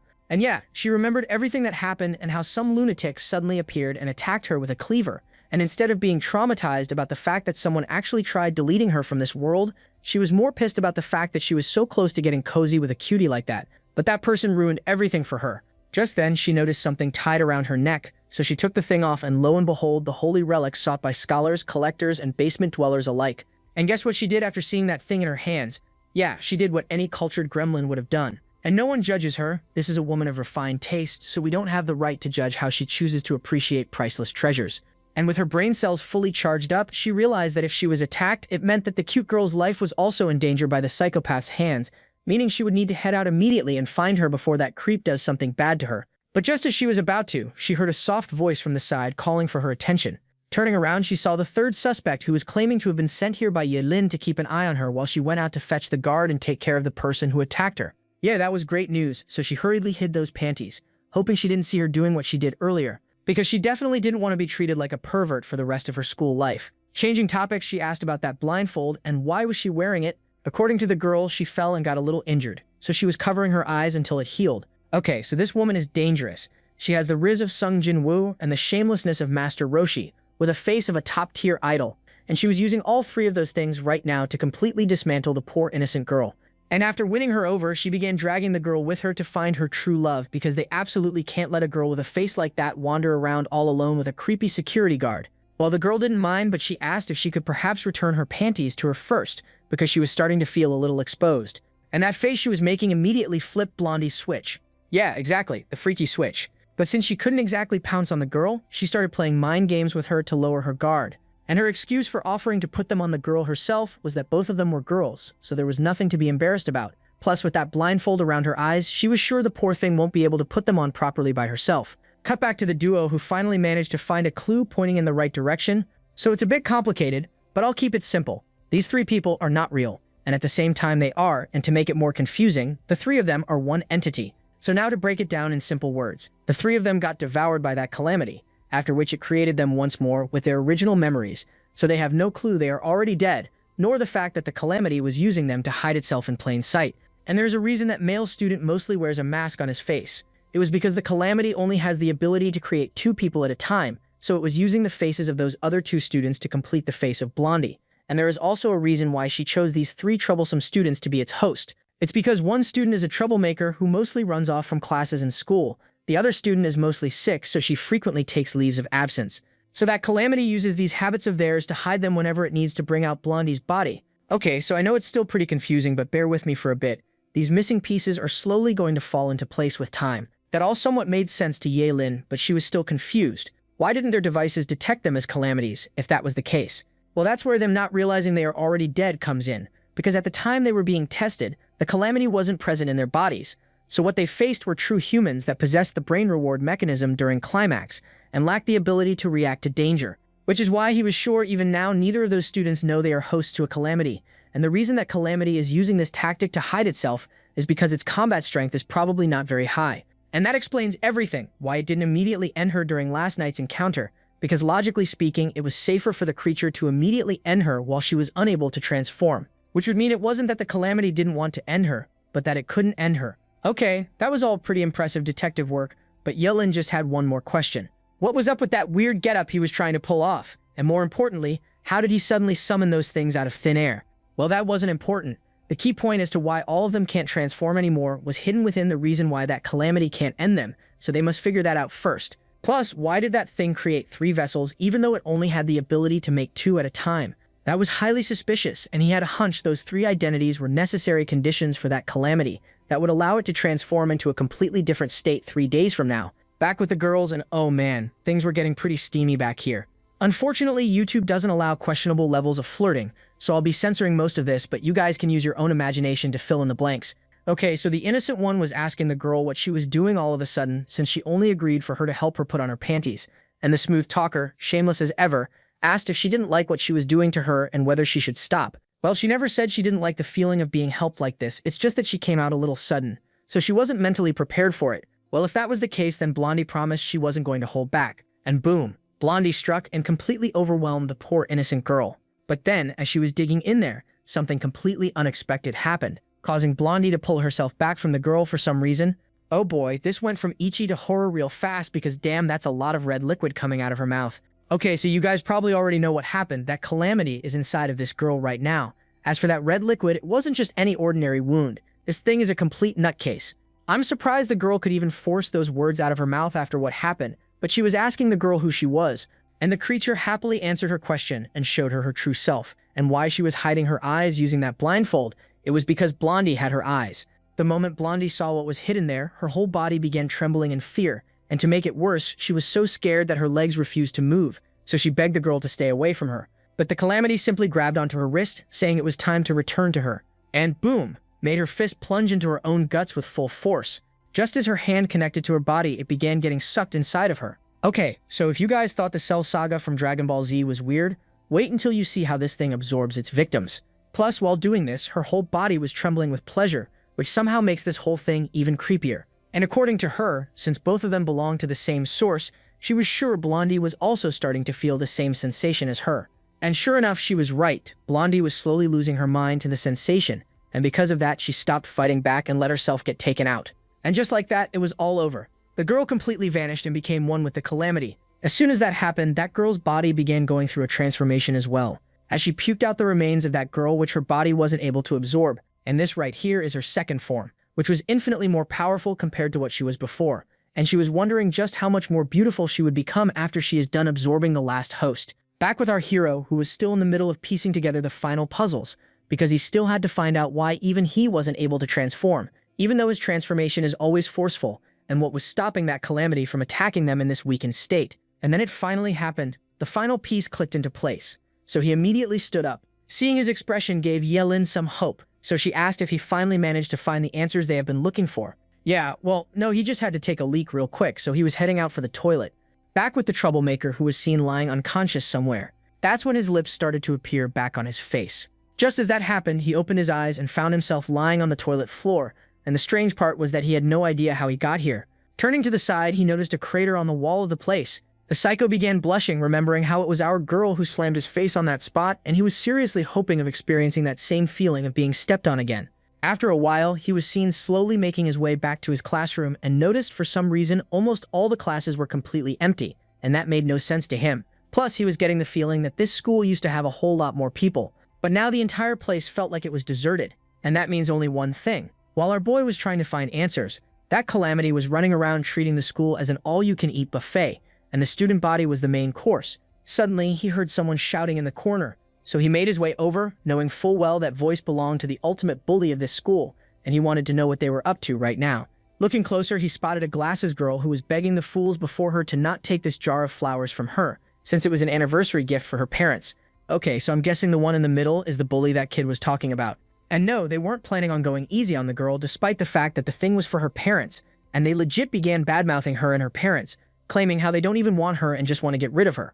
And the poor thing was so scared that she didn't even have the courage to open her mouth in front of them. Okay, so this part was so messed up that I had to legit stop and go out to get some fresh air before starting again. So when this kid was just a child, his bitch mother kicked him out of the house after finding herself a new husband, telling him to go live with his biological father because she had her own family now. And those words even pierced through my heart, like what kind of a mother could say something like that to her own child? And to make it worse, his father also abandoned him since he also got himself a new wife and a child, so he had nowhere else to go. But somehow he endured and survived all by himself for all these years. And after realizing that girl was also in the same situation, he thought of her as a fool for thinking her parents truly cared about her.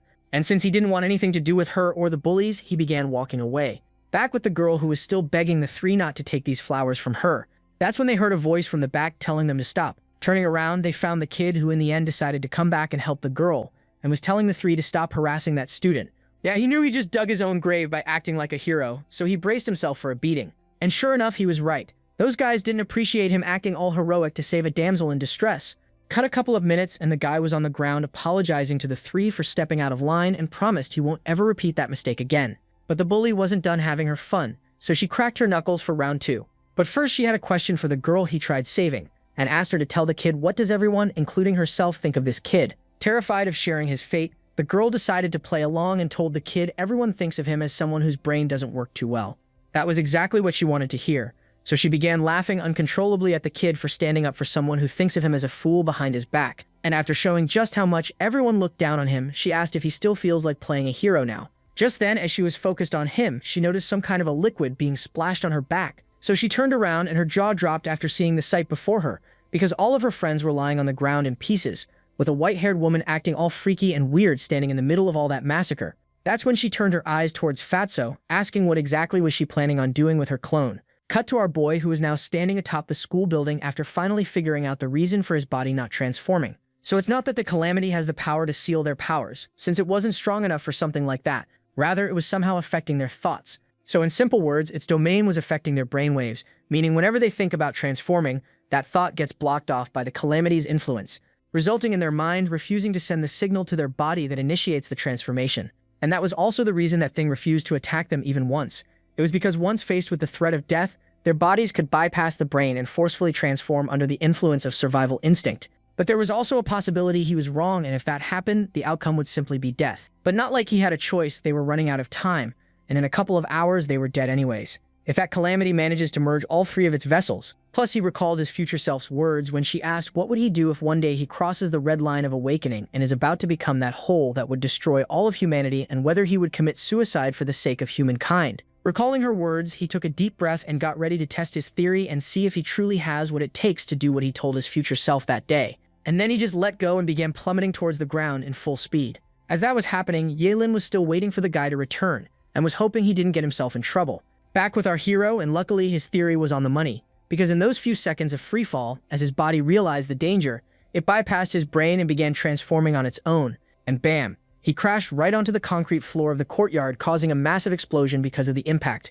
But as the dust cleared, from within our boy emerged, now in his magical girl form and ready to beat that Calamity to the ground and save whoever was left in the school, because it's already done devouring most of the students. But first things first, she needed to meet up with Yeilin, who showed surprise seeing her appear out of nowhere and asked what happened to her brother, and was told to forget about him since that guy was constipated, so he'll be away for a while. That's when her eyes landed on her clothes, and she realized she was in her magical girl uniform. Yep, and not to worry because she came back specifically to help her transform as well. Scene cuts and a person could be seen trying to untie themselves from ropes wrapped all over their body. And thank heavens it was Pinkhead, and damn, what was that Calamity thinking when tying her up like that? Okay, ignoring that, she managed to free herself thanks to her excellent escape artist skills, and was hoping little C and Yeilin were okay, since that Calamity was far more dangerous than they expected. But the problem was, how was she supposed to open this reinforced metal door without her powers, since that thing was locked from the outside? And she wondered what little Sir would have done in this situation, and obviously, the answer was using maximum firepower to blow that thing off its hinges.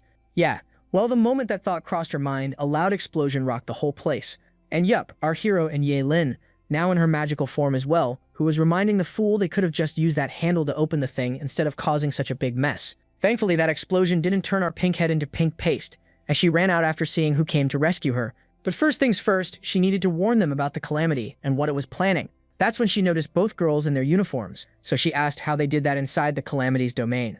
To that, Yeline simply placed her hand on her shoulder and told the girl to run. Well, it was already too late for that because our boy was already behind her to give her a loving tap on the head as well. And then fireworks happened as the entire place filled up with a blinding light. Next panel, and the girl was back in her magical girl form. But our hero wanted to know why were her reflexes so terrible, because he almost ended her just now. Well, it's not that her reaction speed is trash, it's just that she knows her little C won't ever harm her in any way, so she didn't move. Wait, is this guy blushing? He never shows emotions like these in such situations. Guess puberty finally caught up to him. Back with the Calamity, who was done snacking on that fat chick and was explaining everything to the kid, so it told him everything. How it's nothing but a clone of the original who died a long time ago, and some other stuff. But the main thing was, she was here to claim back what belonged to her. But the story wasn't done, since the thing still needed to explain to him the reason for making him. So it all began a long time ago when she was first born and witnessed the massacre of other calamities with her own eyes, by the hands of magical girls. And seeing how helpless they were before the power of magical girls, especially calamities like her who were extremely low level upon birth, she refused to stay weak and she decided to change that for herself. And the only way she could think of surviving was to hide and gain more power. And in order to do that, she needed humans, and a lot of them, to absorb their memories and emotions, turning it into fuel in order to evolve into the most powerful S-rank calamity. So she ended up taking over a human and began attending school like a normal student and eventually found out this place was perfect for what she was planning, because pretty much everyone here was going through depression or family-related mental issues or a miserable home life. So all she needed was to give them a little push and they would walk themselves right into the grave without her ever having to lift a finger, and she coupled it with her ability to tamper with human memories to not draw any attention from the Bureau. Still, she needed to erase the physical evidence of those people's existence manually, which was a bit troublesome, but it was all worth it in the long run. While the kid really didn't care how she did it or why, he needed to stall for more time, so he asked the woman the reason for creating him. Well, that was a really good question because that was a complication she had to come up with a solution for. So basically, thanks to all these students she was devouring, her strength was growing at a terrifying pace, which was a double-edged sword because eventually she was sure to attract the Bureau's attention, meaning they would have caught on to her before she reached S-rank. So in order to prevent that, she split herself into different vessels and divided her power equally among each vessel to temporarily store all the power, so she could absorb it when the time was right. But earlier, she mentioned she created 3 bodies, and asked the reason. Well, that was also a good question, and she was happy that he was paying attention. So the problem was she could only create 2 vessels at a time, and the power she accumulated was too great for 2 vessels to hold, which is why she was forced to piece together a 3rd vessel. And the fact that neither of the 3 knew they were already dead, their bodies never generated even the slightest of magical power. Still, even after being so careful, the place she was storing all the evidence got discovered and attracted the Bureau's attention, and if it weren't for the 3rd vessel, she would have been discovered immediately by those magical girls. The kid tried asking another question, but the Calamity asked him to stop, because if he asked any more questions, his stalling for time was going to be a bit obvious. But the only thing he needed to know was that in order for her to reach her perfect form, she needed him. And since she knew the kid was still a virgin, she offered to make his final moments a little happier, promising to satisfy him before reclaiming her power. But to her surprise, the fool slapped her hand off his wrist. And the reason was, he was already in a relationship with our boy, so he can't do those kind of things with other girls. That response made the creature chuckle a little, as she mocked the kid for thinking that woman seriously cared about him, making it clear she was just playing him like a dog that day. Well, he was also aware of that fact, but still he shouted, telling the woman he still wants to be with her. That answer enraged the Calamity, since her very own clone was rejecting her for another woman. And in her anger, she began releasing large amounts of magical energy, since after spending time with humans, he got polluted by human emotions. And as punishment, she demanded the kid beg her to end him as atonement for his sins, reminding him of all the times when he was mocked by the people around him, his own parents abandoning him, and no one ever coming to save him. After she was done saying what she wanted to say, she asked the boy once more if he wants true peace and happiness or wants to live the rest of his life as a miserable failure. Just as he was about to open his mouth to say something, a hand appeared from the back to pull him away from the creature. And it was our hero who made it clear to the monster that the kid's answer was a no because she said so. The moment she saw her standing before her, the creature began panicking as the memories from that day began flooding back into her head. And those expressions she was making got our hero wondering what was up with her. But then, almost immediately, the thing began laughing. And the reason was because all this time she had been her biggest nightmare, and just as she was about to ascend to S rank, she suddenly appeared before her face. And no, she wasn't afraid of her anymore. Instead, she was planning on devouring her power as well. Before she had the chance to finish that sentence, 2 flashes of light were seen crossing the screen, followed by that Calamity puking out red liquid from her mouth. And the one responsible, our Chad, who one-shotted the cocky woman and appeared behind her like a flash of light. Well, guess she was still alive, but damn, that's a lot of damage. As for our Chad, she asked the creature what kind of nonsense was it spouting, since this was the first time in her life she saw her face. As for the Calamity, she refused to believe what that girl just pulled off, since even now she possessed the strength of an upper A-rank Calamity, but despite so much power, she wasn't even able to see that girl's movements clearly. And knowing she won't be able to survive if this keeps up, she shot her appendages towards her third vessel to absorb it and evolve into S rank. But it happened again. Another flash came out of nowhere and carved through all those appendages, after which it made its way straight for her face, and bam, she got absolutely disintegrated with just that one hit. As for the one responsible, it was our Pinkhead who used her headcanon to save the day. And she was glad they made it here in time, because if that thing had actually reached S rank, things would have gotten a whole lot more troublesome for them. Yeah, Lin agreed, but she was also curious to know what kind of Calamity she was, since this was the first time she came across a Calamity that was able to grow its strength. As they were distracted with that, one of those pieces of paper landed on the boy's hand. And well, we all already know what happened here. But since the three of them didn't know that the monster was still alive, they approached the boy to see what would happen to him now that its power source was gone. But instead of disappearing, he began losing consciousness and fell to the ground. Upon checking his body, Pinkhead warned the two girls that the Calamity was still alive. It just managed to escape somehow and was somewhere out there. Cut to the outside, and a whole lot of magical energy was seen gathering around and taking the form of a person. Yep, the Calamity, who was frustrated because she was so close to evolving into an S rank, but at least she managed to establish a link with that clone before escaping. As for its details, this one is the most terrifying Calamity of them all, even more terrifying than the nuclear bomb Calamity, because this one is called the exam paper Calamity, my worst nightmare. And since now she had witnessed firsthand the strength of those girls, she decided to play her cards carefully, since she can't afford to be careless anymore. Just as she activated her domain, a bunch of windows began popping open in front of the three girls. Not just them, some of the students who were still alive got the same windows hovering before their faces. As for what it was a message for all those students that they have 10 minutes left before they have to hand in their exam papers.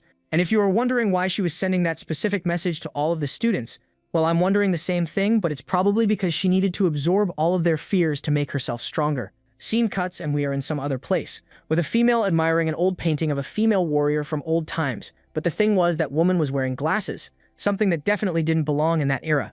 And this female is our little troublemaker, whom I'm starting to not hate as much as I used to in the beginning. Just then, she heard a voice from the back informing her that painting is of their mother. Turning around, she saw some weirdo walking into the room with an astronaut suit on and was telling her that painting was drawn 427 years ago, at the time when their mother turned the tide of destiny in a war that decided the fate of the old continent.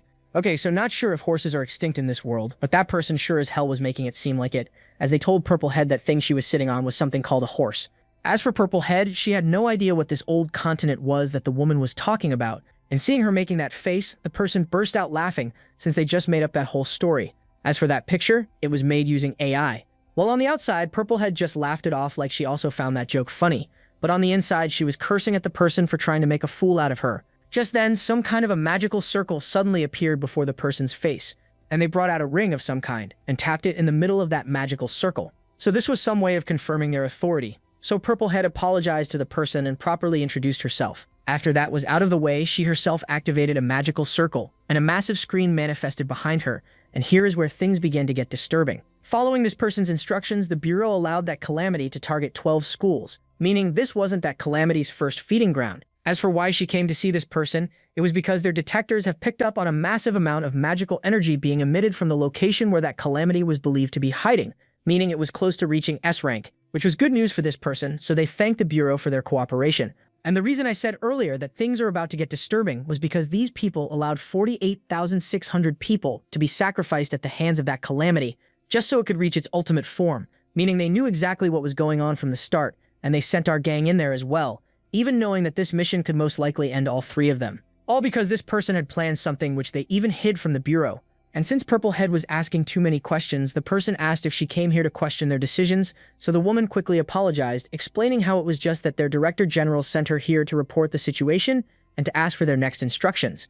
The person made it clear the Bureau needs to stay out of this matter unless absolutely necessary, but they would require their cooperation in the aftermath. As for now, all they wanted from Purple Head was to deliver their message to number 0, which was that she was intending on turning that S-rank Calamity into a magical girl. Purple Head, although shaken, asked the person what they were talking about and how could something like that even be possible. But the person refused to explain anything to her, Instead, they informed Purple Head that the only reason they were letting her know the secret was because that girl was to be incorporated into the Security Division's Special Action Unit, and Purple Head would be in charge of her. Okay, now the person was just spewing nonsense, so Purple Head reminded them how turning a Calamity into a magical girl and allowing it to join their Special Action Unit was a massive security risk for the whole of humanity.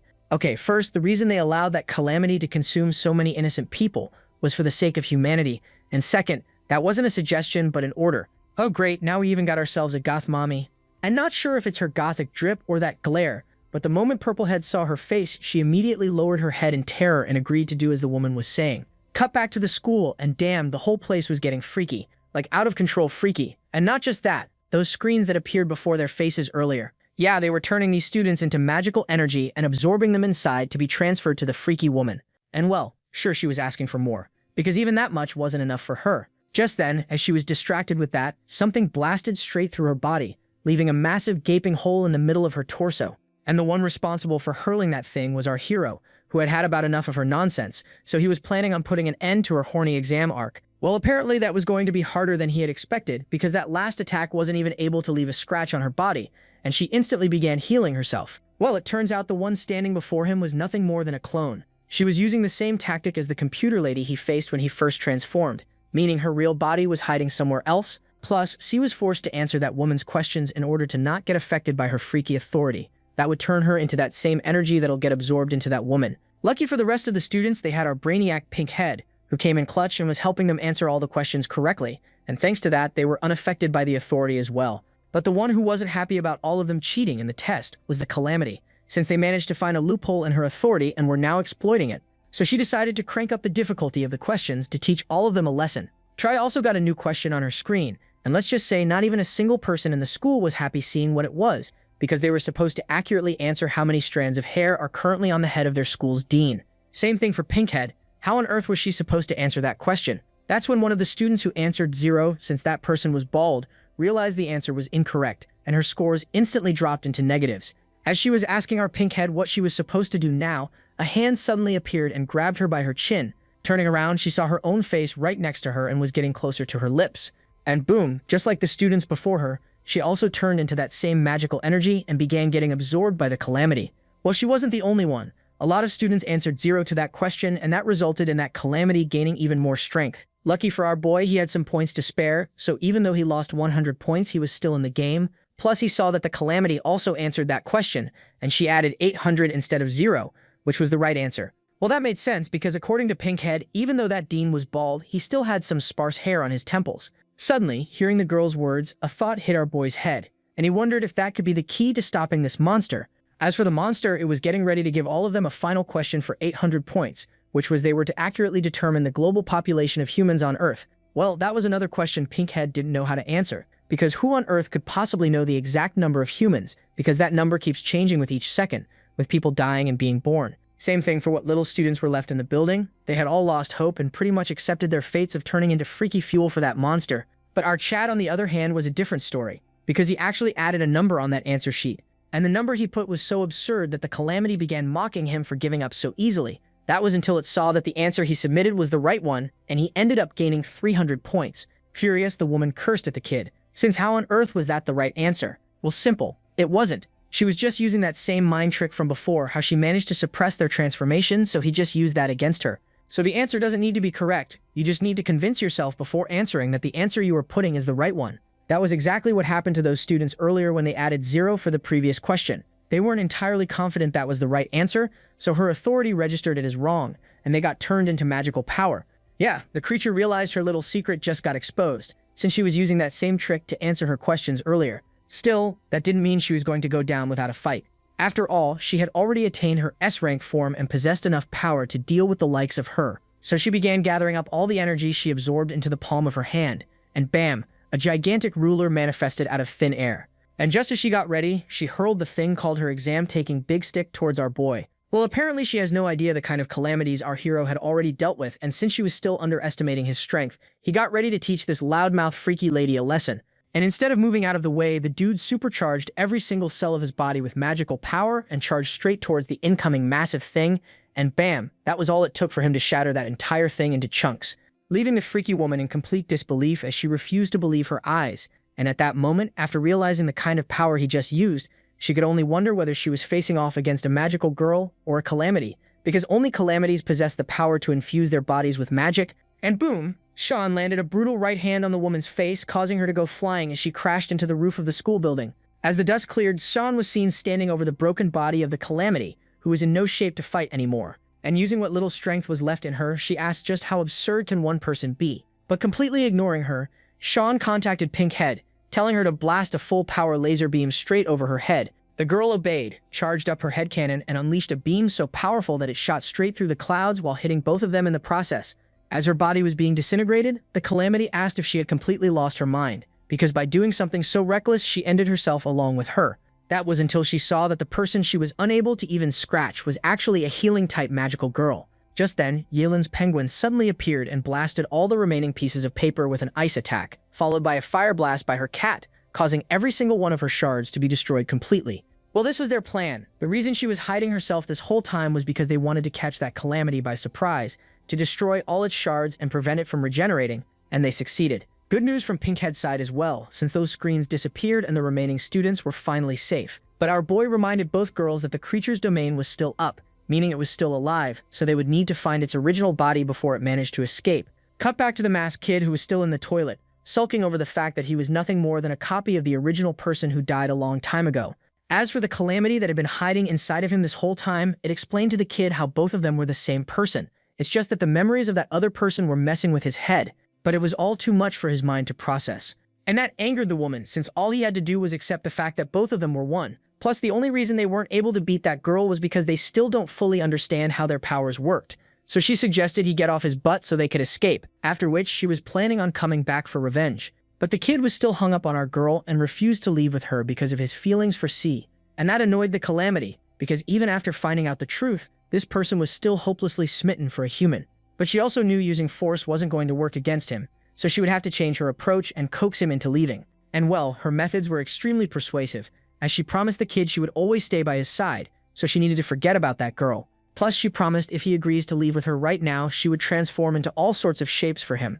And as a teaser, she turned into our girl to try and tempt the guy. But instead of falling for it, the kid pulled himself away from her, because even though she can turn herself into Sai, she wasn't actually her. Furious, the woman reminded him both of them were calamities, something that woman hunts for a living, so there was no future between them. But the guy refused to listen even then, and began breaking the barrier around them that was concealing their presence from our gang. Realizing what he was doing, she tried stopping the fool from getting both of them killed, but it was already too late for that, and the guy managed to shatter the entire thing, saying he would rather die as a human than live as a monster. Next chapter, and he was seen standing atop the school rooftop, with a poor calamity trying to knock some sense into the fool, since they still had time to escape, so she suggested the fool stop acting like he was in some romantic drama and let her take over his body. That's when she sensed a familiar magical power near them, and realized they were doomed, so she immediately ran into his body to try and hide herself. Sure enough, as soon as that happened, something crash-landed behind them, and that something was our hero, and who knows why, but he was in his default skin. But instead of attacking him,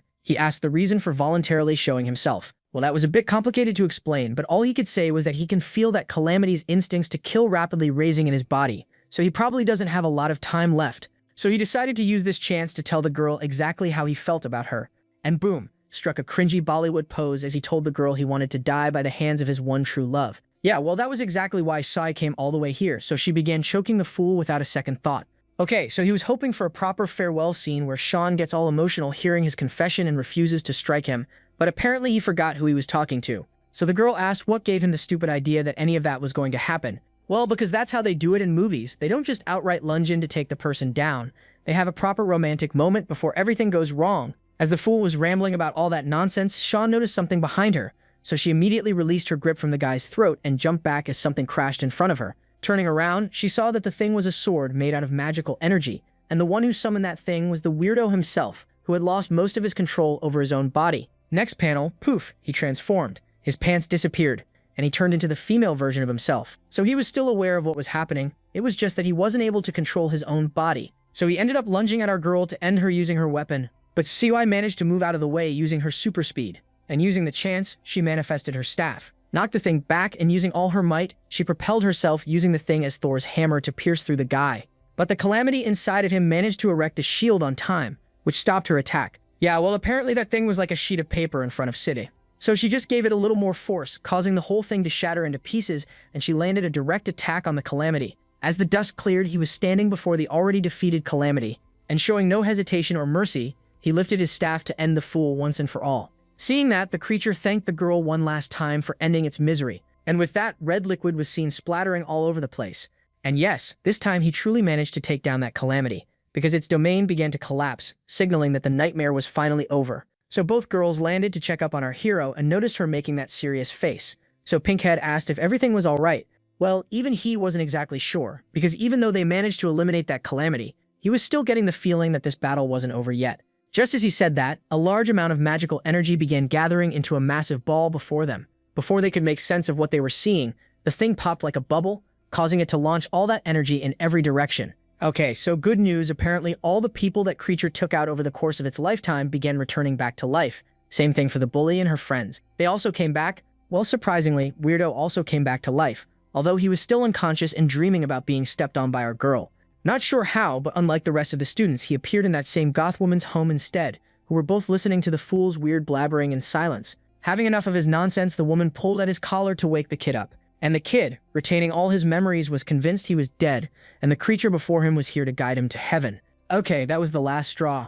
Goth Mommy was not having any of his nonsense, resulting in him turning into a swollen mess in the next panel. So she knew the kid probably has a lot of questions, but that could wait. First, he needed to do something for her, so she tossed that magical heart towards him, while instructing the kid to truly believe from the bottom of his heart that he was a girl. Story cuts a few hours and the magical heart was seen lying on the ground. And right next to it was, yeah, you guessed it, it's the same weirdo. As for what he's doing, I have no idea, nor am I interested to find out why he was dressed like that. Looking up, he saw the two discussing about him and the Calamity. According to the butler, something definitely went wrong with that kid during the resurrection. Okay, so let me translate all that smart people talk into normal language. Their original plan was to turn that Calamity into a magical girl while keeping all of her memories and personality intact. But when they brought back all the people she had absorbed, something unexpected happened and it messed with her powers. And because of that, the Calamity side got suppressed while the human side took over completely. Okay, so if I'm understanding this correctly, they accidentally gave that freaky exam lady a factory reset. She is still alive but completely suppressed inside the kid. Meaning, instead of getting the same crazy woman back, they ended up getting stuck with this stupid kid who can't tap into the powers of a magical girl. Okay, not sure what happened in the past few hours, but the moment he saw the woman standing before him, he began panicking while begging the woman to give him a little more time. But unfortunately, the answer was a no. He had already wasted enough of their time, so it was now time to initiate Plan B. So she snapped her fingers, resulting in a bunch of doctors rolling in a stretcher for the kid. And I know some of you guys might be wondering if they are planning on getting rid of the kid because he was of no use to them anymore. But believe me when I say this, what they were planning for him was far worse than 1,000 painful deaths, because they were getting ready to perform a sex reassignment surgery on him, meaning straight up chopping off his dangly bits and changing everything below the waist. Next chapter, and they had the kid strapped to the operating table, with the doctor assuring Goth Mommy that after they are done with this kid, he would be more of a woman than a real woman herself. As for the kid, the poor guy was all tears, begging the woman to give him one last chance, but was told to save his energy and say a proper goodbye to his balls. But then, as they were about to start, the butler noticed the magical heart glowing on the floor, so he pointed towards the thing. Okay. So not sure if you guys noticed it or not, but there is a bulge under that skirt. What kind of sick stuff is this guy into anyway? As soon as that happened, his legs began to turn into paper and started disappearing. And boom, he turned back into his magical girl form. Story cuts to some other place where a woman was seen giving a speech in front of the officials and parents of the students who went missing during the whole incident. And it's all boring stuff, so let's skip to the fun part. Backstage, Pinkhead was seen showing discomfort about the dress she was forced to put on, but was told to deal with it by the woman put in charge of them. As she explained, all sorts of degenerates are waiting for them out there to plaster their gazes all over their bodies, so they would have to wear these dresses to make sure everyone stays happy. Well, she didn't exactly say that, but you guys know that's basically the case. Plus, they lied to the public about the whole thing and came up with a story that all those people went missing, even though they were all devoured and brought back to life after the death of that Calamity, and Yelan wasn't happy about that. So the woman reminded the girls how if the word got out that people can simply disappear without anyone ever knowing, that would cause a mass panic and destabilize the social order. Plus, she was aware she was the young lady of the Ye family, but she suggested she look at the bigger picture, instead of being selfish about it. In the middle of all that, someone suddenly yanked Bobby off the table. Turning around, they saw our hero walking up to the window, so the glasses lady asked what he was doing. Well, even though what she said somewhat made sense, he wasn't on board with anything the Bureau was doing, which is why he refused to walk on that stage and was leaving. Same thing for the other two girls. They agreed that they didn't care and wanted to leave. But Bobby, on the other hand, knew full well the consequences of offending the Bureau, so he tried to stop the girls, but not like he was important enough for anyone to take him seriously. So our hero jumped out of the window with his 2 waifus in his arms. As for the glasses lady, well, the only thing she could do was scream at them, so there wasn't much she could do instead of warn them of the punishment. Cut to some other place, and Pinkhead was seen enjoying a delicious dumpling. Okay, so saying enjoying might be an understatement, because that girl had already devoured dozens of those things and was even asking for more. As for why they came here, Sean was feeling a bit down, and this was a place she used to visit when she was still in school, and she was surprised that the taste hadn't changed after all these years, and was reminded by Yi Lin they weren't even that old yet. So what was with that "after all these years" line? Changing topics, she reminded the girl they left in such a hurry that all of them forgot their phones in the lockers backstage. So he asked the girl to use her payment bracelet to pay up for all their food.